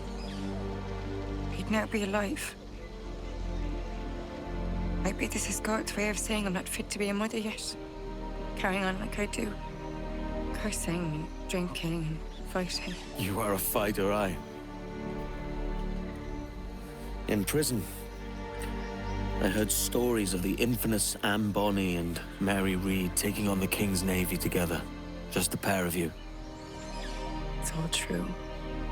Anne would have won that day if Jack and his lads weren't passed out in the hold from drink.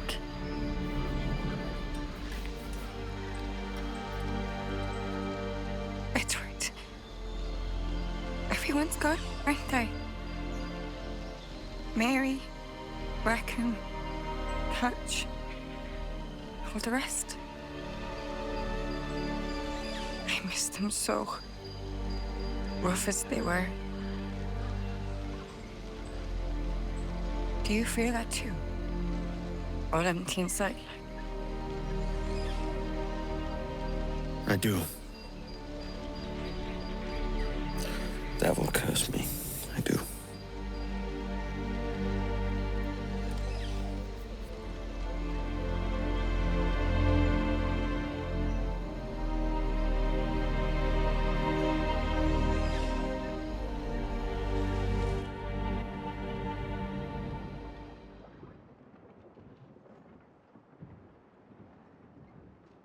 Dearest Caroline, I'll be coming home very soon, and that's the truth as clean as I know it.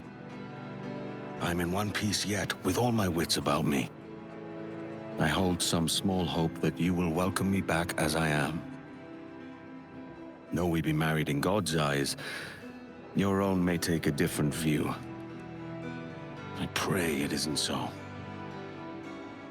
Keep an ear open for a ship named Jackdaw. I'll be at the helm, eager for a sight of your beautiful face. A face I have not forgotten in all my years away. Your devoted husband, Edward James Kenway.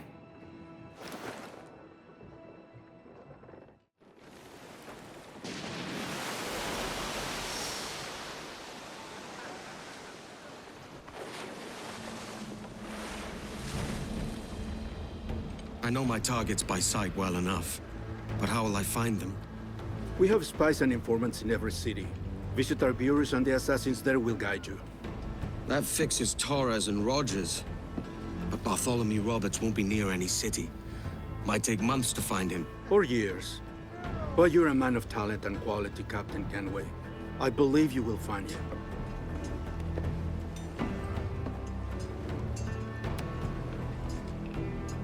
And if you're at a loss, do not be afraid to call on your quartermaster for aid. Quartermaster! What's our present course?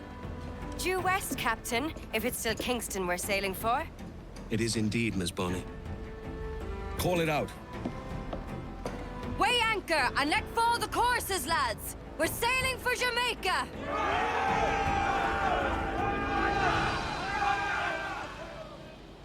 How does it feel to bark so loud? I've barked louder, and to men twice as rough. Tending bar at the old Avery, you mean? Among other places. And I sailed with Mary and Rackham for a time, remember? Of course. Mary did most of the captaining, Jack did most of the drinking. Did Mary... Did she ever tell you who it was that fathered her child? It was a young fella. Sailed with us on that last voyage. Poor lad was killed fighting beside us. The only man not too drunk to stand up for himself. There was so much about her I didn't know. I called her a friend. But was I one in return? She thought the world of you, Edward. I've no worries about that. Well, that's good to hear. Man, sure is, but having Anne besides us as a quartermaster might even be better to see. Anyway, over in Kingston, we spoke with our contract giver. Captain Kenway. You have something for me? The present whereabouts of the Templar Woods Rogers. He is attending a small political function, so do it clean. The word is King George is calling Rogers back to London. Aye, not happy with his progress in Nassau. Still too many pirates roaming about, from what I hear.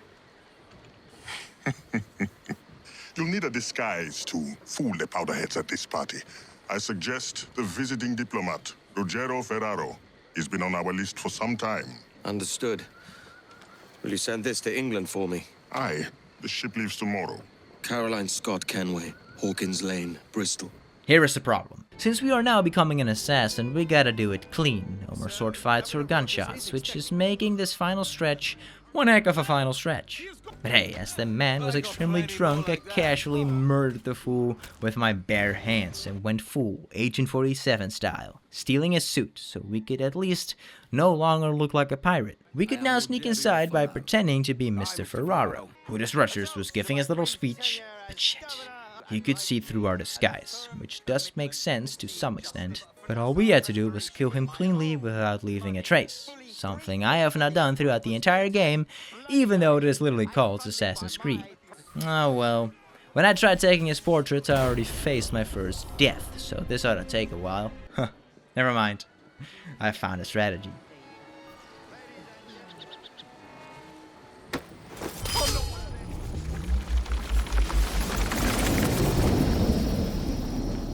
You was a privateer once. How is it you lacked so much respect for sailors only trying to make their way in this world? You couldn't possibly understand my motives, cretin! You will spend a whole lifetime dismantling everything that makes our civilization shine. But I do understand. I've seen the observatory, and I know its power. You'd use that device to spy and blackmail and sabotage. Yes. And yet all for a greater purpose. To ensure justice. To snuff out lies and to seek truth. There's no man on Earth who needs that power. Yet you suffer the outlaw Roberts to use it. No. I'm taking it back. And if you tell me where he is, I'll stop the man.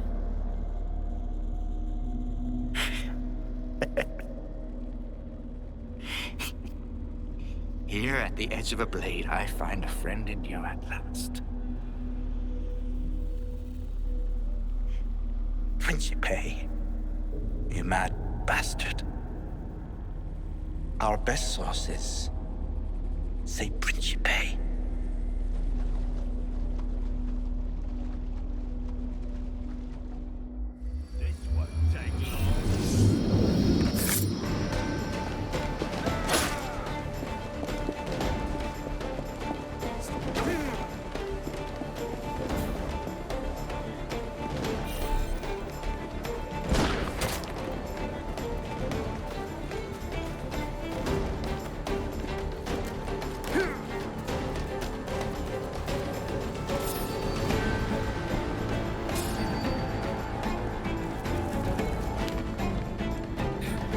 Principe.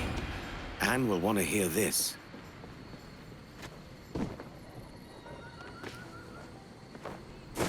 Why would anyone do that?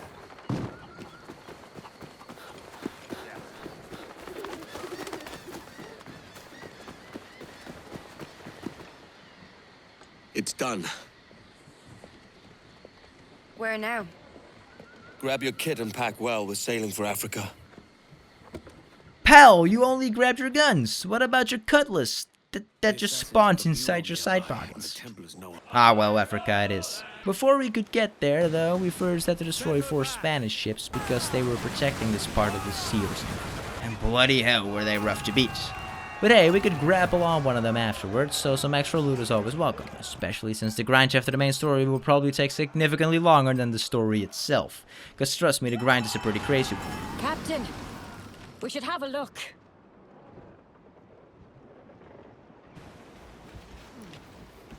Captain! Here's one still kicking! Who did this?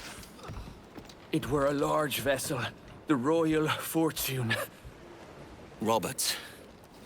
Offered no quarter, didn't say nothing. Keep careful watch. Can't have Roberts stealing away this time. You're telling me we are going to track down and possibly even take out Roberts? Ha! Disregard that. We are taking down Roberts, that piece of shit, and claiming the prize we so rightfully deserve. Face me, you coward!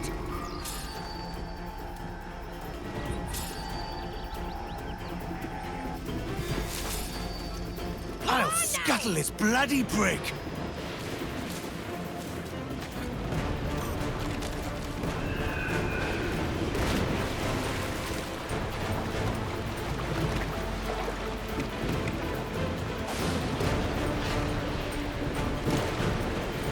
Captain's aboard! Man on canvas! Let's move!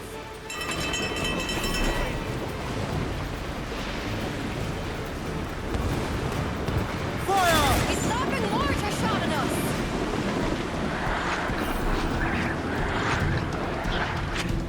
Fire!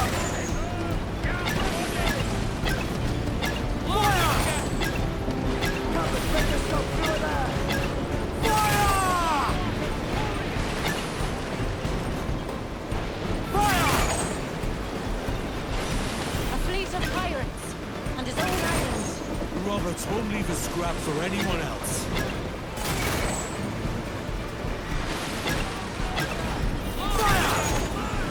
Watch out! Fire barrels!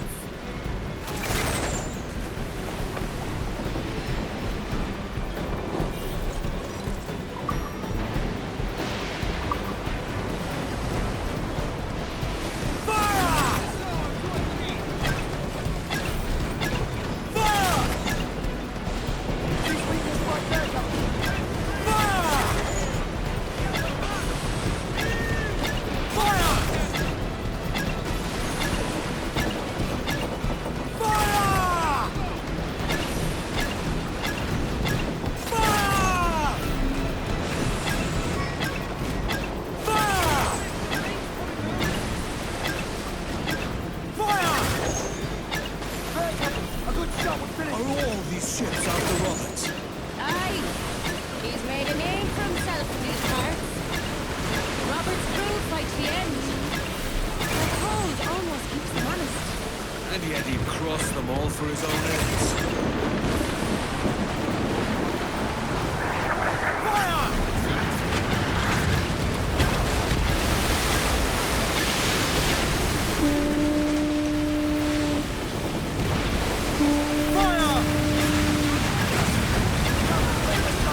Shorten sail! Get off the squall! Fire!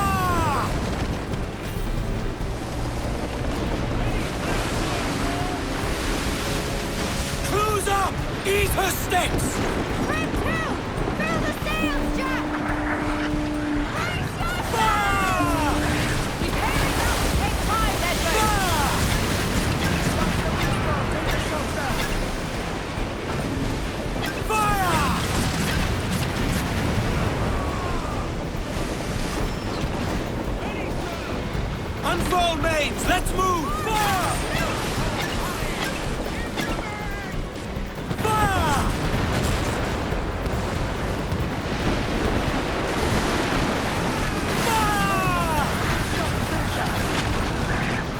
Wind's no longer with us, Edward!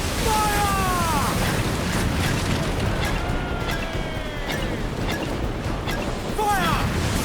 Brace yourself! Fire!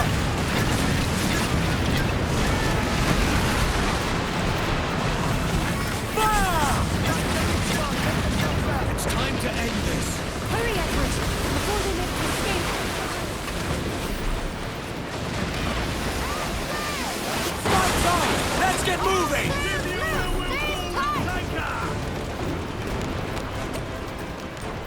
Drag them to their doom! Keep them back!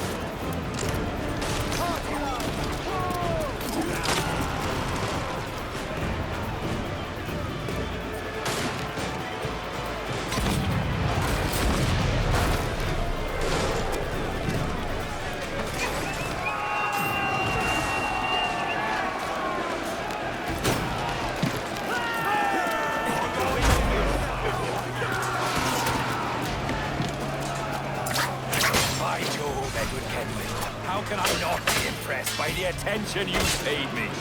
May the best of we two sing praises of the second.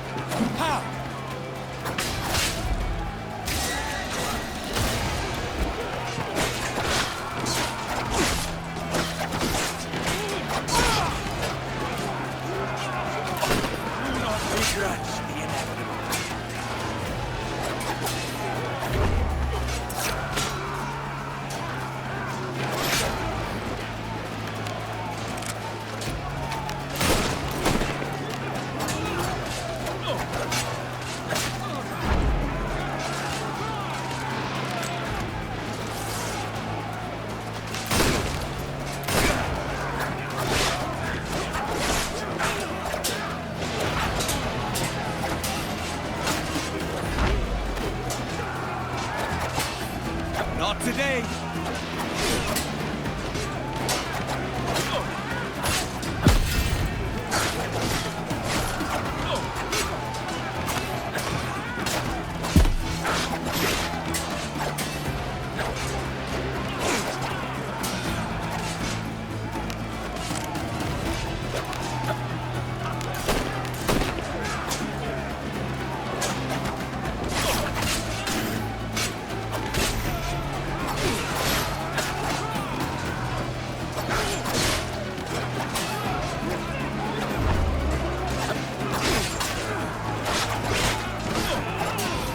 Too slow, shipbird.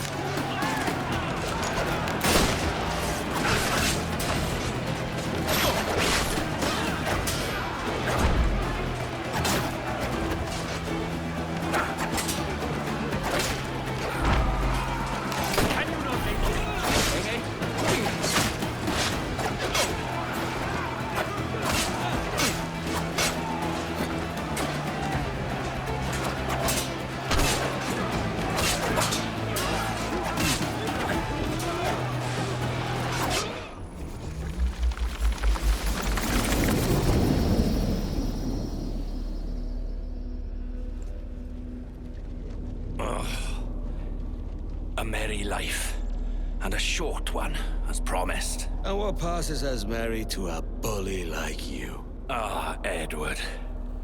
Your final cut is the unkindest. But I am no aimless fount of chaos. For as long as I have sailed these seas, the love of a woman has always drawn me forward. Would that I had seen her again. Just once in this life, however briefly. No hope of that now. Just The chance that I might have was always cause enough.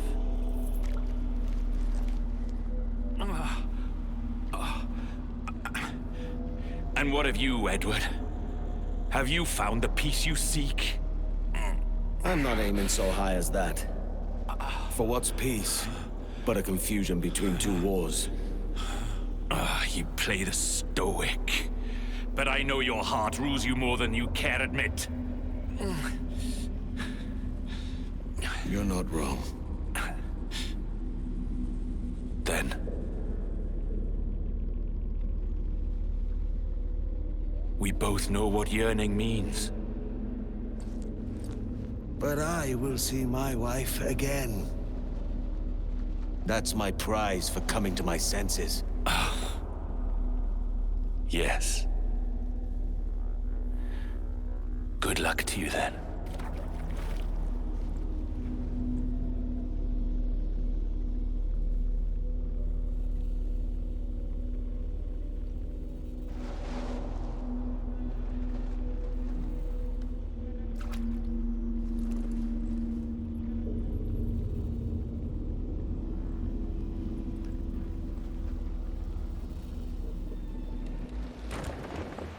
I've caused a lot of damage hunting for this thing I carry. Only now, I feel different. The job's not done. Mary and her mystics really got to you, haven't they? With Roberts gone, there's only Torres to deal with now. Our contact in Havana might help us find the governor. Havana it is then. Call it out, quartermaster. Pull away, lads! Full sail! Set course for Havana! And that right there is the best quartermaster you could possibly have. Now it was off to Havana to put an end to that piece of crap Taurus. Although Anne sensed something was wrong. I could not see anything myself, but if she senses something as substance, she knows that something is definitely up. Luckily, she knows her way around Havana and showed us a route that allowed us to sneak past all the guards. Thank God for her, because there were a lot of patrols. Rona, we were in the area. Thought we'd pop in. Ah, Captain Kenway. I'm assuming this is the friendliest face you've seen since dropping anchor? Is Havana under curfew on my account? Aye. Torres seems to think someone's coming after him. He's not wrong. A monkey-looking thing? Is that what I think it is? Aye. Watch. Through the blood of the governor, we can see through his eyes. That's by the church. Keep this safe. Just in case. There's a good view of things from atop that church. I'll go on ahead and take a look. Don't get her too involved, Kenway. She's not one of us. Not yet. Fine. I'll leave you both to it then. I'll be at the bureau.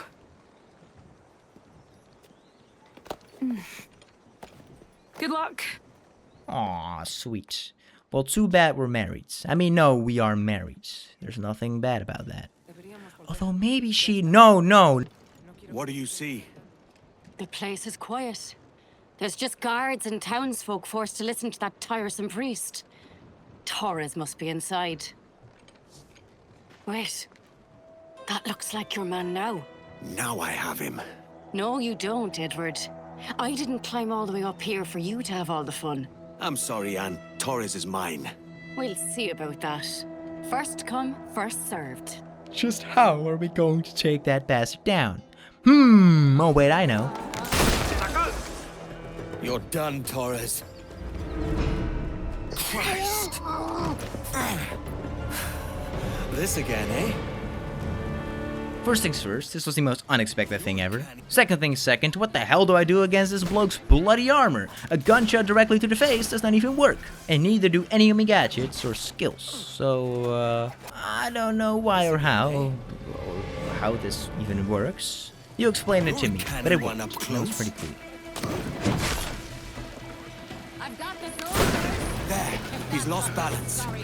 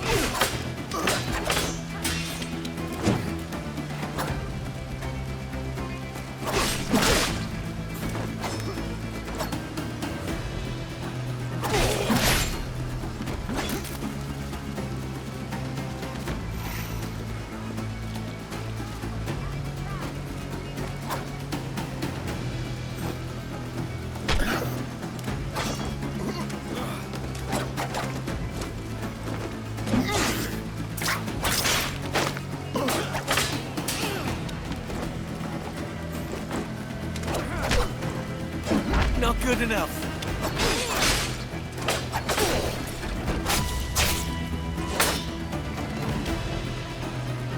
You do, please.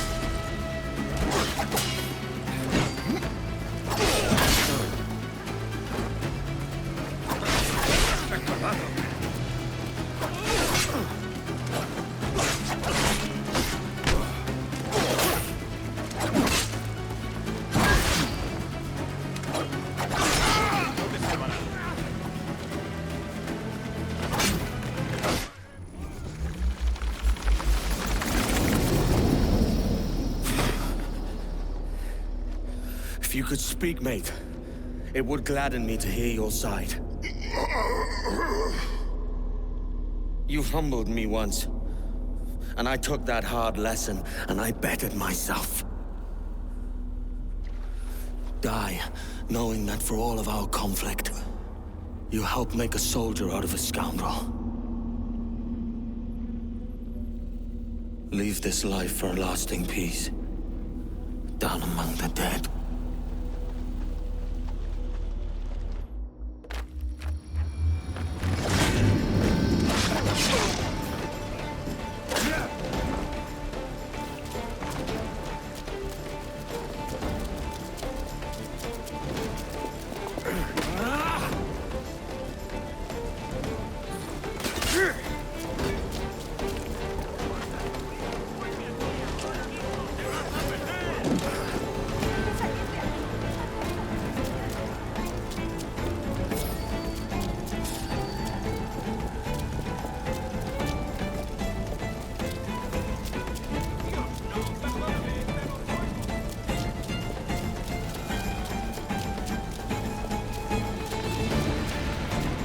If I remember right, the Bureau is in the south.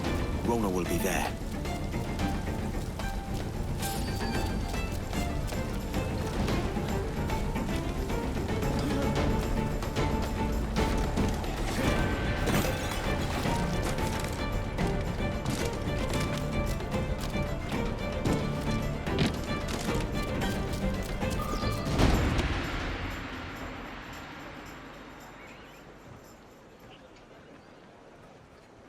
We got word Torres left the city. Who were you chasing? That vial was labeled Torres, but held the blood of his second. Where's he gone? Left port this morning, heading west along the coast. The observatory. Will we follow? Send word to Atabai. We've cornered our man. I suppose we have reached the final stretch, me lads. The finale was finally in sight. I'm not gonna lie, that armored dude was the first fight in the game that dealt some seriously heavy damage and was genuinely really tough. I mean, my skills suck major bull balls, but still, it was rough. A rough but awesome battle. Now we had to travel towards Long Bay, which was also one very long sill. Along the way, we unlocked the unsinkable achievement for surviving a rogue wave after being struck from the side. Which was awesome, because that achievement is pretty RNG based, so me happy. But now, at long last, we fought our way through Torres' men, and every single one of his little goons. Someone had to make this island traversable, and that was us. It took multiple attempts. I was fighting these bastards for around 25 minutes straight, including all the restarts. But hey, what needs to be done will be done. Now, all the motivational speaking got me absolutely nowhere, because yes, no, the final fight was quote-unquote bloody impossible.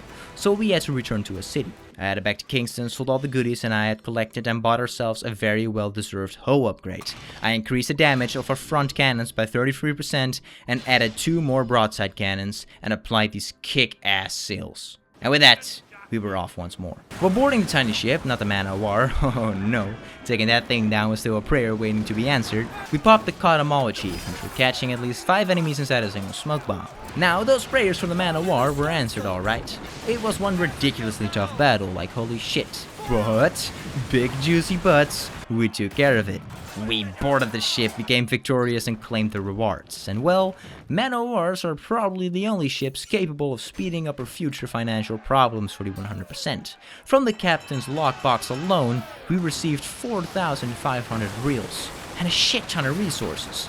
Yet 4,500 reals is basically nothing, as we will need for only the Jackdaw upgrades 315,000. Yes, 315,000 reals. And yes, we only get one achievement from doing that. So, The grind after this is going to be unusual. Oh, and I haven't even mentioned the cost of every building on the Great Inagua yet. Who's this Taurus? And what's your man done to earn a death sentence? He's a Templar, like Rogers and Hornigold. Men cooking up schemes to use the observatory for ill purposes. For power and control. The violence he'd cause with this thing would be subtle but heavy. Deadly, yet leaving no mark. Does that make sense?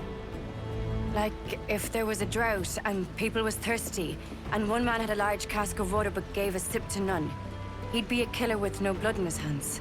Aye, like that. Fair enough.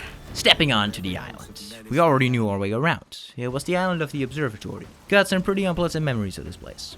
I tried being a bit of an assassin at the beginning, but it did not take long before I returned to my roots. Running around and loudly slaughtering everybody, never really embraced the core purpose of the game, but at this point, that did not matter anymore.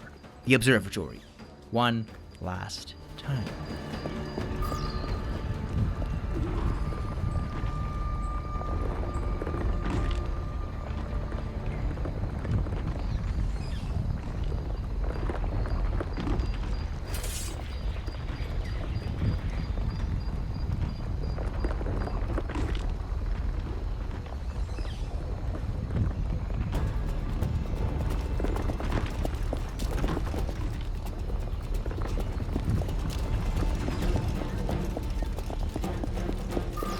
Keep an eye open for Ade and Atabai.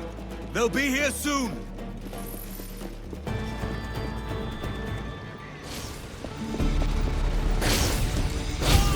Watch out for the laser door. The game quickly demonstrated using a pirates that these things are deadly, yet I still run into it.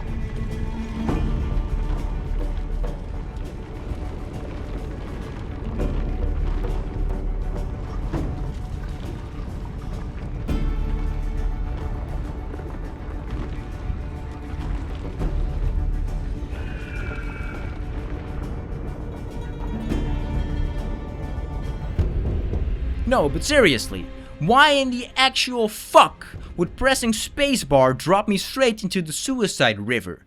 Wouldn't it make me climb onto the next platform like it has throughout the entire fucking game? Dude, this is just bullshit!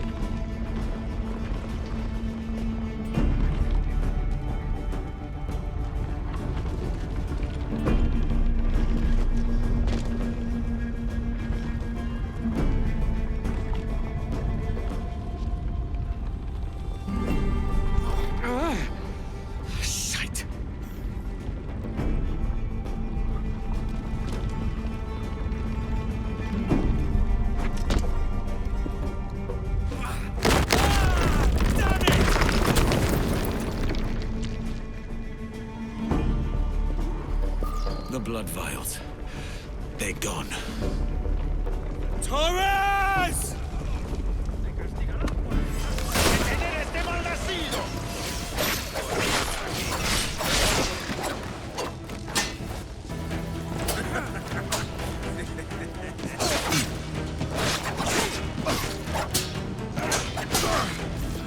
¡Maldita sabandija!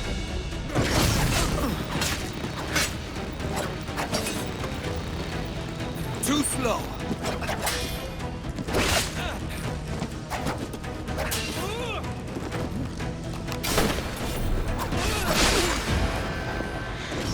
No seas Kenway.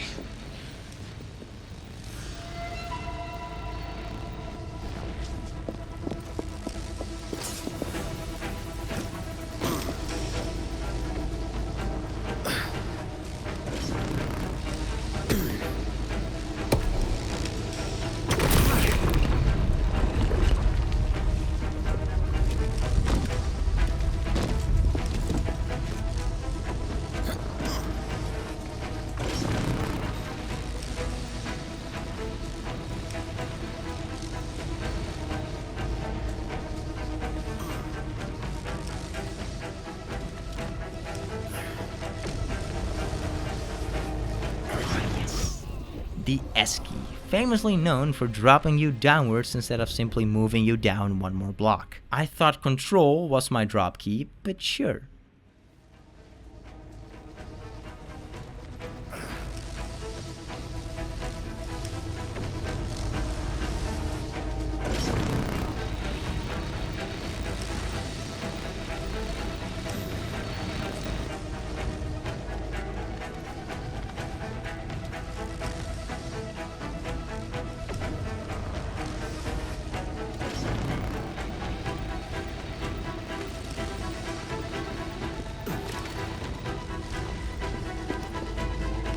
Torres!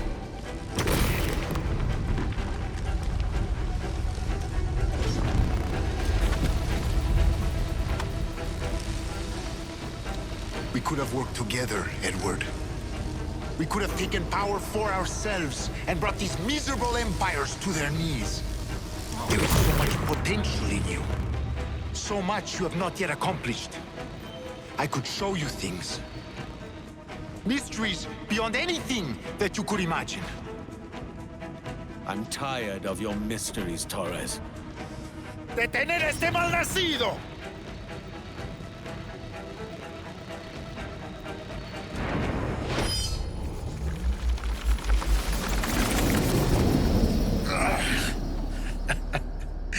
Captain Kenway, ever a splinter in my side. Does this murder fulfill you? I'm only seeing a job done, Torres. As you'd have done with me. As we have done, I think. You have no family anymore, no friends, no future. Your losses are far greater than ours. That may be. But killing you rights a far greater wrong than ever I did. You honestly believe that? You would see all of mankind corralled into a neatly furnished prison, safe and sober, yet dulled beyond reason and sapped of all spirit. So with everything I've seen and learned in these last years, I do believe it. You wear your convictions well. They suit you.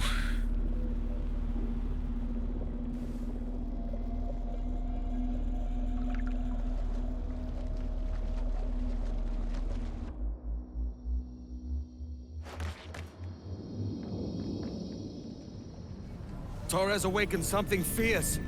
Are we safe? With the device returned, I believe so. What do you call this place? Captain Kenway's folly!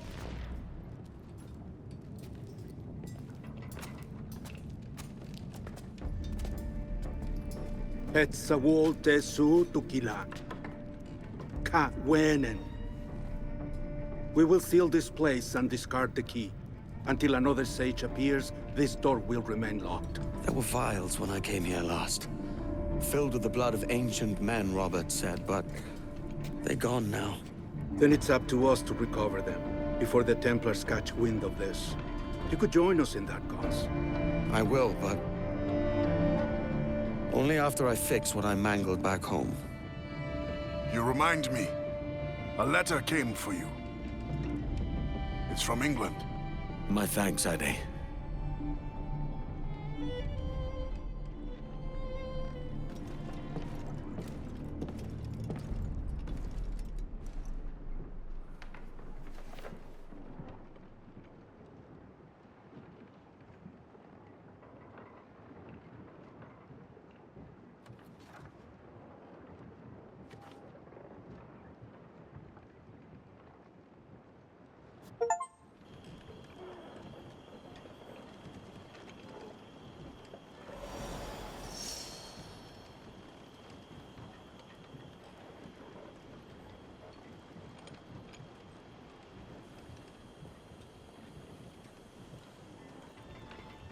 Gentlemen, how do you find it here?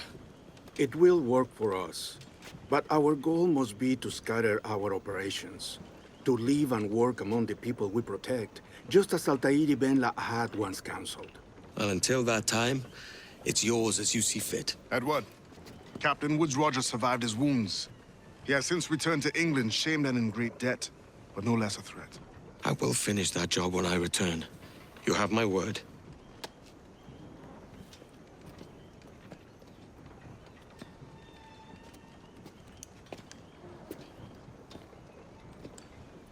Evening, Anne. Edward? I'll be sailing for London in the next few months. I'd be a hopeful man if you were beside me. England's the wrong way around the globe for an Irish woman. Will you stay with the assassins? No, I haven't got that kind of conviction in my heart. You? In time, aye. When my mind is settled and my blood is cooled. Sail ho! Coming into the cove!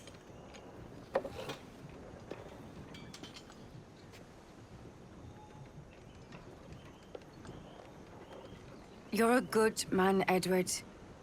And if you learn to keep settled in one place for more than a week, you'll make a fine father too.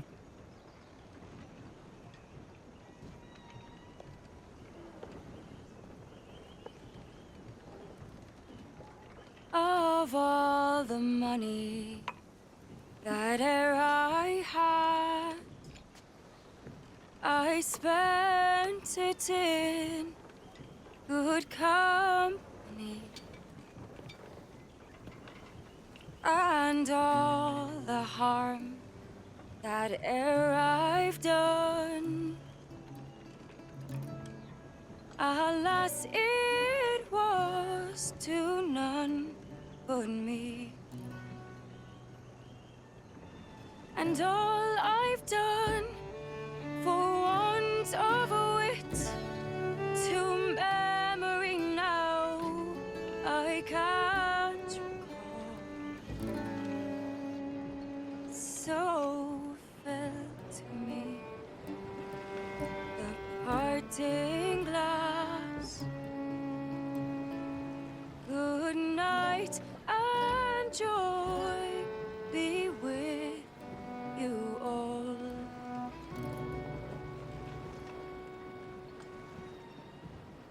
Oh, all the comrades that e'er And please, YouTube gods, do not strike me down for leaving about 50% of the credits song in, because that already happened before.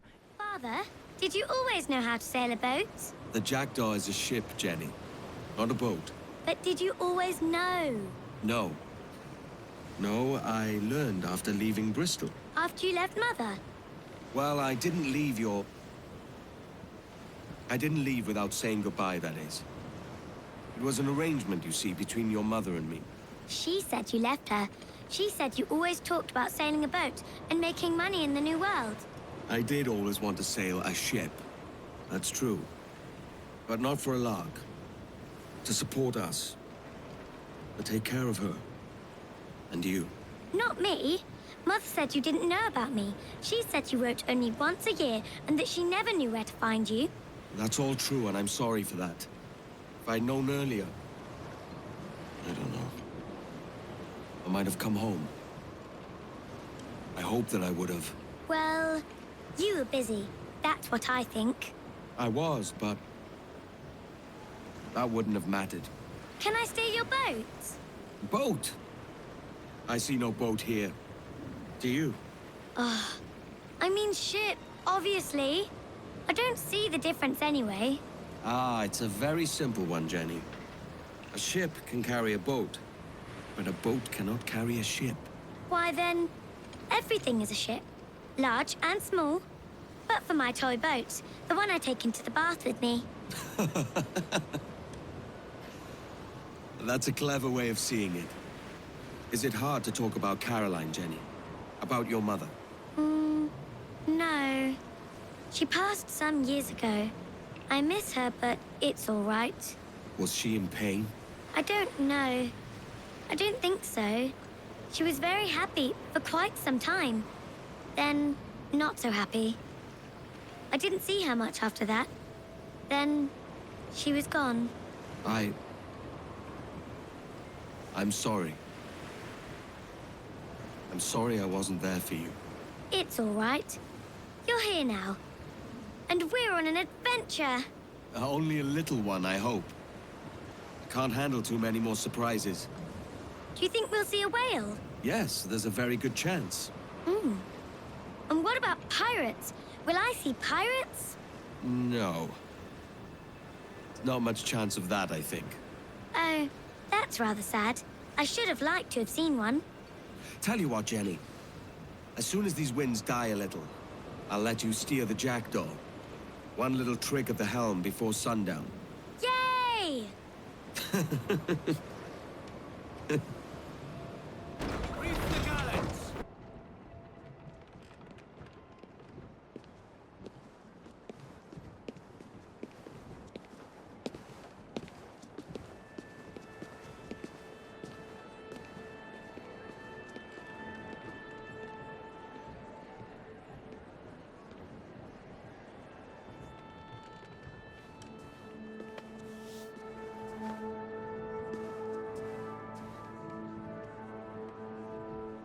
Miss Jennifer Kenway, may I introduce myself? Jennifer Scott, if you please. I'm sorry, My daughter was raised by her mother, Caroline, until she passed away some years ago. Jenny prefers to use her surname to mine. Please forgive my ignorance. I will. She may not. Father, help me. This little rascal, however, is a Kenway. What's wrong, Haven? I can't see the stage. Up we go. How's that? Fine. But won't your arms tire? Hey, I'm not so old as that. But if they do, then we shall quit this posh gig and go and meet your mother for some chocolate at White's. How's that sound? Yes, please. Okay, hush now. And that's it. That is everything there is to see from Assassin's Creed Black Flag's main story. And what a bloody story it was. This year has genuinely been cooking with the releases. Now yeah, I must admit that this was kind of a freebie for Ubisoft. This masterpiece was already created 13 years ago, and they just have to resync it.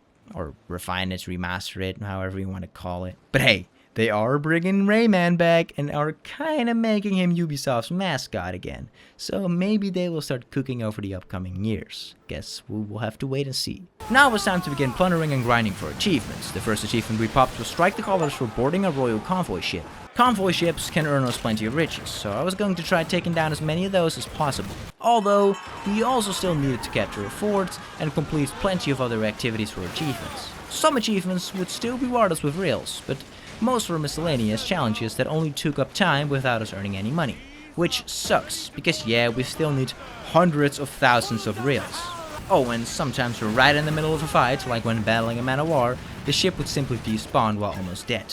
Did not happen often, but when that does happen, you wasted some time and you got no loot and no rewards, making the grind just significantly worse. It was genuinely insane how long this might take. Looking at the grand scheme of things here, I can already spoil that this took longer than the main story itself. Right after all that nonsense, I popped the perfect predator achievement for landing a perfect harpoon shot on a great white shark.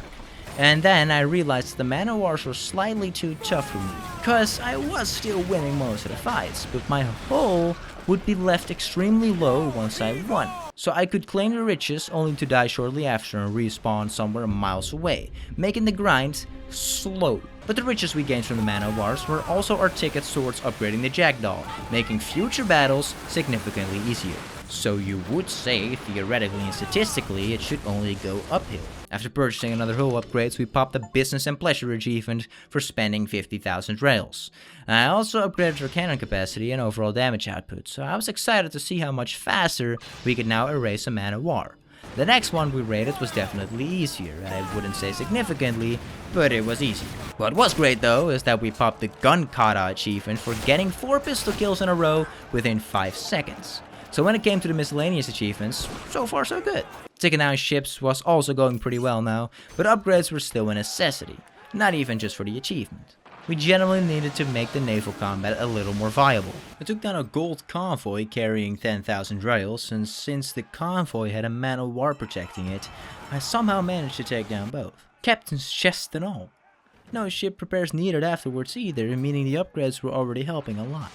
Plus, I may or may not also just be getting better at naval combat. For our next hull upgrade, we needed the ultimate hull armor plan, which could be found at the San Ignacio wreck. With that obtained, there were also plenty of chests to collect around these diving bell locations. There are 7 diving bell locations in total, some of which we still needed to discover. And I needed to collect every chest from all of them. They provided us with plenty of stuff we needed anyway, so it was fine. Plus, there's an actual accessibility option that gives you infinite oxygen while diving, making this no problem whatsoever. While clearing out the area, we earned the Owned achievement for completing every activity within a single location. From there, I went back to capturing forts to conquer their surrounding areas, worked towards the King of the Castle achievement, and gathered some pretty good riches. But then, a legendary ship suddenly appeared on the map. Apparently, we need to take down all 5 of these, but I was mostly wondering if the Jackdaw was already strong enough to defeat one. No, I very much could not.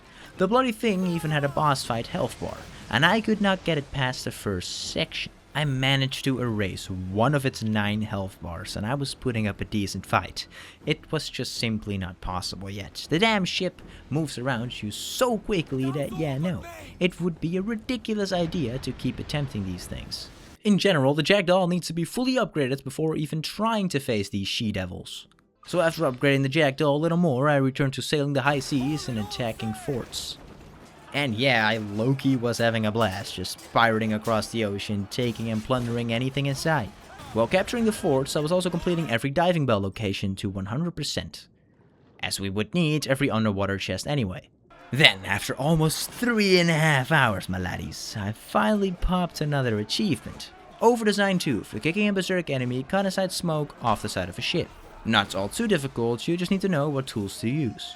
From there, besides taking down the occasional ship, I started discovering every location I had not yet visited. I was closing in on finding every treasure chest hidden inside the underwater shipwrecks. Around 30 minutes after the Overdesign achievement, we popped the Collective Madness achievement for having one of every ship class inside our fleet. The Man-O-War was the final class we were missing. And I could have popped this much earlier, but I kept taking the captain's lockbox instead of adding the ships to my fleet. The rewards from sending fleets out on missions are pretty mild. The most useful rewards was lowering the risk inside certain locations, but I needed to raise my wanted level to the maximum for another achievement anyway, so that was also kinda useless. After a little bit more plundering and discovering new locations, I headed towards my final shipwreck. Now the last treasure chest was a real kick in the nuts, man. I was looking everywhere for this thing. Once you get close, the map shows you where it is, but it kept saying the chest was above me and then underneath me while I was swimming around inside the wreck. Then continued until I realized I had to enter the shipwreck from the side, and I opened the bugger and finally popped the 7 Deadly Seas achievement. A very grindy one, so I'm glad to have that completely sorted out. But far from the grindiest, I was back to discovering every single bloody island, grotto, or whatever. As long as it counted as a location, I was setting sail and discovering it. I was a goddamn Christopher Columbus up in these seas.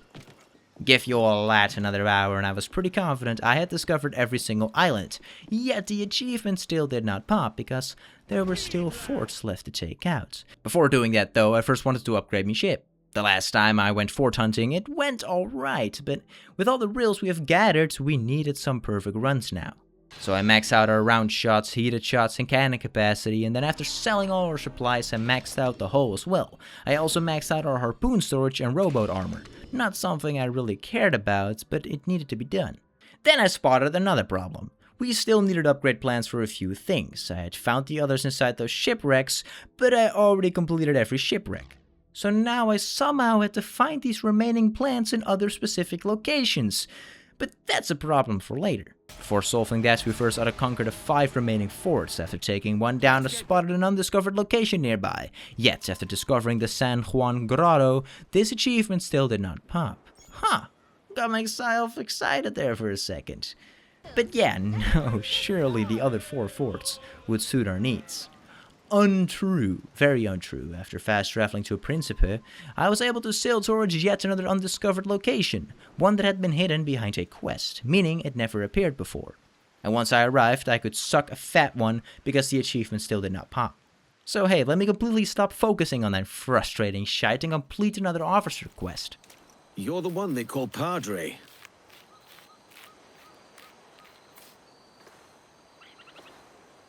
I am. Welcome to our village, if you come in peace.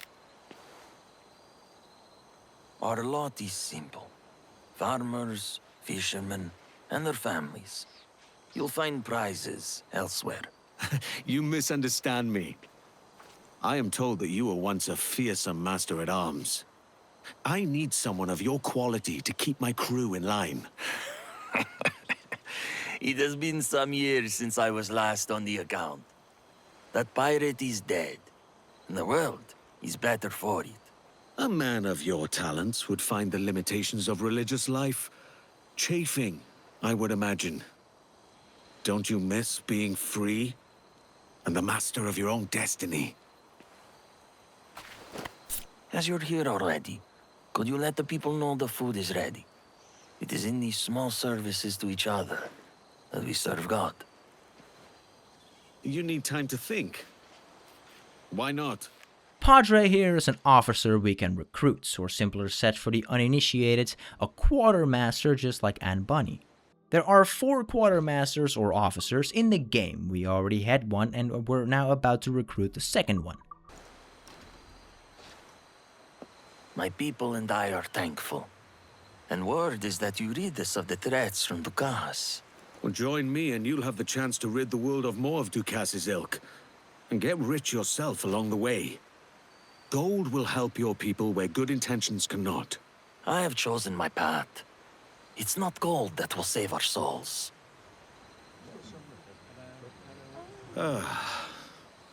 I myself cannot make the same choice. God has given me a second chance, and I will not squander it.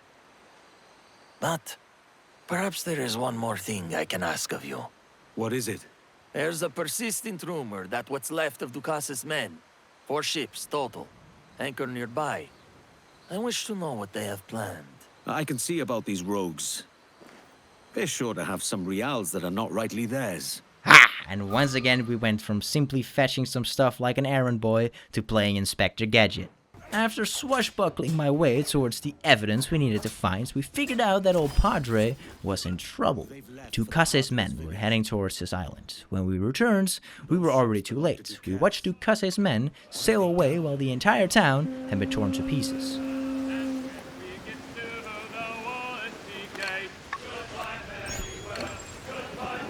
Ease off! Bring in some sail! What the hell happened here?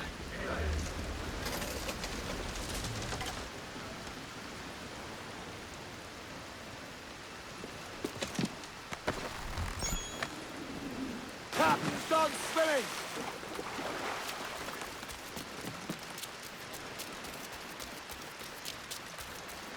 The Padre hasn't moved since we buried them. I tried to offer him his vote for fraud. Pray for us sinners. As if I weren't there.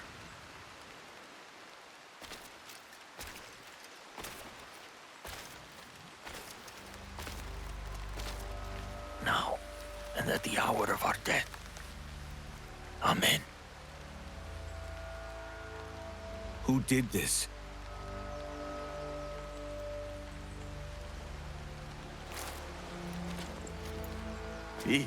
This is my fault. Bishop Ravenscroft was the man who led me to God. He was like a father to me. He believed in me. It was he who entrusted me with the care of the people here.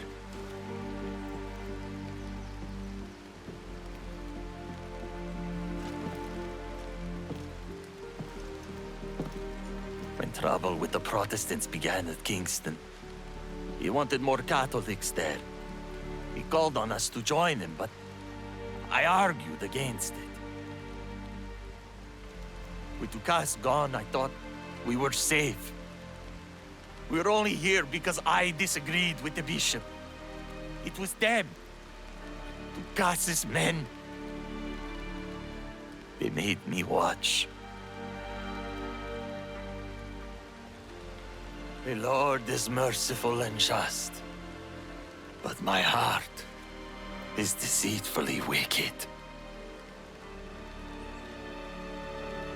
I know vengeance belongs to God alone, but I cannot turn away from this. Dukas's men must pay for what they've done. Will you help me? My offer still stands. Join me on the Jackdaw and we will hunt Dukas's men. We have a compound at Great Inagua. Your people will be safe there. I will join you as Master-at-Arms. And when the time comes, I will avenge my people.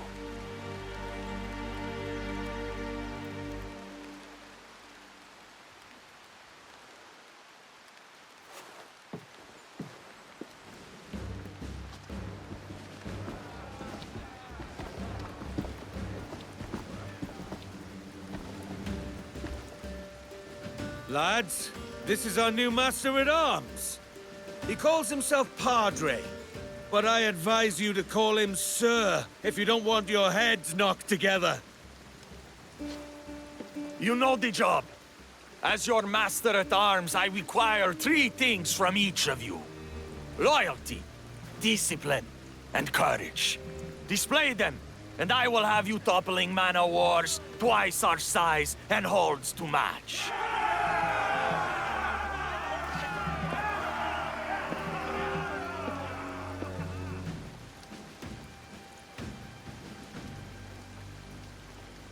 You have a sturdy vessel. I'll teach the crew some new maneuvers. What did you have in mind? Work the sails and rigging perfectly, and we can ram into our foes. I like where you're going with this. Oh, I love it too. But now that he's been recruited, Love and Bunny just a little more. I mean, not Love, married men, you know. From there, it was back to blasting apart the remaining forts. We were taking them out one by one, and while I did not complete it on my first attempt, we even managed to conquer Fort Chinchorro. Now, objectively, this is not necessarily the hardest fort, but there are around 2 or 3 frigates nearby, which are only 1 ship class below a man-o'-war. This means you are getting bombarded by cannons and mortars at the same time, all firing at completely different moments. You cannot simply brace whenever you think they are about to attack, because every shot comes separately and almost randomly. Ya boy ain't got 8 eyes. Yet we still conquered it, leaving Surinala and Eleuthera as the final 2 forts. Now Eleuthera was the pissest of the piss. It is one of the easiest forts and is located in Eleuthera, a place nobody could care less about, although Nassau is located nearby, which is a place nobody could care more about, but overall the seas around there were pretty forgettable. Alas, while arriving at Fort Sirenella, we popped it. We finally popped it. The Cartographer achievement for visiting every location in the game. Now how about a quick back-to-back achievement? Let's destroy the ships surrounding us and conquer this fort as well. I did keep fighting some extra fleets though, not because I needed to, but with the Jackdaw becoming so powerful and these skills having improved, I wanted to raise our wanted level all the way to the very tippy-toppy. That meant showing absolutely no mercy to anything around us. I had already destroyed the fort's defenses, but not yet stormed it, so we stayed nearby while raising our wanted level all the way up. I had tried doing this multiple times before, but kept dying halfway through, which, well, resets the entire thing back to 0. From a gameplay perspective, that is really generous. For this achievement though, it's an absolute pain in the arse. Once we finally reached the maximum wanted level, all that needed to happen was for a pirate hunter to come after us. And once one finally did, we took it down and popped a Hunter Hunted achievement for defeating a pirate hunter while at maximum wanted level. With that completed, it was finally time to storm the fort. I had been smart enough to remain nearby, or at least within 1500 meters, so the fort could not rebuild its defenses. Once we conquered it and claimed it as our own, we popped the King of the Castle achievement for capturing every fort in the game. With that beautiful achievement obtained, I headed over to Kingston and fully upgraded our ram and a beautiful mortar. Besides those, we still had 6 upgrades remaining, with each one requiring an ultimate plan blueprint. So our next task was figuring out how the hell we are going to find those. But first, I bought some new attire for our crew and a new hull design for the ship. Not for the drip, but for the dressing overall achievement. Which required us to equip a new cosmetic in every vanity slot of the Jackdaw. Up next, we headed over to Salt Key Bank to speak with Lucy Baldwin. This was the lady Addie Wally wanted to recruit a shit long time ago. So we're doing that now.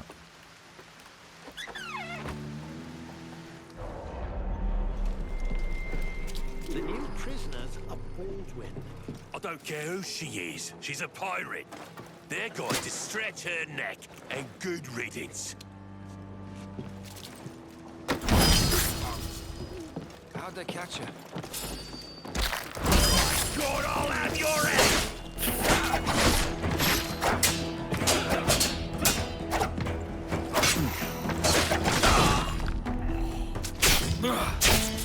Dead is a damn dead. You're naughty, you bastard!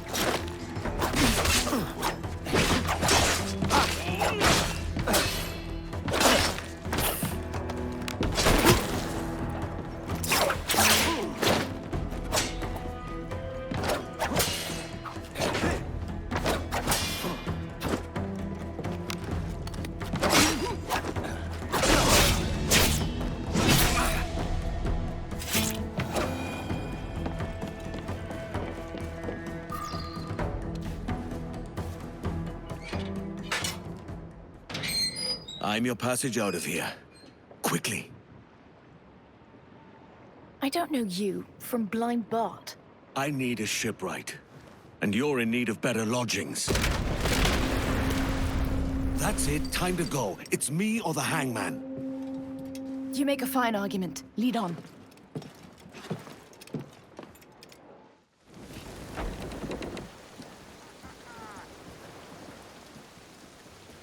Curse the British! New crew on board? Lucy Baldwin, shipwright, scourge of the Caribbean.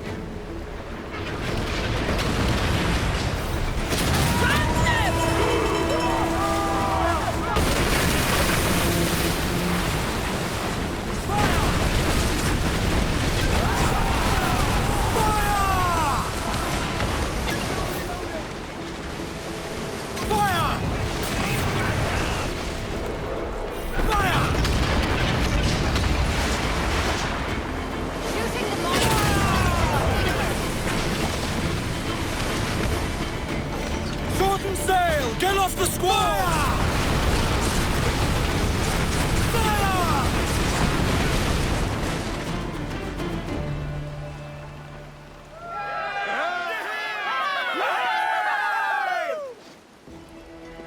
Welcome to the Jackdaw, shipwright. You can see for yourself, she's no slouch. You're ship proud. I respect that. She could use some work, if I'm honest. We need your skill. What say you to joining us? You don't mince words, do you? I suppose I could look around, see what needs doing. First, I need a decent drink. I had nothing but fouled water in that damn cell for days. It's a matter of some urgency, then. We'll have to go ashore. You're murdering the wrong people if you've gained the King's enthusiasm. Accused of murdering. It's a fucking stitch-up, I told you. What will you do now, then? You could join us. You won't find a better ship than the Jackdaw, nor a fairer crew. Christ, you're relentless.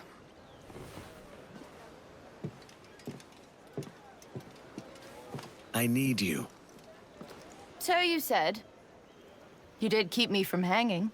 True. But that doesn't mean you own me. Also true. The jackdaw's not a bad tub. And the crew know their work well enough. What else have you got for me? I'll show you. It might not look like much yet, but it will in time. I've puked in every town from here to Havana. What's different about this one?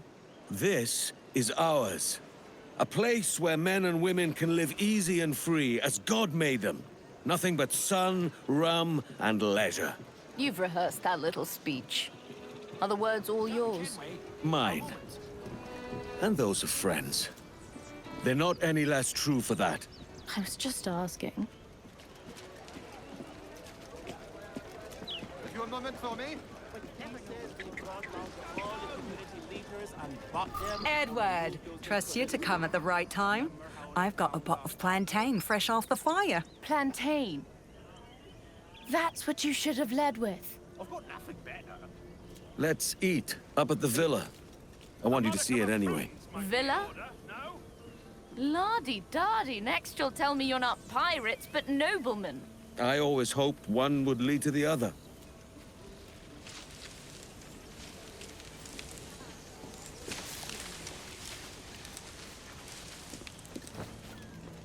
It's a good day for it, Edward. Aye, and better for being free to do it. Please. That's a pretty morsel you found there, Kenway. Back off, swab, or I'll unman you where you stand. all right. I meant no offense. Some are yet to grasp the true purpose of this place. Look at you, playing the politician. Your crew respects you. I see that. It's mutual. Are you surprised? My experience with authority is uneven. Muggy! Hey there, Muggy. What are you doing? Look at your fetching little face. Careful with that one. He's as much a scoundrel as any of us.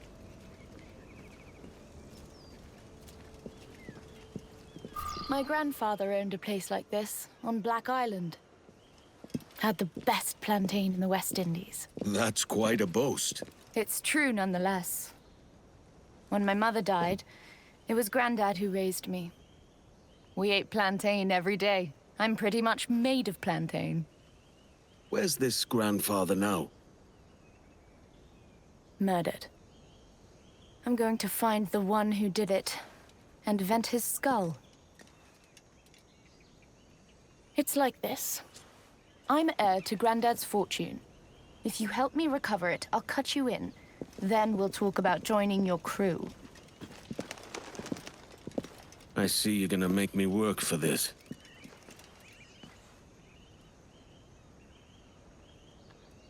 I'm worth it. Where is this inheritance? Grandad's plantation. And we have to be quick. My father and his blood-sucking barrister are after it, no doubt. You had better be a very good shipwright. As to that, I'll be back on the jackdaw patching your sorry sails. Captain. She is one wise ass, but Loki a sweetheart. With Lucy recruited, we only had one officer left to find. Sadly, the final officer would not simply show up. We first needed to complete the A World Without Gold side story. Before doing that, though, I installed the brothel, a place where men and women alike can dance and find some comfort, mostly for men though. I also built the treasure dealer, fisherman's wharf, and campfire, popping the For the Governor achievement. I then visited our villa because at some point during this journey we would need to completely fill this bad boy up, and at the time of writing the script, 0.0% of Steam players had completed that. Obviously, some people have done it, but fewer than 0.04%, so yeah, not a lot of people. I started placing down some of the items we had already collected, but by the end of this, we would need 11 portraits, 41 art pieces, 9 paintings, 20 ship models, 18 swords and 12 pistols. Yeah, good God. We weren't finishing anytime soon. Even after the easily hundreds of ships I had pirated and plundered, we were somehow still missing 5 ship models from our shelves, although the art pieces were genuinely the biggest pain in the ass. And when I say the biggest, I mean possibly the biggest pain in the ass throughout the entire completion. But I wanted to get them over with, so I started working on them since I literally had 0 of the 41 required. Some required specific actions at very specific locations, which took an entire bloody study session just to figure out. Luckily, we had already mapped out the entire world, so fast traveling made things slightly easier.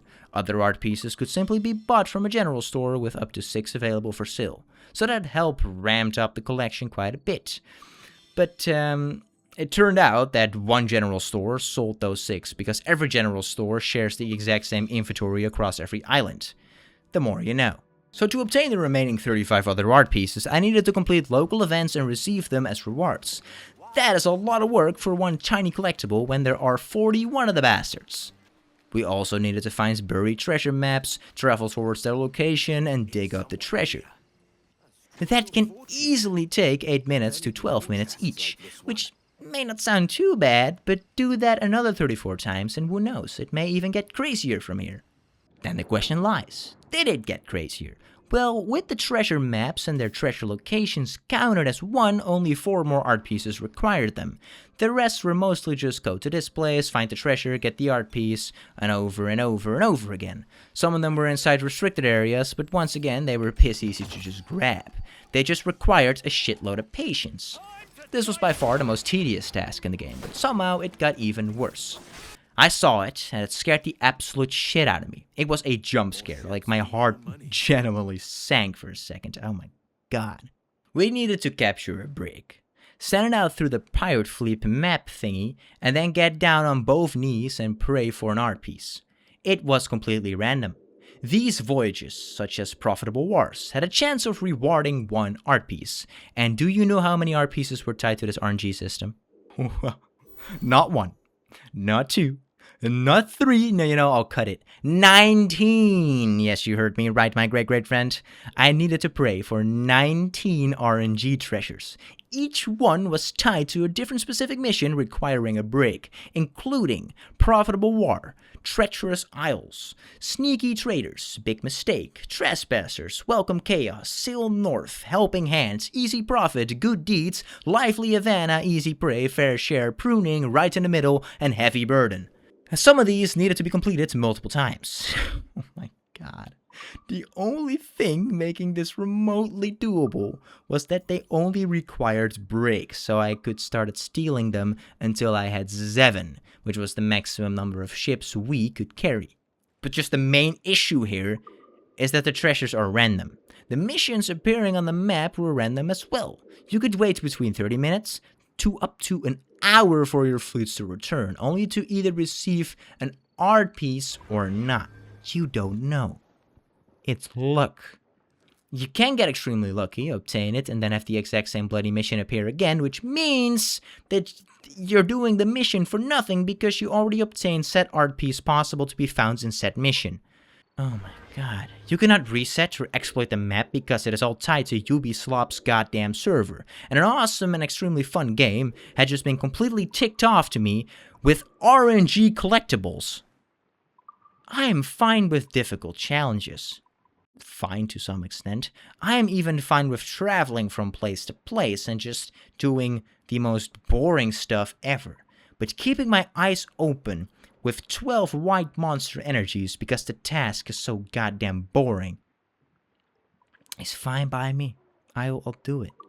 But forcing me to come back to my computer and set a timer so I can restart another mission the exact second one finishes is fucking up my entire life here. This is ridiculous, man. It is genuinely one of the stupidest ways they could have added collectibles. What were they thinking?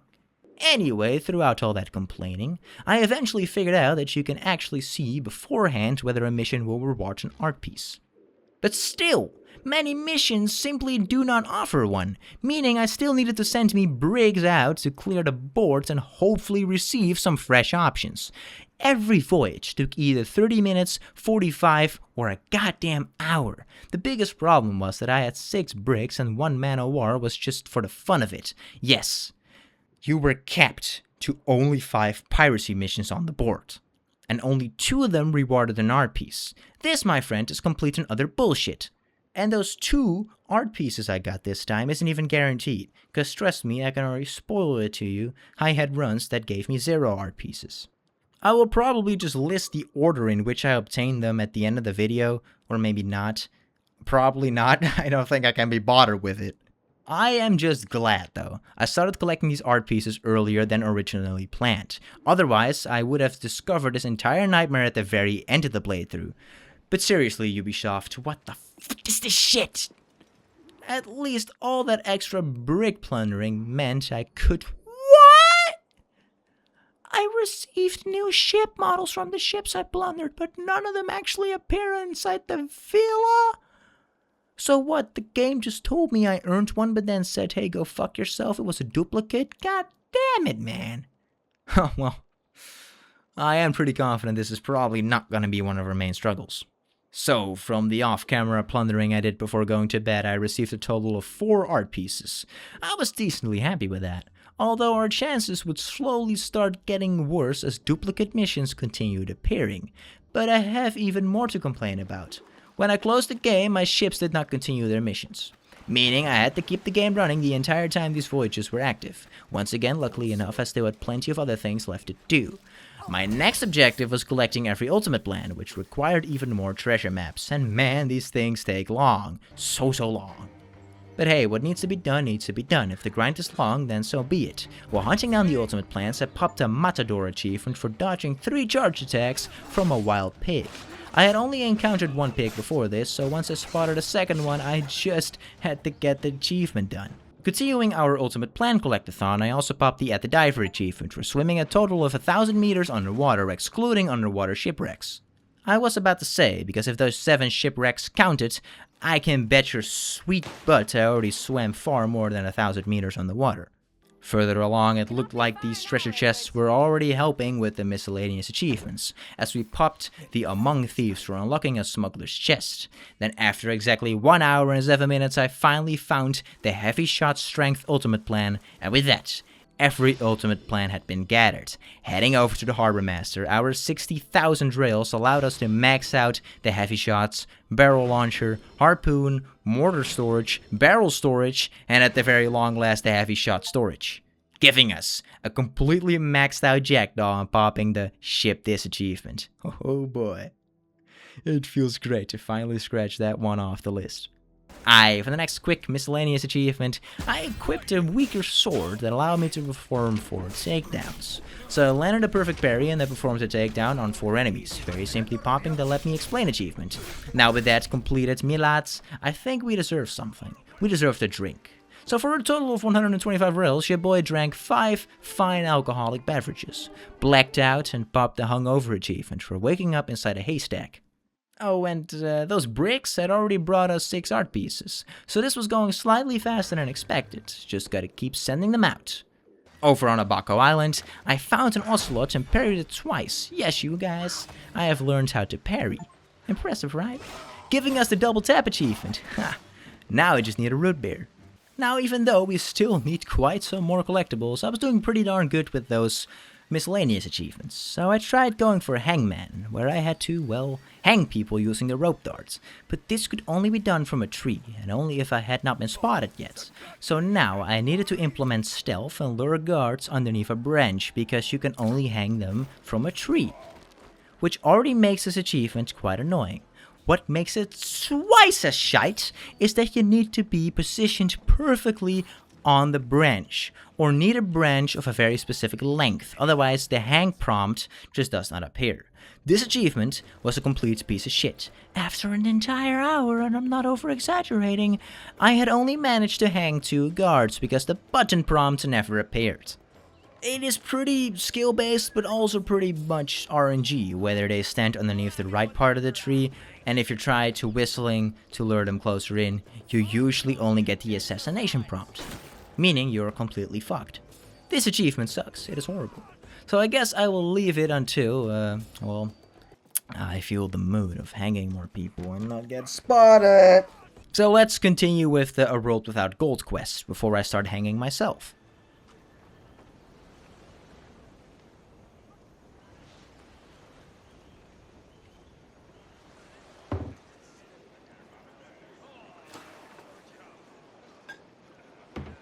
quiet beach, top grog, a bleeding house on a hill. We'll be made soft. And the job's not done. It's treasure enough for some, Edward. You must keep that in sight. There's a lot to keep in sight these days. Thatch had it all figured and look what it got him. That need not be your end.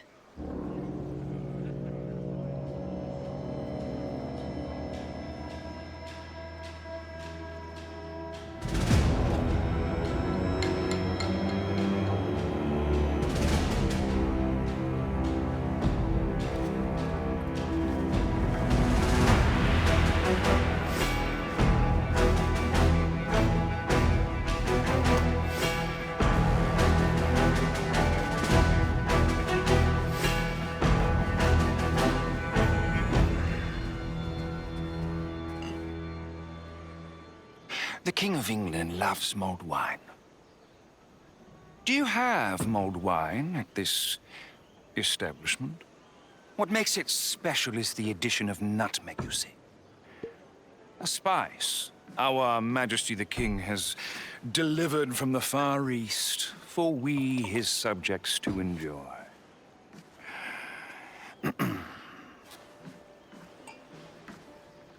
Let it not be said that those with power cannot treat the little people charitably. Ah, you'll find no little people here. We must be lost, mate. Lost? Huh. On the contrary, I am here with purpose. To offer this boon from the King's table as a gesture of his goodwill. And with it, a chance for you, Edward Kenway, along with these other pirates, to leave this place with your lives. Or is what our Majesty the King, God save him, would prefer. Myself, I'm inclined to a more permanent solution.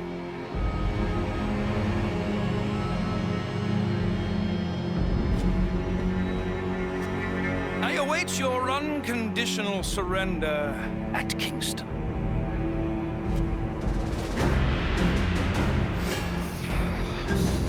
Who was that bastard? That was the bastard that killed Thatch. Well, you have every right to be pissed off, Kenway, but don't start chugging alcohol. That ain't gonna make fighting any easier, nor hanging people in the future. That bastard pirate hunter. His name's Lieutenant Robert Maynard. Though I call him a few other things besides. Maynard's going to be a problem for us. That's his intention. There's been redcoats everywhere since Thatch. Now that cocky bastard walks in, bold as you please, and threatens us to our faces. Blackbeard would be turning in his grave. Aye. I've been thinking on that.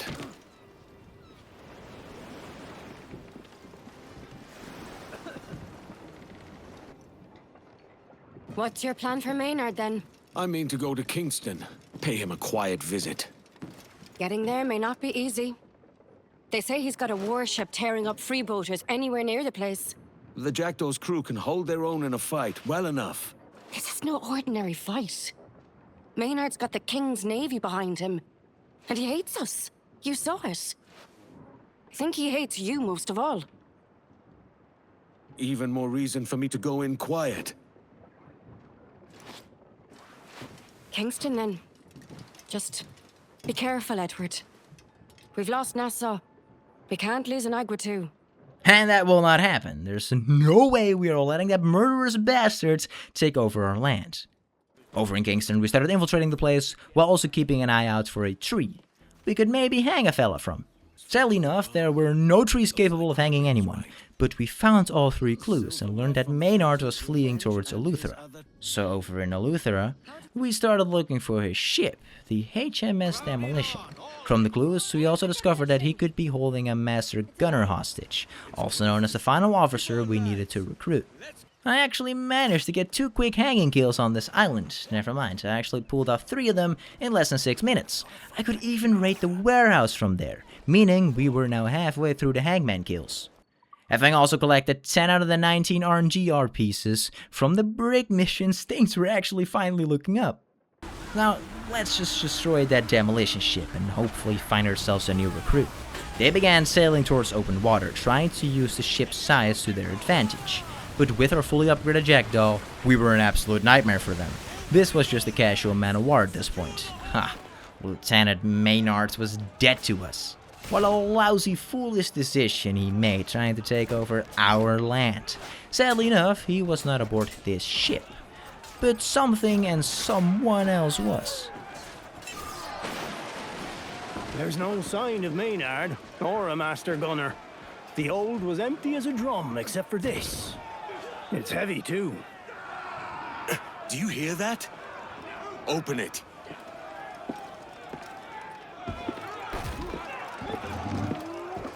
Blow me down. There's a man inside. What the devil? Get him out.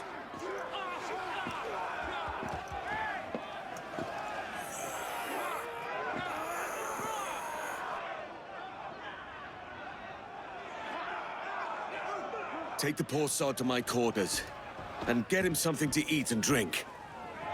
I've never seen anything like that in all my days. We need to know what happened here. I'll be keen to hear him tell it, when he's able.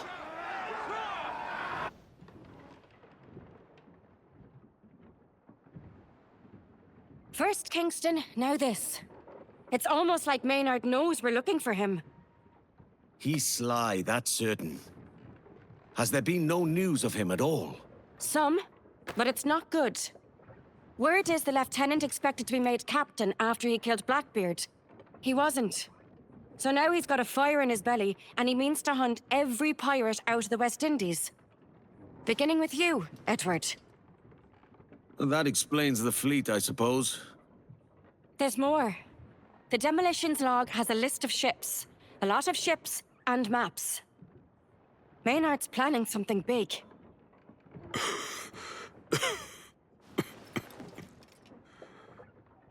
He's building an armada. And a great warship. How do you know this?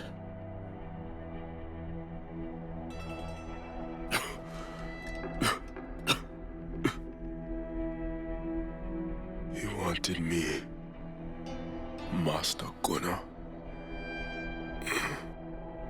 This one's the master gunner. Whoever he is, he won't last long on the ship. We have to get him back to Anagua. If we're to face an armada, we'll need a full crew. Master gunner, shipwright, and master at arms at the least. Let's get about finding them then. Take us off the wind! Well, there was nothing in the demolition but that poor devil in the box. Did you see that poor bastard? We've put him in the captain's cabin, but he looks more dead than alive. You've seen enough to know his insides is all broke up. He's a dead man, all right. Dead man, eh? That's a hell of a nickname for him if he lives. Well earned. Have some pity. It's an evil bastard that locks a man in a box. Yeah, I thought us pirates could be bad, but locking a man inside a box is pretty goddamn insane.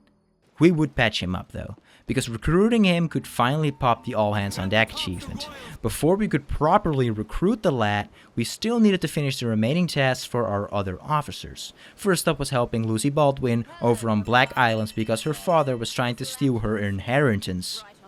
After destroying the couple of schooners he sent after us, which were a complete laughing matter, we docked alongside the island. According to Lucy, that was safer of an approach.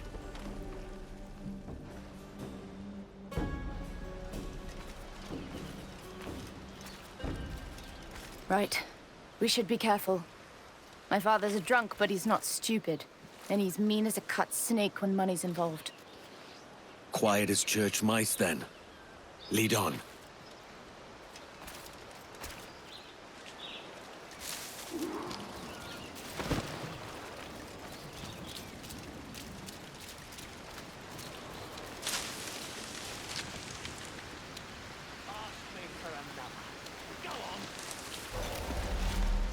We had to stealthily make our way towards the manor. Inside, we found some papers revealing that Lucy's father had murdered her grandfather to claim the gold for himself. Jesus Christ!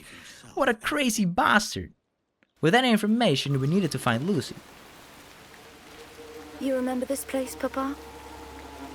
I remember every fucking inch.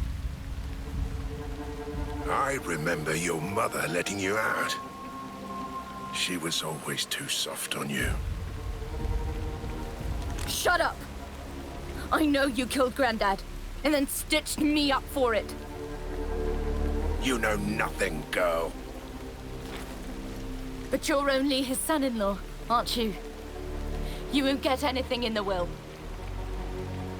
Is that what you think, you little harpy? I get all of it. The will's changed, and he can't change it back now, can he? It was you! Admit it! You killed him! Say it! Say it! Who do you think you are? I'm the one with the gun, Papa.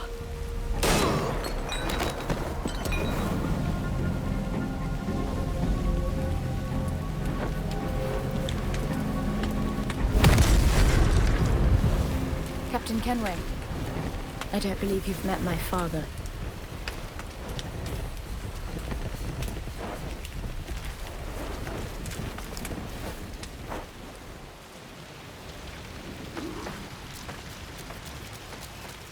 You've avenged your grandfather at the least. but no gold. There was nothing in the hut but his pistols. And nothing at the manor either. I only found a fake will drafted by your father's barrister. That slimy coward. He's fled with the gold for certain. We find him, we find it. I'll put word out. If he so much as raises his head anywhere civilized, I'll hear of it. That was tough back there. Are you all right? I'm an orphan now. I'm better. Fair enough. And hey, for once, the side character actually managed to pull off an act like that instead of falling and dragging the story out even further. Now, needing to find the stolen gold was much more reasonable way to continue the quest. Although I was not completely sure if that was the next order of business, as Lucy first wanted to make another stop at the Greater Nagua.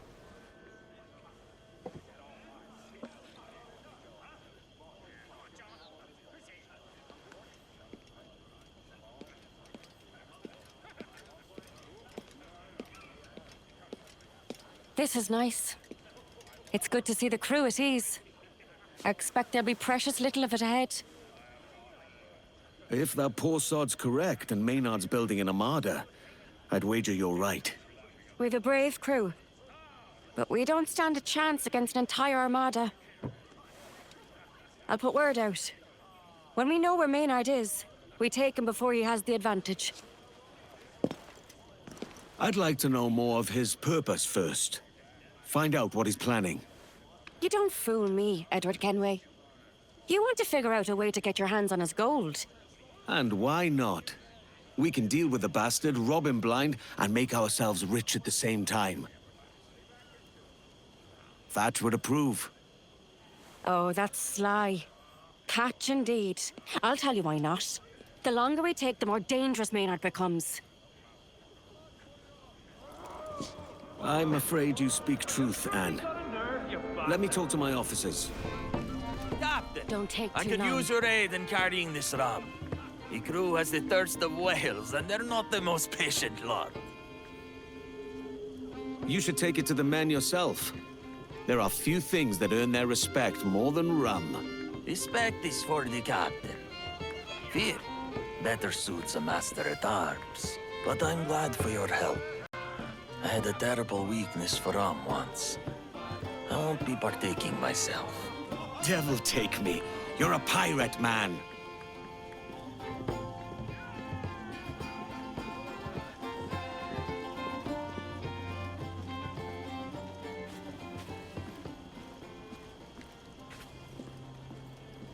The man we pulled out of that box was being pressed into crew by Maynard. He's building an armada. If true, that is not good news, Captain. We won't survive against an armada. Few could. Aye.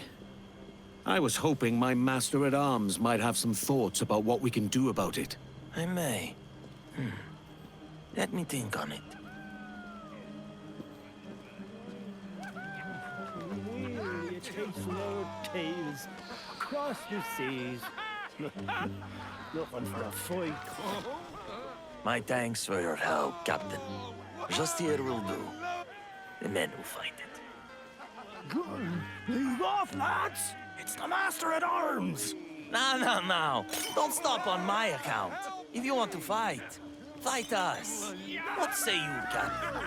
Care to test your grit against your own men? Let's just try not to damage them permanently. We need them able. You heard the captain, lads? No permanent damage. That don't mean we can't make them hurt.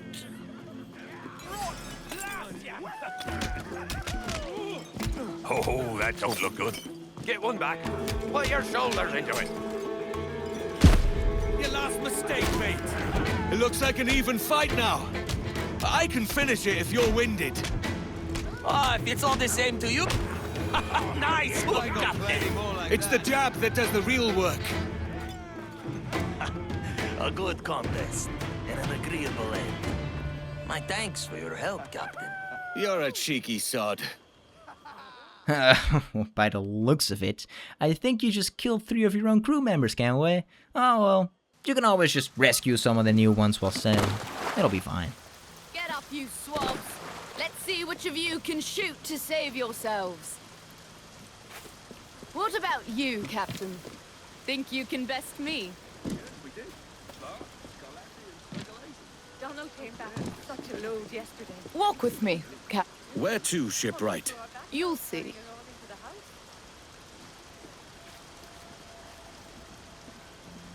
The crew is calling the one we pulled out of that box dead man. They say he's likely an uncommon criminal. The same could be said of any of us. And has been at every establishment I've visited. Or the ones I remember. Some are afraid he's afflicted with a spreading sickness, a plague. I say the only sickness lies with those who locked him in that damned box. What have we here? The rules are easy. I call out a group of dummies. You hit the ones I call. You keep doing that till I stop. Got it? Let's start. Middle!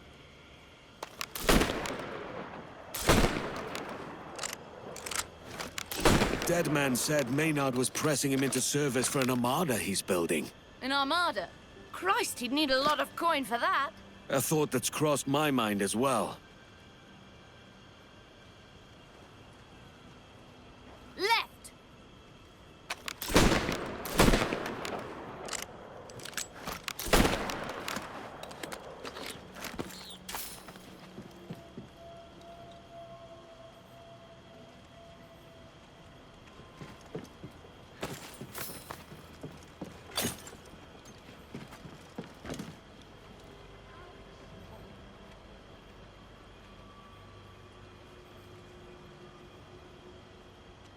If Maynard's got that kind of coin, there'll be a bigwig with a ledger close behind him. Right!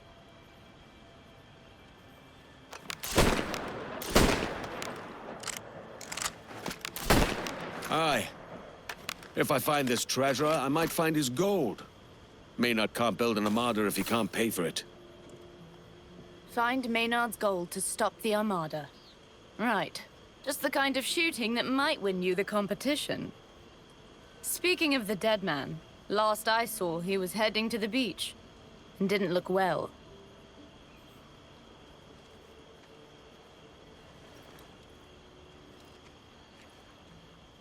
No sound from the gunfire, followed by her waiting about 20 seconds before speaking another words. Absolute cinema, you guys, absolute cinema.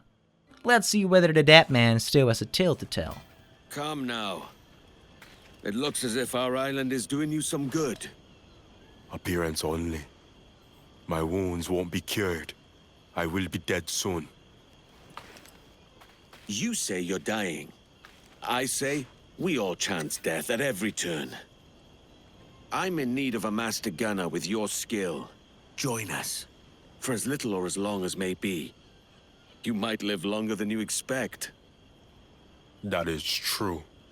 But I should know your real name. I can't have my master gunner answering to dead man. Tobias. My name was Tobias Smith. Smith, then. Now, let's get back to the others. I do not share your fondness for graves. That man has seen it all, literally everything. Holy shit, what a collection of thoughts. But being trapped inside a tiny wooden box for that long? Yeah, no, I understand why your minds would start to slip. You all know our purpose. It's to find Maynard and relieve him of both life and fortune. Sack the bastard! He is canny. And our task is neither simple nor easy, but we have his measure. Maynard's building an armada against us. That takes a lot of coin. If we find the one who keeps his ledger, we can stop his gold. Shipwright, here's your chance to even the score with the lobcock for locking you up. Search out his treasurer. Send word when you find him. I'll get him. To our master-at-arms falls the task of the armada itself. A problem for which I confess I have no answer. For this, I have already given some thought. I ask your leave to go to my old Spanish crew at Santanila's and gain their aid. You have it. Only be sure of their good faith. In looking for friends, we don't want to increase our enemies. Last, I am happy to tell you that the good repair of the armaments rests with our new master gunner, Mr. Smith!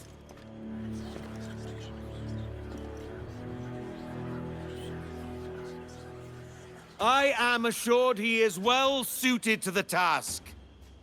We can but take him at his word and prove him false or true.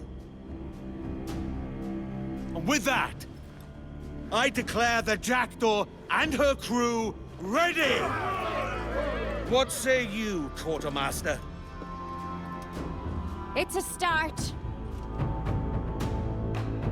And a good one! So say I!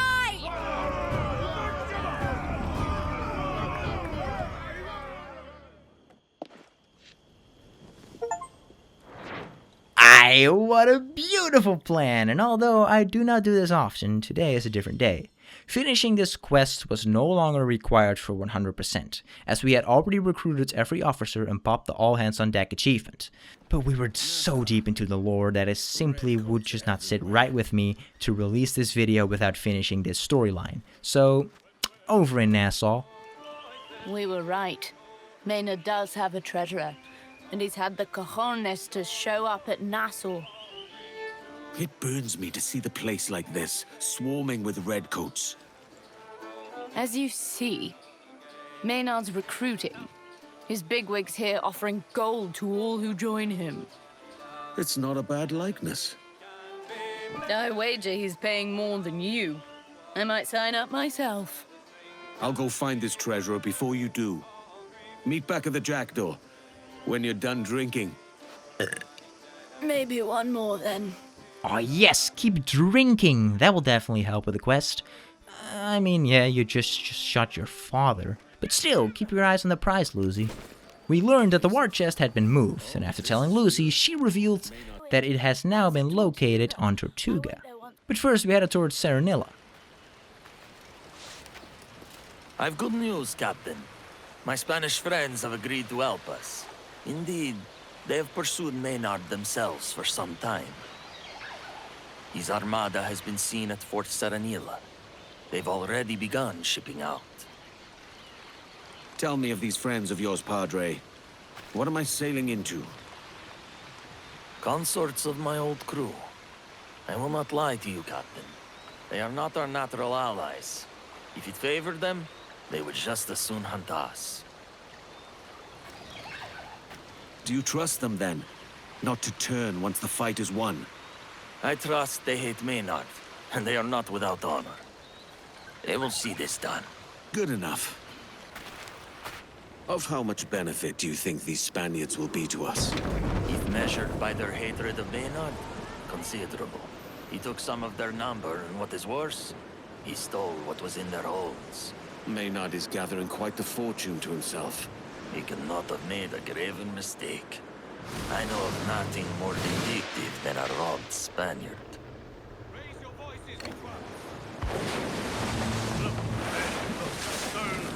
Whether in the lee, go high, go low, and so. This does not bode well. We should be here. I hope you were right about this. There. We have come at last. Thank the Almighty. Oh no, I'm not a pirate, but a man of war, cried he. We go for Maynard! Full sail! A fine fleet we make, but you will have to try to beat us to Maynard. I can't figure out how Maynard has gathered so many ships and crew at his rank. Spaniards tell me his captain is a waster who won't even go to sea. He leaves all commands to Maynard. Crews follow Maynard because he uses the gold he takes to buy their loyalty. And that is a waste of good gold.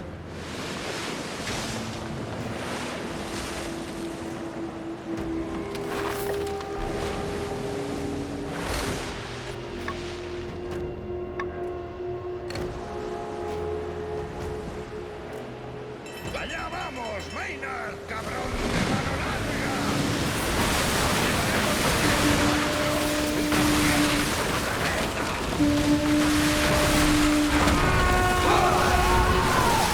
As you just saw, we perfectly smashed into them using Padre's ram ability, popping the Return the Favor achievement for dash ramming a ramming brig.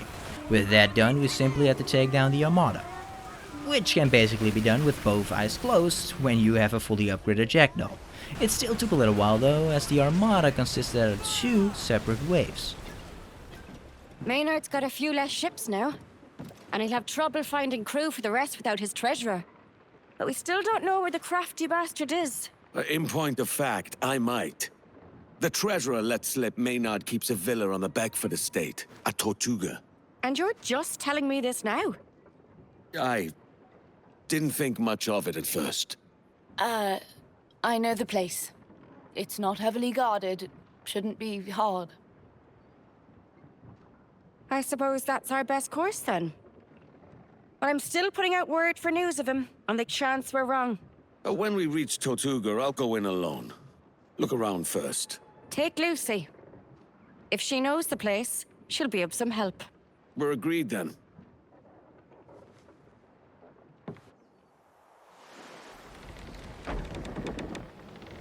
Haul away, lads, and set course for Tortuga. We're going to settle with Maynard. Sorry to have some of Maynard's gold in my pocket after this. He does say the wealth of the sinner is laid up for the just. Though, thinking ourselves just might be a little... You saw that? That was a burning ship, but it was already sinking. For quite a while now, I had been sailing towards quests and locations instead of fast traveling. Not every single time, but often enough, as we needed to find another burning ship and pray that it had somewhere for us to sit. Throughout my entire playthrough, I had only found 2 burning ships, and since both were man-o'-wars, there was no chair to sit on. Or at least I could not find one. Yet another thing heavily guarded behind RNG. Having sailed all the way towards Tortuga, I did not come across another burning ship. Not exactly the biggest newsflash, honestly. But Tortuga was another location where we could maybe hang some people. We're swimming. We're sailors. Have you not heard of boats? I'll bring the jackdaw away so as not to be seen. We'll return at the sign of trouble.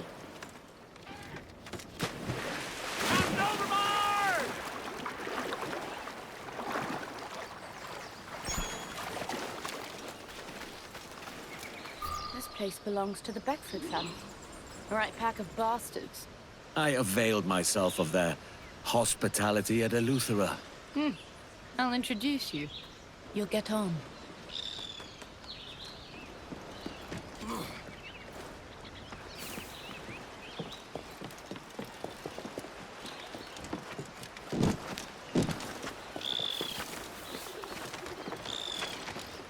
Seeing as we're here to steal gold, we should probably rob the place. That's the plan.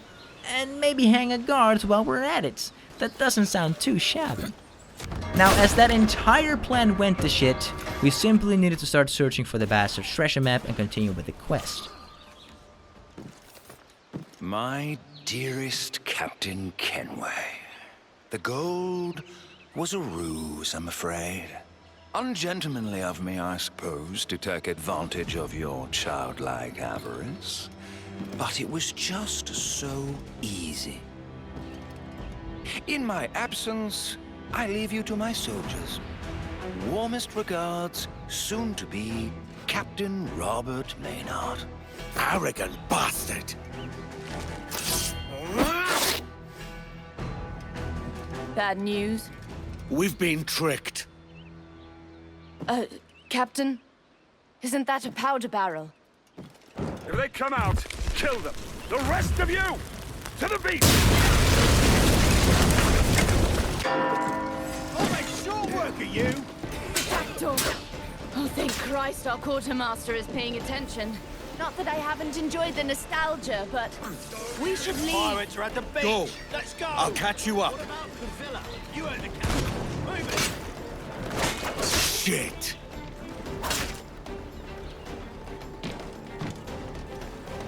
What the hell happened? It was a trap. Let's get out of here. I'll want more of an explanation than that once we're clear. Full sail! We sail.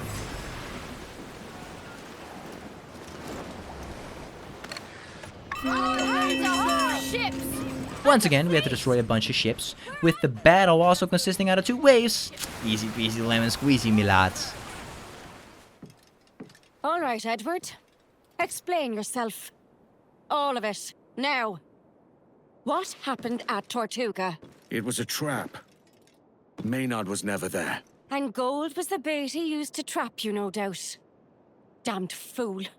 We could have all been killed. The treasurer had a letter that said Maynard kept his war chest at Tortuga. He must have known we got his treasure and read the letter. He knew we'd follow it. Of course he bloody did. Jesus, Edward. Have you forgotten your history? You were so focused on the gold, you missed it. Missed what? The pirate capital? He's not talking about Nassau. Maynard's at Port Royal.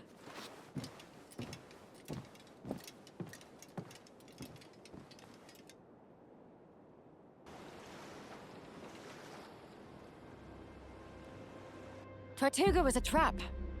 It wasn't a total loss. We know where Maynard's gone. There was a letter on the treasurer. We think he's at Port Royal. It's another trap. A classic double feint. He know we coming. Maybe. But he doesn't know when. Maynard's down to half his ships at least. Some of them not seaworthy and without full crews. He's vulnerable. We won't get another chance like this. What of his gold? Christ almighty, not you as well. Peace, Anne. We do this right, and Maynard won't trouble us again. All right. Let's get on with it then. No tricks this time. For gold and glory? Nah. This is for Blackbeard, me laddies. No way, Jose, are we doing all of this just for the coin. We kinda already have enough of that. Oh, and by the way, our brick voyages had now brought us 11 out of 19 RNG art pieces. Let's hope we can collect all of them before I finish everything else. Although I seriously doubt I can complete the game faster than these fleets. After this, we still needed to hang some people. Restore a treasure map and pray to the Lord for a burning ship containing a chair. Dare I even mention the remaining collectibles and the 5 legendary ships still roaming the high seas. We all know our parts. I'll help where I can. Once you're done, get to the southern dock. The jackdaw will meet us there. Lucy, find the gunpowder store and ruin it any way you can. Got it. Padre, find and free the press gang and sailors. Smith, you go blow things up. When all is ready, I'll find Maynard's warship and send it to the bottom. And then, with luck, we'll find Maynard. Get off, woman. The lieutenant has need of his service. No! Mercy! He's my only son! Leave us Right, Lieutenant, I know this. I know of a captain who's done what he has. Jesus! What in God's name was that? It must be the soldiers training. What else could it be? Well, always they do it if there's noise.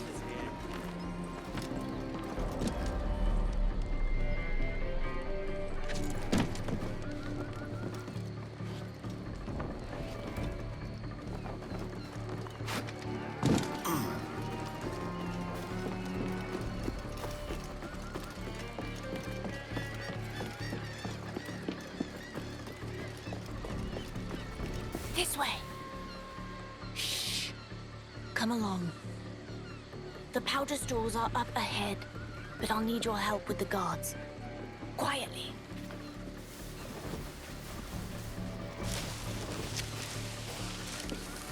Careful. If the lieutenant...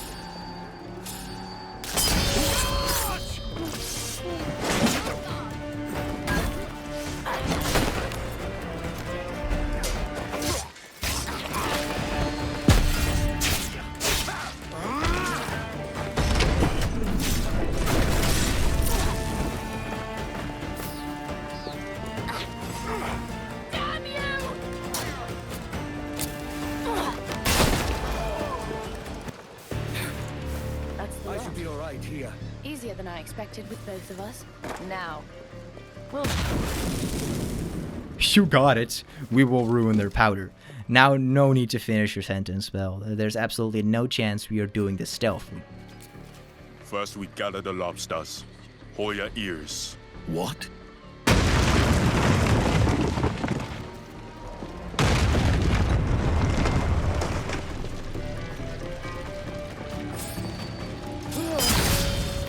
Okay, you scully!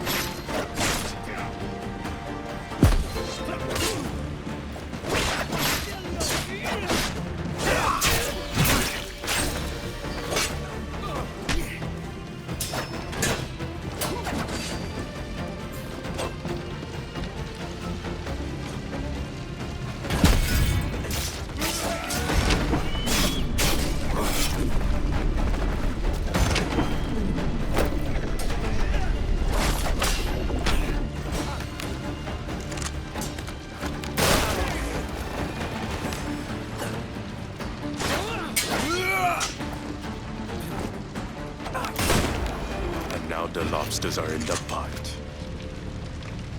Finished here. Leave the rest to me. I'll find you at the southern dock. After I deal with Maynard's ship. Alright.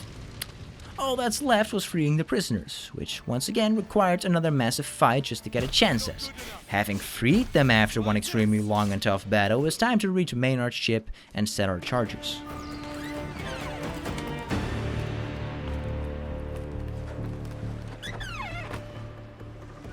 The faster I work, the less chance I'm discovered.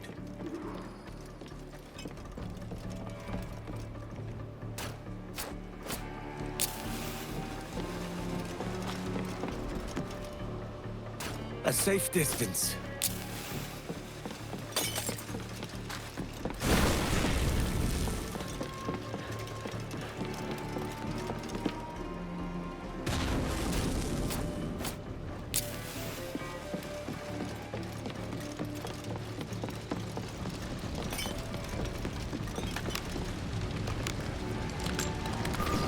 There's still time to look around a bit.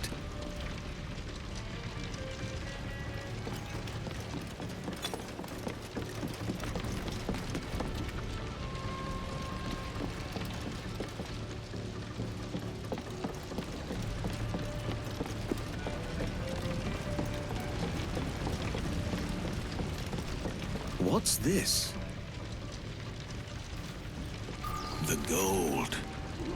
This changes things. We now knew that Maynard's treasure could be hidden at the church, so we made our way towards the rendezvous point. Good, you all made it. Call for the jackdaw. There's one more thing I have to do. Are you mad? It's time to go. Oh, this is not good.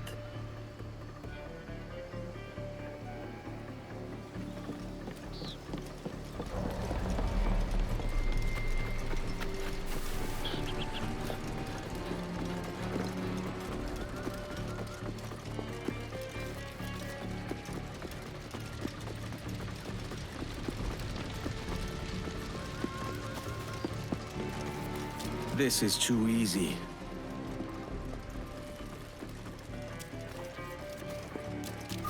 The lieutenant knew you'd come at the smell of treasure. But you're too late. This won't end in your favor. The gold's gone, pirate. Ah, but you're here, aren't you? Your last mistake, mate. Expecting you, you filthy trigger. You've stolen the last coin. I seriously doubt that. Easy.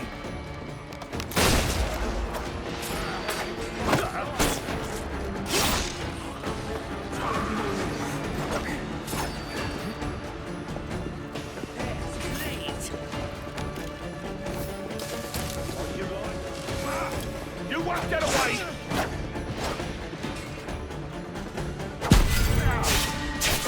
You're piping us! He's been ahead of me the whole way. Shit. My officers.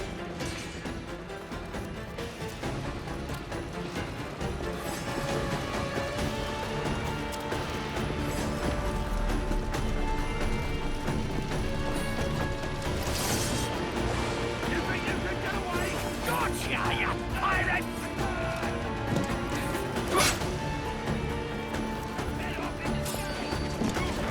Like a sack of potatoes!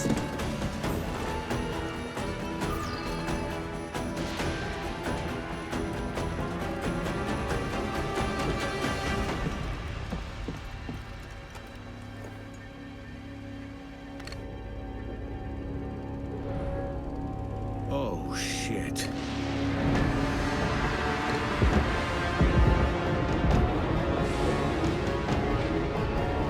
Oh, shit.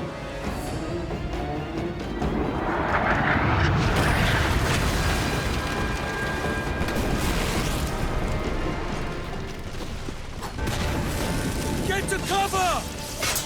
Maynard's played me like a fiddle. Too slow. Bloody devil! I can't follow!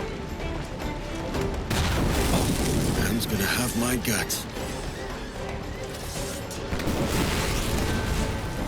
The jackdaw. Well done, man.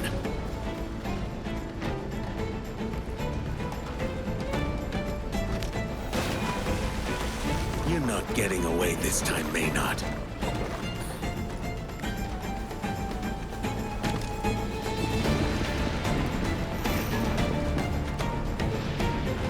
Unreef the main. We have to go. Maynard's got the others. I know he has. I watched him take them. Where the hell were you, Edward? No, don't tell me. Jesus Christ! We'll get the man, but we have to go now. Your want of riches will be the end of us. There's going to be a reckoning for this, Edward. I mean it. Let fall the purses and trim the topsail, lads. We've a bastard to catch. Yeah, but we sure do, Anne. We sure do. Kenway's greed has gotten himself and his entire newly recruited crew into a god-awful mess. So now he had to fix it himself. Starting by taking down yet another one of Maynard's armadas. And after defeating the armada, we fought ourselves our very first legendary ship. Christ, that's a beast! This is what Maynard was building. Not just an armada, this floating damn fortress. How the hell did he hide something that big? The bastard's been ahead of us the whole time.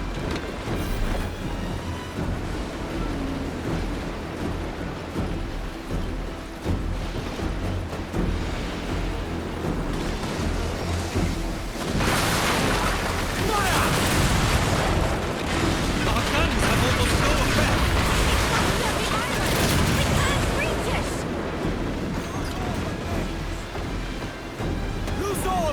Ease off to the wind!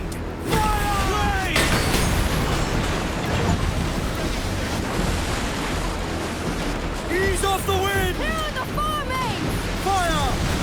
This boat is racing across the harbor!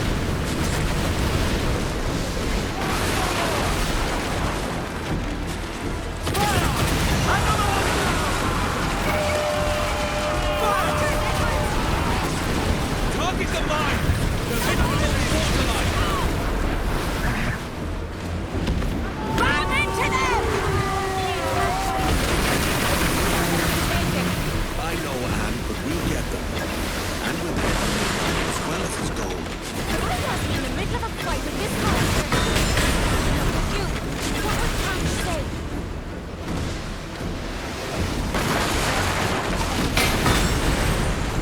Captain! The armor's too strong!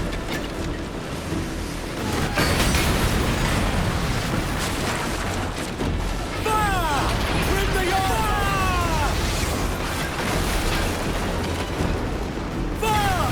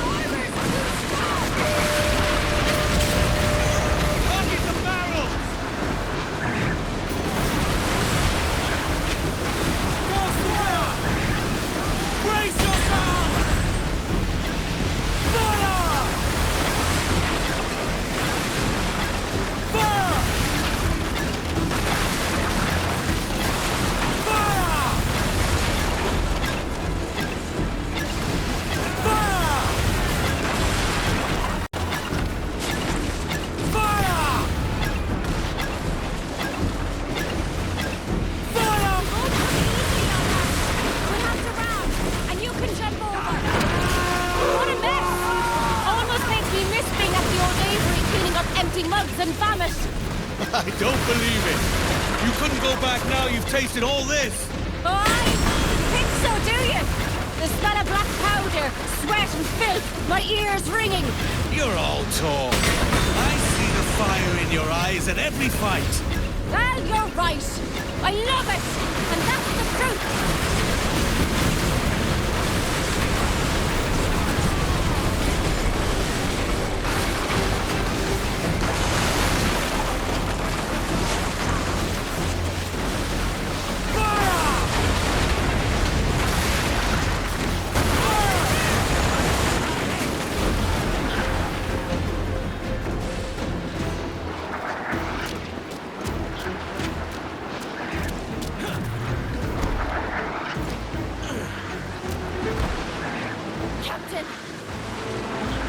Maynard's got the key. Hold fast. I'll find the curve. Hurry, will you? The whole heart filled with water already. Behind you! You fight just like a pirate! How dare you?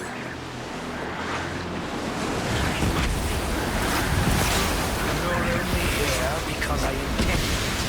You led me a merry chase. I don't deny it. It's simply because I'm your better in every way. Yet here you are at the point of my sword, as I intended.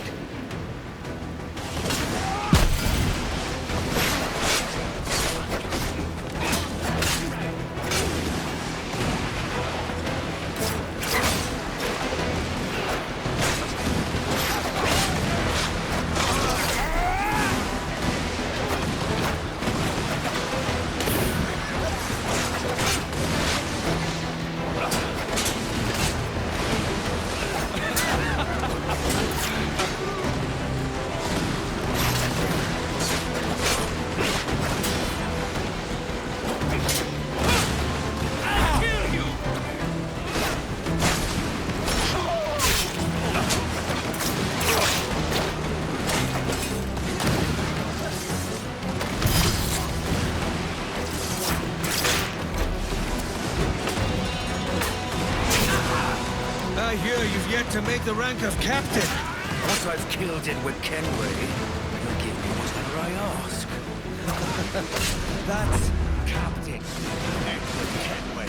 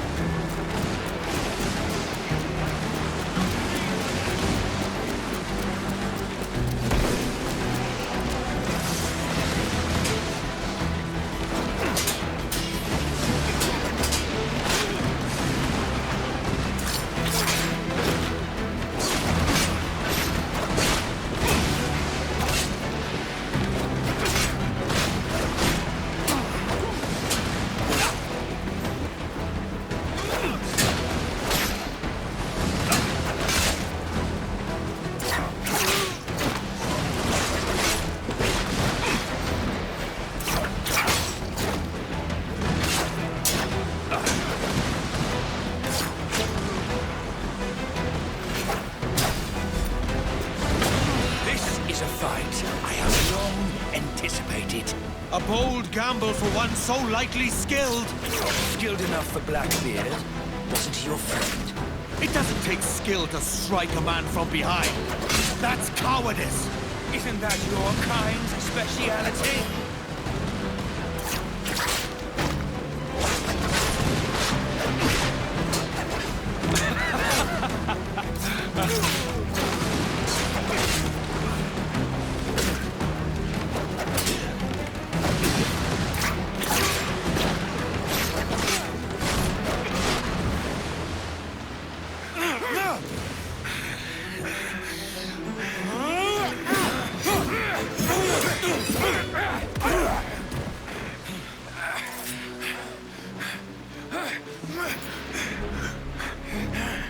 What will it be, pirate?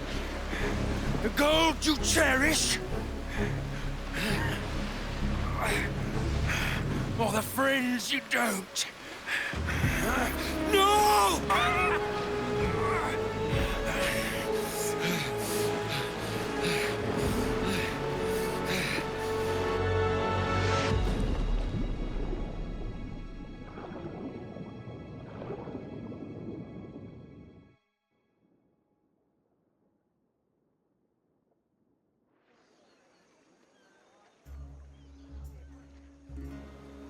That was a lot of gold. That bastard got away. Yet we survived. Aye, we gave the King's men some problems. Thatch would be happy at that. Thatch? He thought it all a choice between gold or penniless valor. For my part, I agreed, but when it came down to it... Edward Kenway. There might be hope for you. To our captain! To our captain! Captain.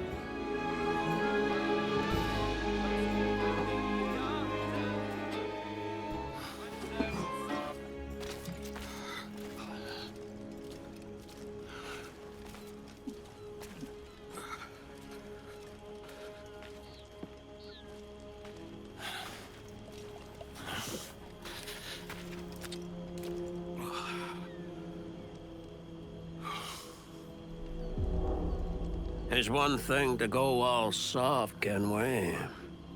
It's another to pin that new philosophy on me. I won't have it. Though, if you ask me now, I tell you it's friends, not gold, that make for better parties. We're both late coming to that understanding. I let that shipbird Maynard get away. We all have our time. Could be it's your time to stop chasing fairy stories and rum dreams. Leave off thinking so much on tomorrow that you forget about today. Could be it's your last day. There's nothing certain. There you go again. In point of fact, Kenway, I don't recommend you thinking much at all. It's not your forte. Holy shit. It may not have been necessary, but that was absolute cinema. Holy crap, was that good. With that done, it was back to hanging some men for the hangman achievement over on Cat Island. I found one tree where I could repeatedly lure guards underneath the same branch. It required a shitload of patience to position them perfectly, but it worked. I got one hanging kill from another tree and then sent 4 more fellas underneath this one. Finally popping the hangman achievement. And that made me one happy pirate because my god, that achievement stinks. From this point onwards, we only had 10 achievements remaining. Most were the grindier ones, but luckily the biggest RNG grind was already running in the background. As of now, we had collected 12 out of the 19 art pieces, averaging around 1 every hour. That most likely meant we could have all of them within another 7 hours, assuming we continued getting 1 art piece every 5 voyages. 7 hours was more than enough time to take down some legendary ships. I cannot go into too much depth with every single one of these. They were similar to the fight against Maynard. Just some of them slightly weaker or tougher, depending on the ship. With a fully upgraded Jackdaw, they took a long time to defeat, but they were not necessarily hard. Our officers also grant us plenty of useful abilities. Padre gave us our ram, Lucy provided the perfect brace, and Tobias, or the dead man, increased our firepower and granted us an additional shot. You could probably still defeat the legendary ships using a fully upgraded Jackdaw without them. But the officers made the fights about 20 times easier. Oh, and probably the best thing here, the legendary ships also rewarded us with ship models, so maybe we would finally obtain all 5 missing models after this, especially since we hopefully received one from Maynard's ship as well. I slaughtered every single legendary ship in around an hour and a half. Like I said, the fights themselves took a while. Some ships fled and forced us to chase them, while others hid inside thick fog and made us search for them. Honestly, pretty annoying fights. And it's not like I defeated every single one legendary ship on my first attempt. It is more that the crazy horror stories I heard about the ships made them sound far more terrifying than they actually were. At long last, we destroyed the El Impoluto as the final legendary ship, popping the Devil of the Caribbean achievement. With that completed, we needed to reward ourselves. So we rewarded ourselves with a game of checkers. Yes, checkers. Why checkers? Well, we needed to win all 3 different tavern games for the Grandmaster achievement. After easily winning in checkers, we moved on to 9 Men's Morris, which was something I've never played before. After figuring out how it worked during my first loss, I managed to win the second game. All that remained was Farnorana. What the hell that might be? Another game I did not even know existed. And just like the game involving 9 fellas named Morris, we went with trial and error instead of reading the tutorial, because tutorials are for scallywags. After the first game, I kinda got the hang of it, although I was still pretty rough on the edges. I finally defeated the man on my 3rd attempt, popping the Grandmaster achievement, and I must tell the truth. I have no clue how I slaughtered the fella, but I did it. And now, I will never need to play another board game again. After finishing up the board games, our fleets brought back 1 more art piece, bringing our total up to 13. I was off restoring some map pieces for the Zero Waste achievement, although in my opinion at this point, please just let those treasure maps go to waste. I have seen way too many of them. All I had to do was kill some white jaguars on the Greater Nagua until we collected their digested map pieces. Now, there's only 1 white jaguar on the island, so I had to wait quite a while for another one to spawn. While waiting for it to spawn, I went around petting and feeding some friendly animals that meant us no harm. 7 in total. And alas, after saving a monkey named Albert, who now sits inside our cabin, I petted that great banana thief and popped the Friend to All achievement. A beautiful one to complete. Now then, back to the white jaguar for the final map piece. We also needed 200 rum at the treasure dealer. Now, luckily I had not sold my resources yet, but after all those ships I had plundered, apparently I was not even close to 200 rum. I only had 85. That genuinely shocked me. So I guess we will have to leave this achievement alone for now. I mean, yes, of course, I would start hunting down the rum, but I would gather it while doing other things. I was not going to be just mainly focusing on rum. So I went after the remaining portraits. We were still missing 7 out of the 11. This was easy. Just like pretty much every other collectible, you simply need to know exactly where to look, and from there, it just becomes time consuming. I found all of them except 1. The portraits we were missing belonged to Blackbeard, as it required us to search for treasure Edward found plotted inside Blackbeard's head after his death. We were finally going after his treasure. But I also needed to complete a quest for Bonnet's portrait. Apparently, he had gotten himself into some trouble. There was no sign of Bonnet himself, only his crew, so we had to complete some rinky-dinky tasks that we had already done 100 of times before. Eventually, we entered Bonnet's cabin and found his diary, filled with stories of wonderful adventures and his journey towards freedom we advised him to chase. And then we reach one final letter. Oh, he recovered it. It looks like he took the king's pardon, then reneged. Sly dog.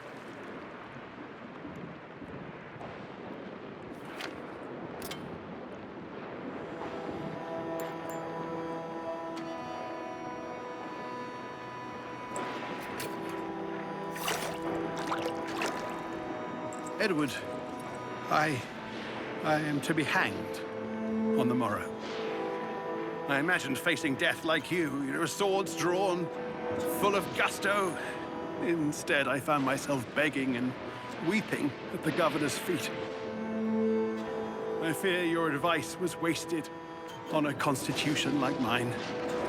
Perhaps I should have left pirating altogether, sailed home to my wife and children. But I'm not quite the same man who left them, am I? That was the gift you gave me. The courage to live free. And I'll muster that courage when the morning comes. The stories I promised will have to wait, Edward. But if, on your adventures, you should hear any tales of my sundry exploits and capers, then perhaps, in the end, I lived as I was meant to. We kept the watch fast burning for the day he'd sail again. But the gallows claimed our captain, though the people sang his name. The Major. He is not. What's left of the ship and crew are yours now, Mr. Sharp. I've still got his portrait. I will hang it proudly. He is indeed dead. Something that I generally I kind of didn't want to know. The man was a legend and made me smile throughout the opening parts of the game. But indeed, we will hang his portrait proudly. Now it was time to go after Blackbeard's plotted treasure. It was hidden over at Another Bay, requiring us to travel through yet another massive underwater tunnel to reach. Inside the cave were, of course, plenty of pirates who needed to be slaughtered, no problem. We traveled deeper and deeper inside to the mine shaft, cave, hideouts, basically a pirate hideout, whatever you want to call it, I don't really care. But they were also trying to find Blackbeard treasure. But they were clearly rookies. They had set up an entire camp without realizing that all we needed to do was to blow apart a massive wall of rocks. And behind it...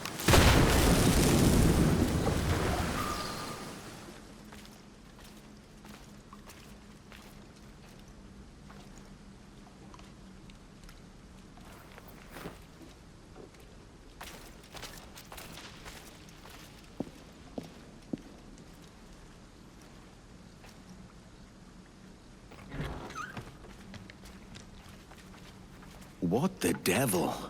Is that it? That's Blackbeard's treasure?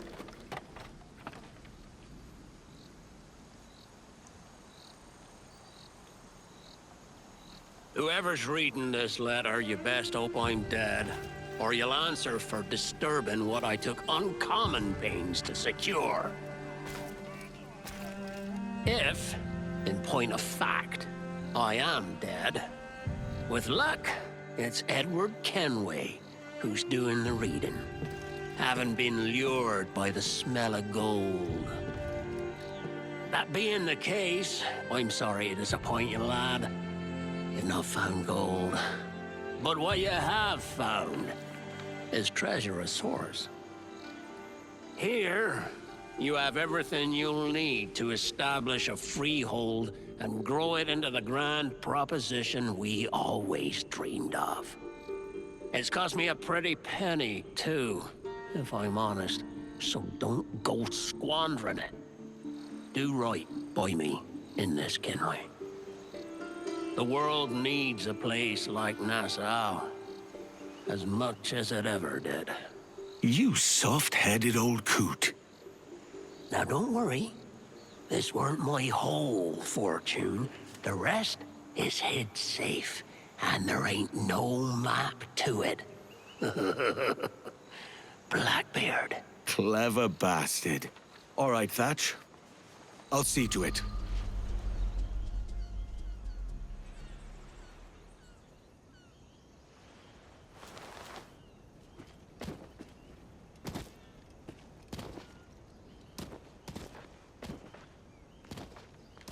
Captain Kenway, what is all this? Pieces of 8, shovels, pitchforks, plow. A farming manual. A gift of sorts, from Blackbeard's treasure. And there's a lot more besides. It's enough to secure the prosperity of all the lives here. That's a strange kind of treasure for a pirate, is it not? Blackbeard weren't a usual pirate. Use it well. Treasure or no, it weren't easy to find. I'll make sure we do, Captain.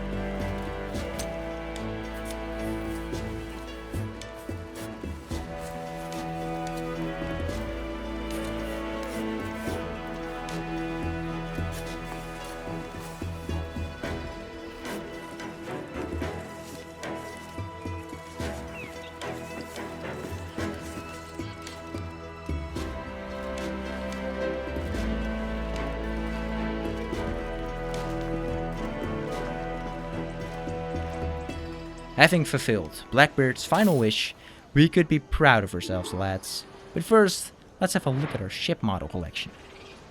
Thanks to the legendary ships we had sunk, it could finally be completely filled. A collection of all 20 ship models. Oh, beautiful. And now it was time to hang all 11 portraits around the villa, including Stede Bonnet's.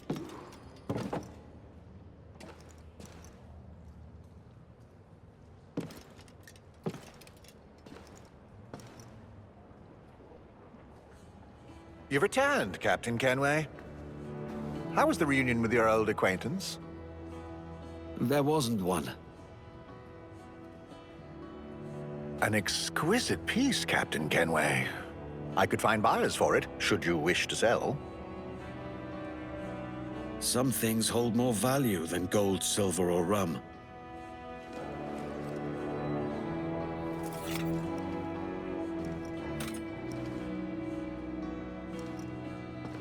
Life can't be all pleasure and distraction, you told me.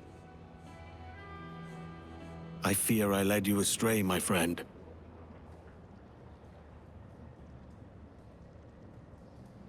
It's quite the collection, Captain Kenway. Aye. Most of them cause me trouble.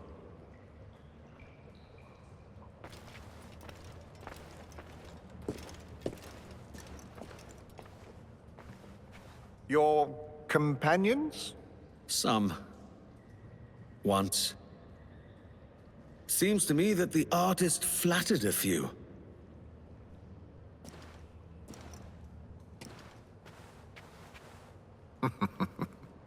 The pencil's amulets forbid to die, and vest us with a fair eternity. Immortality through shape and color. Aye. Now they haunt this basement. I rather think they illuminate it. Most of them. Ducasse was This a all mindless popped the memory animal. of my enemy achievement. And how beautiful all may it be. We are not done yet, because we had still time to sail the high seas again. And we still needed rum, we still needed to find a burning ship with a seat on it, and we still had to pray to the RNG gods for the remaining 4 art pieces. Or well, our fleets had to find those. So yeah, the RNG gods. We still had a couple of art pieces left to find ourselves too, so I was basically multitasking everything we still needed to finish. I completed every art piece besides the ones from the fleet missions pretty quickly, although I still needed 8 paintings. Those were not any more difficult to obtain, they were all hidden inside warehouses, so I just had to steal some keys on specific islands and snatch them. No real trouble, just a little grinding. Once all the paintings were collected, I went back to farming some rum, and even more rum, while continuing to pray for a burning ship. After another hour or so of plundering every ship carrying rum, we finally had enough to restore the map and pop the zero waste achievement. But we were still not even close to done. We needed another 12 swords and 8 pistols, so I started searching for those next. They could be found inside specific chests and locations, basically making this yet another treasure hunt.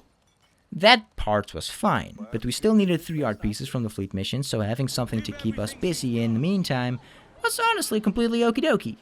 Most of the swords were found through buried treasure and marked locations. There were more swords available through quests and other activities, but luckily those were not required. Because quote-unquote true 100% completion would apparently require you to purchase around $50 worth of skins, which is just ridiculous.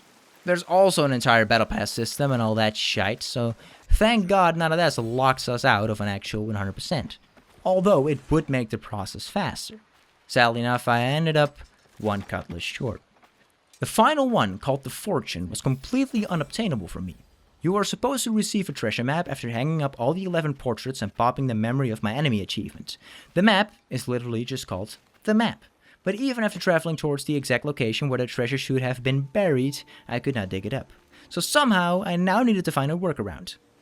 Before heading down that hopefully non-microtransaction filled road, I started collecting the remaining pistols. It was pretty much the exact same process. To obtain the final 2 without paying real money, I needed to finish Lucy Baldwin's quest.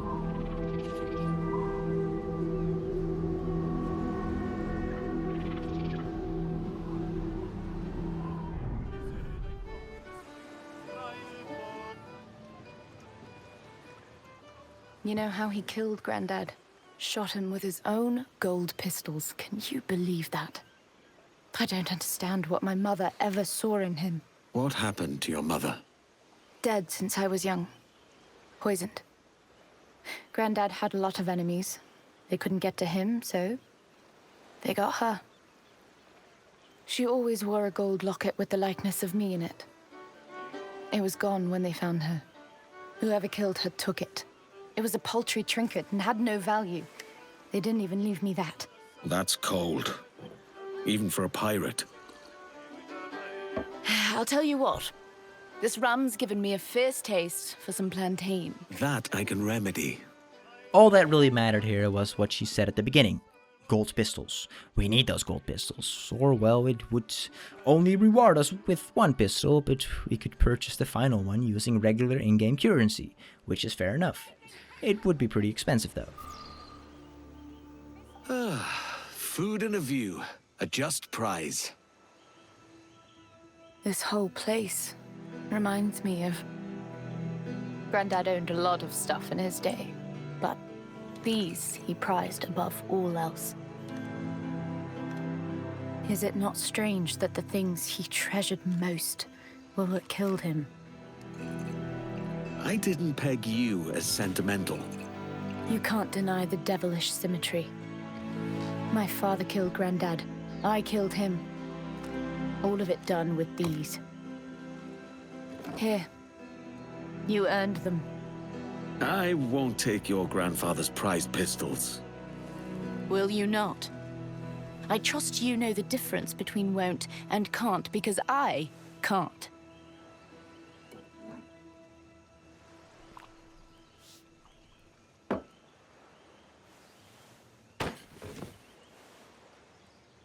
Take them. You'll never find better. Try not to be a baby about it.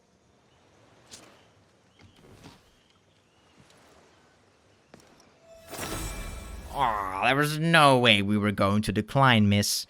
With that, both the sword and pistol we were missing required us to grind some man-o'-wars for a total of 37,000 rails, which, well, was doable, not gonna lie. Once that bloody grind was finally over, I purchased me a final pistol and a sword, and now There was only one thing left to do. Although this, sadly enough, just was not possible yet. Because the one final thing we still needed relied on that beautiful art piece gathered by me fleets. So for now, it was another waiting game until that finally happened. In the meantime, I went around Havana breaking 50 potted plants. This was, well, me breaking potted plants. What is there really to say? After breaking 50 of them, we popped the Edward Kenway achievement. Then I headed back down to the Black Trench to start diving towards the lowest point on the map. Now, funnily enough, I already had dived down here before expecting to find treasure. Yet the achievement only pops when you stay at the bottom for around 10 to 15 seconds, because there you have it, the Davy Jones Locker achievement. Aye me matey, off to the long bay we went to start shooting 3 men down while they were hanging from ropes. One was hanging from a massive watchtower while the other 2 were basically neighbors. Very easy stuff, you just gotta know where you're going. Having popped the Blow the Man Down achievements, the final 2 achievements we needed were now completely and solely based on RNG. I had already sent out 5 fleets and every single one was going after everything except the final art piece I needed. Meanwhile, the Last Leaf achievement was an absolute piece of shit because burning ships were way too rare, man. It made no sense, like none of the logical sense of. Not even 1 minute later I found a burning ship. The smile on my face was grand, but there was no chair. And with no chair, no seat could be taken, meaning our 3rd burning ship was still another failure. With that, it was farming time. I made a manual save over at the Greater Nagua, traveled to the Black Trench, had a look around for a burning ship, and then rinsed and repeated. With that shit just not working, I tried farming around the Castillo de Juagua instead. Now that strategy also did absolutely nothing. But I'll quit the teasing. Sailing through the Kaaba ruins is your absolute best bet at getting the Last to Leave achievement. It is one of the most open areas on the map, allowing you to travel there, have a quick look around, and if there's no burning ship, fast travel away, make a save, reload it, and have another look. Eventually, we finally found one with a chair, took our seat, and popped the Last to Leave achievement. That was genuinely the biggest feeling of relief I had experienced in quite a while. With that done, all that was left was praying that the next fleet mission we could complete would finally lead us towards the final art piece. I had to wait another full day before that finally happened. The final art piece was finally up for grabs. Once we obtained it, we returned to the villa and started filling up with all 9 paintings, 7 table decorations, 2 large table decorations, 3 furniture items, 27 shelf decorations, 18 swords, and 12 pistols. The ship models and portraits were already hanging around the villa, meaning that once everything had been placed, the Dilettante achievement finally popped. Meaning we had officially achieved 100% in Assassin's Creed Black Flag Resynced. Once again, this was one of those stories where it was genuinely a pity to see everything come to an end, because man was this game awesome. Ubisoft absolutely cooked with this remake, but then again, how badly can you really screw up remastering a critically acclaimed game? Of course, there are still flaws. Microtransactions are shoved down your throat, and the game has basically become some kind of Call of Duty HQ. But honestly, I couldn't care less. Because once you turn your head away from all the money-milking schemes, the game itself is exceptionally wonderful to play.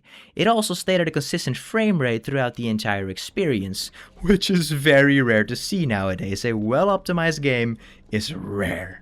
But even after completing absolutely everything, the biggest question will always remain. Did Johnny finally leave her or not?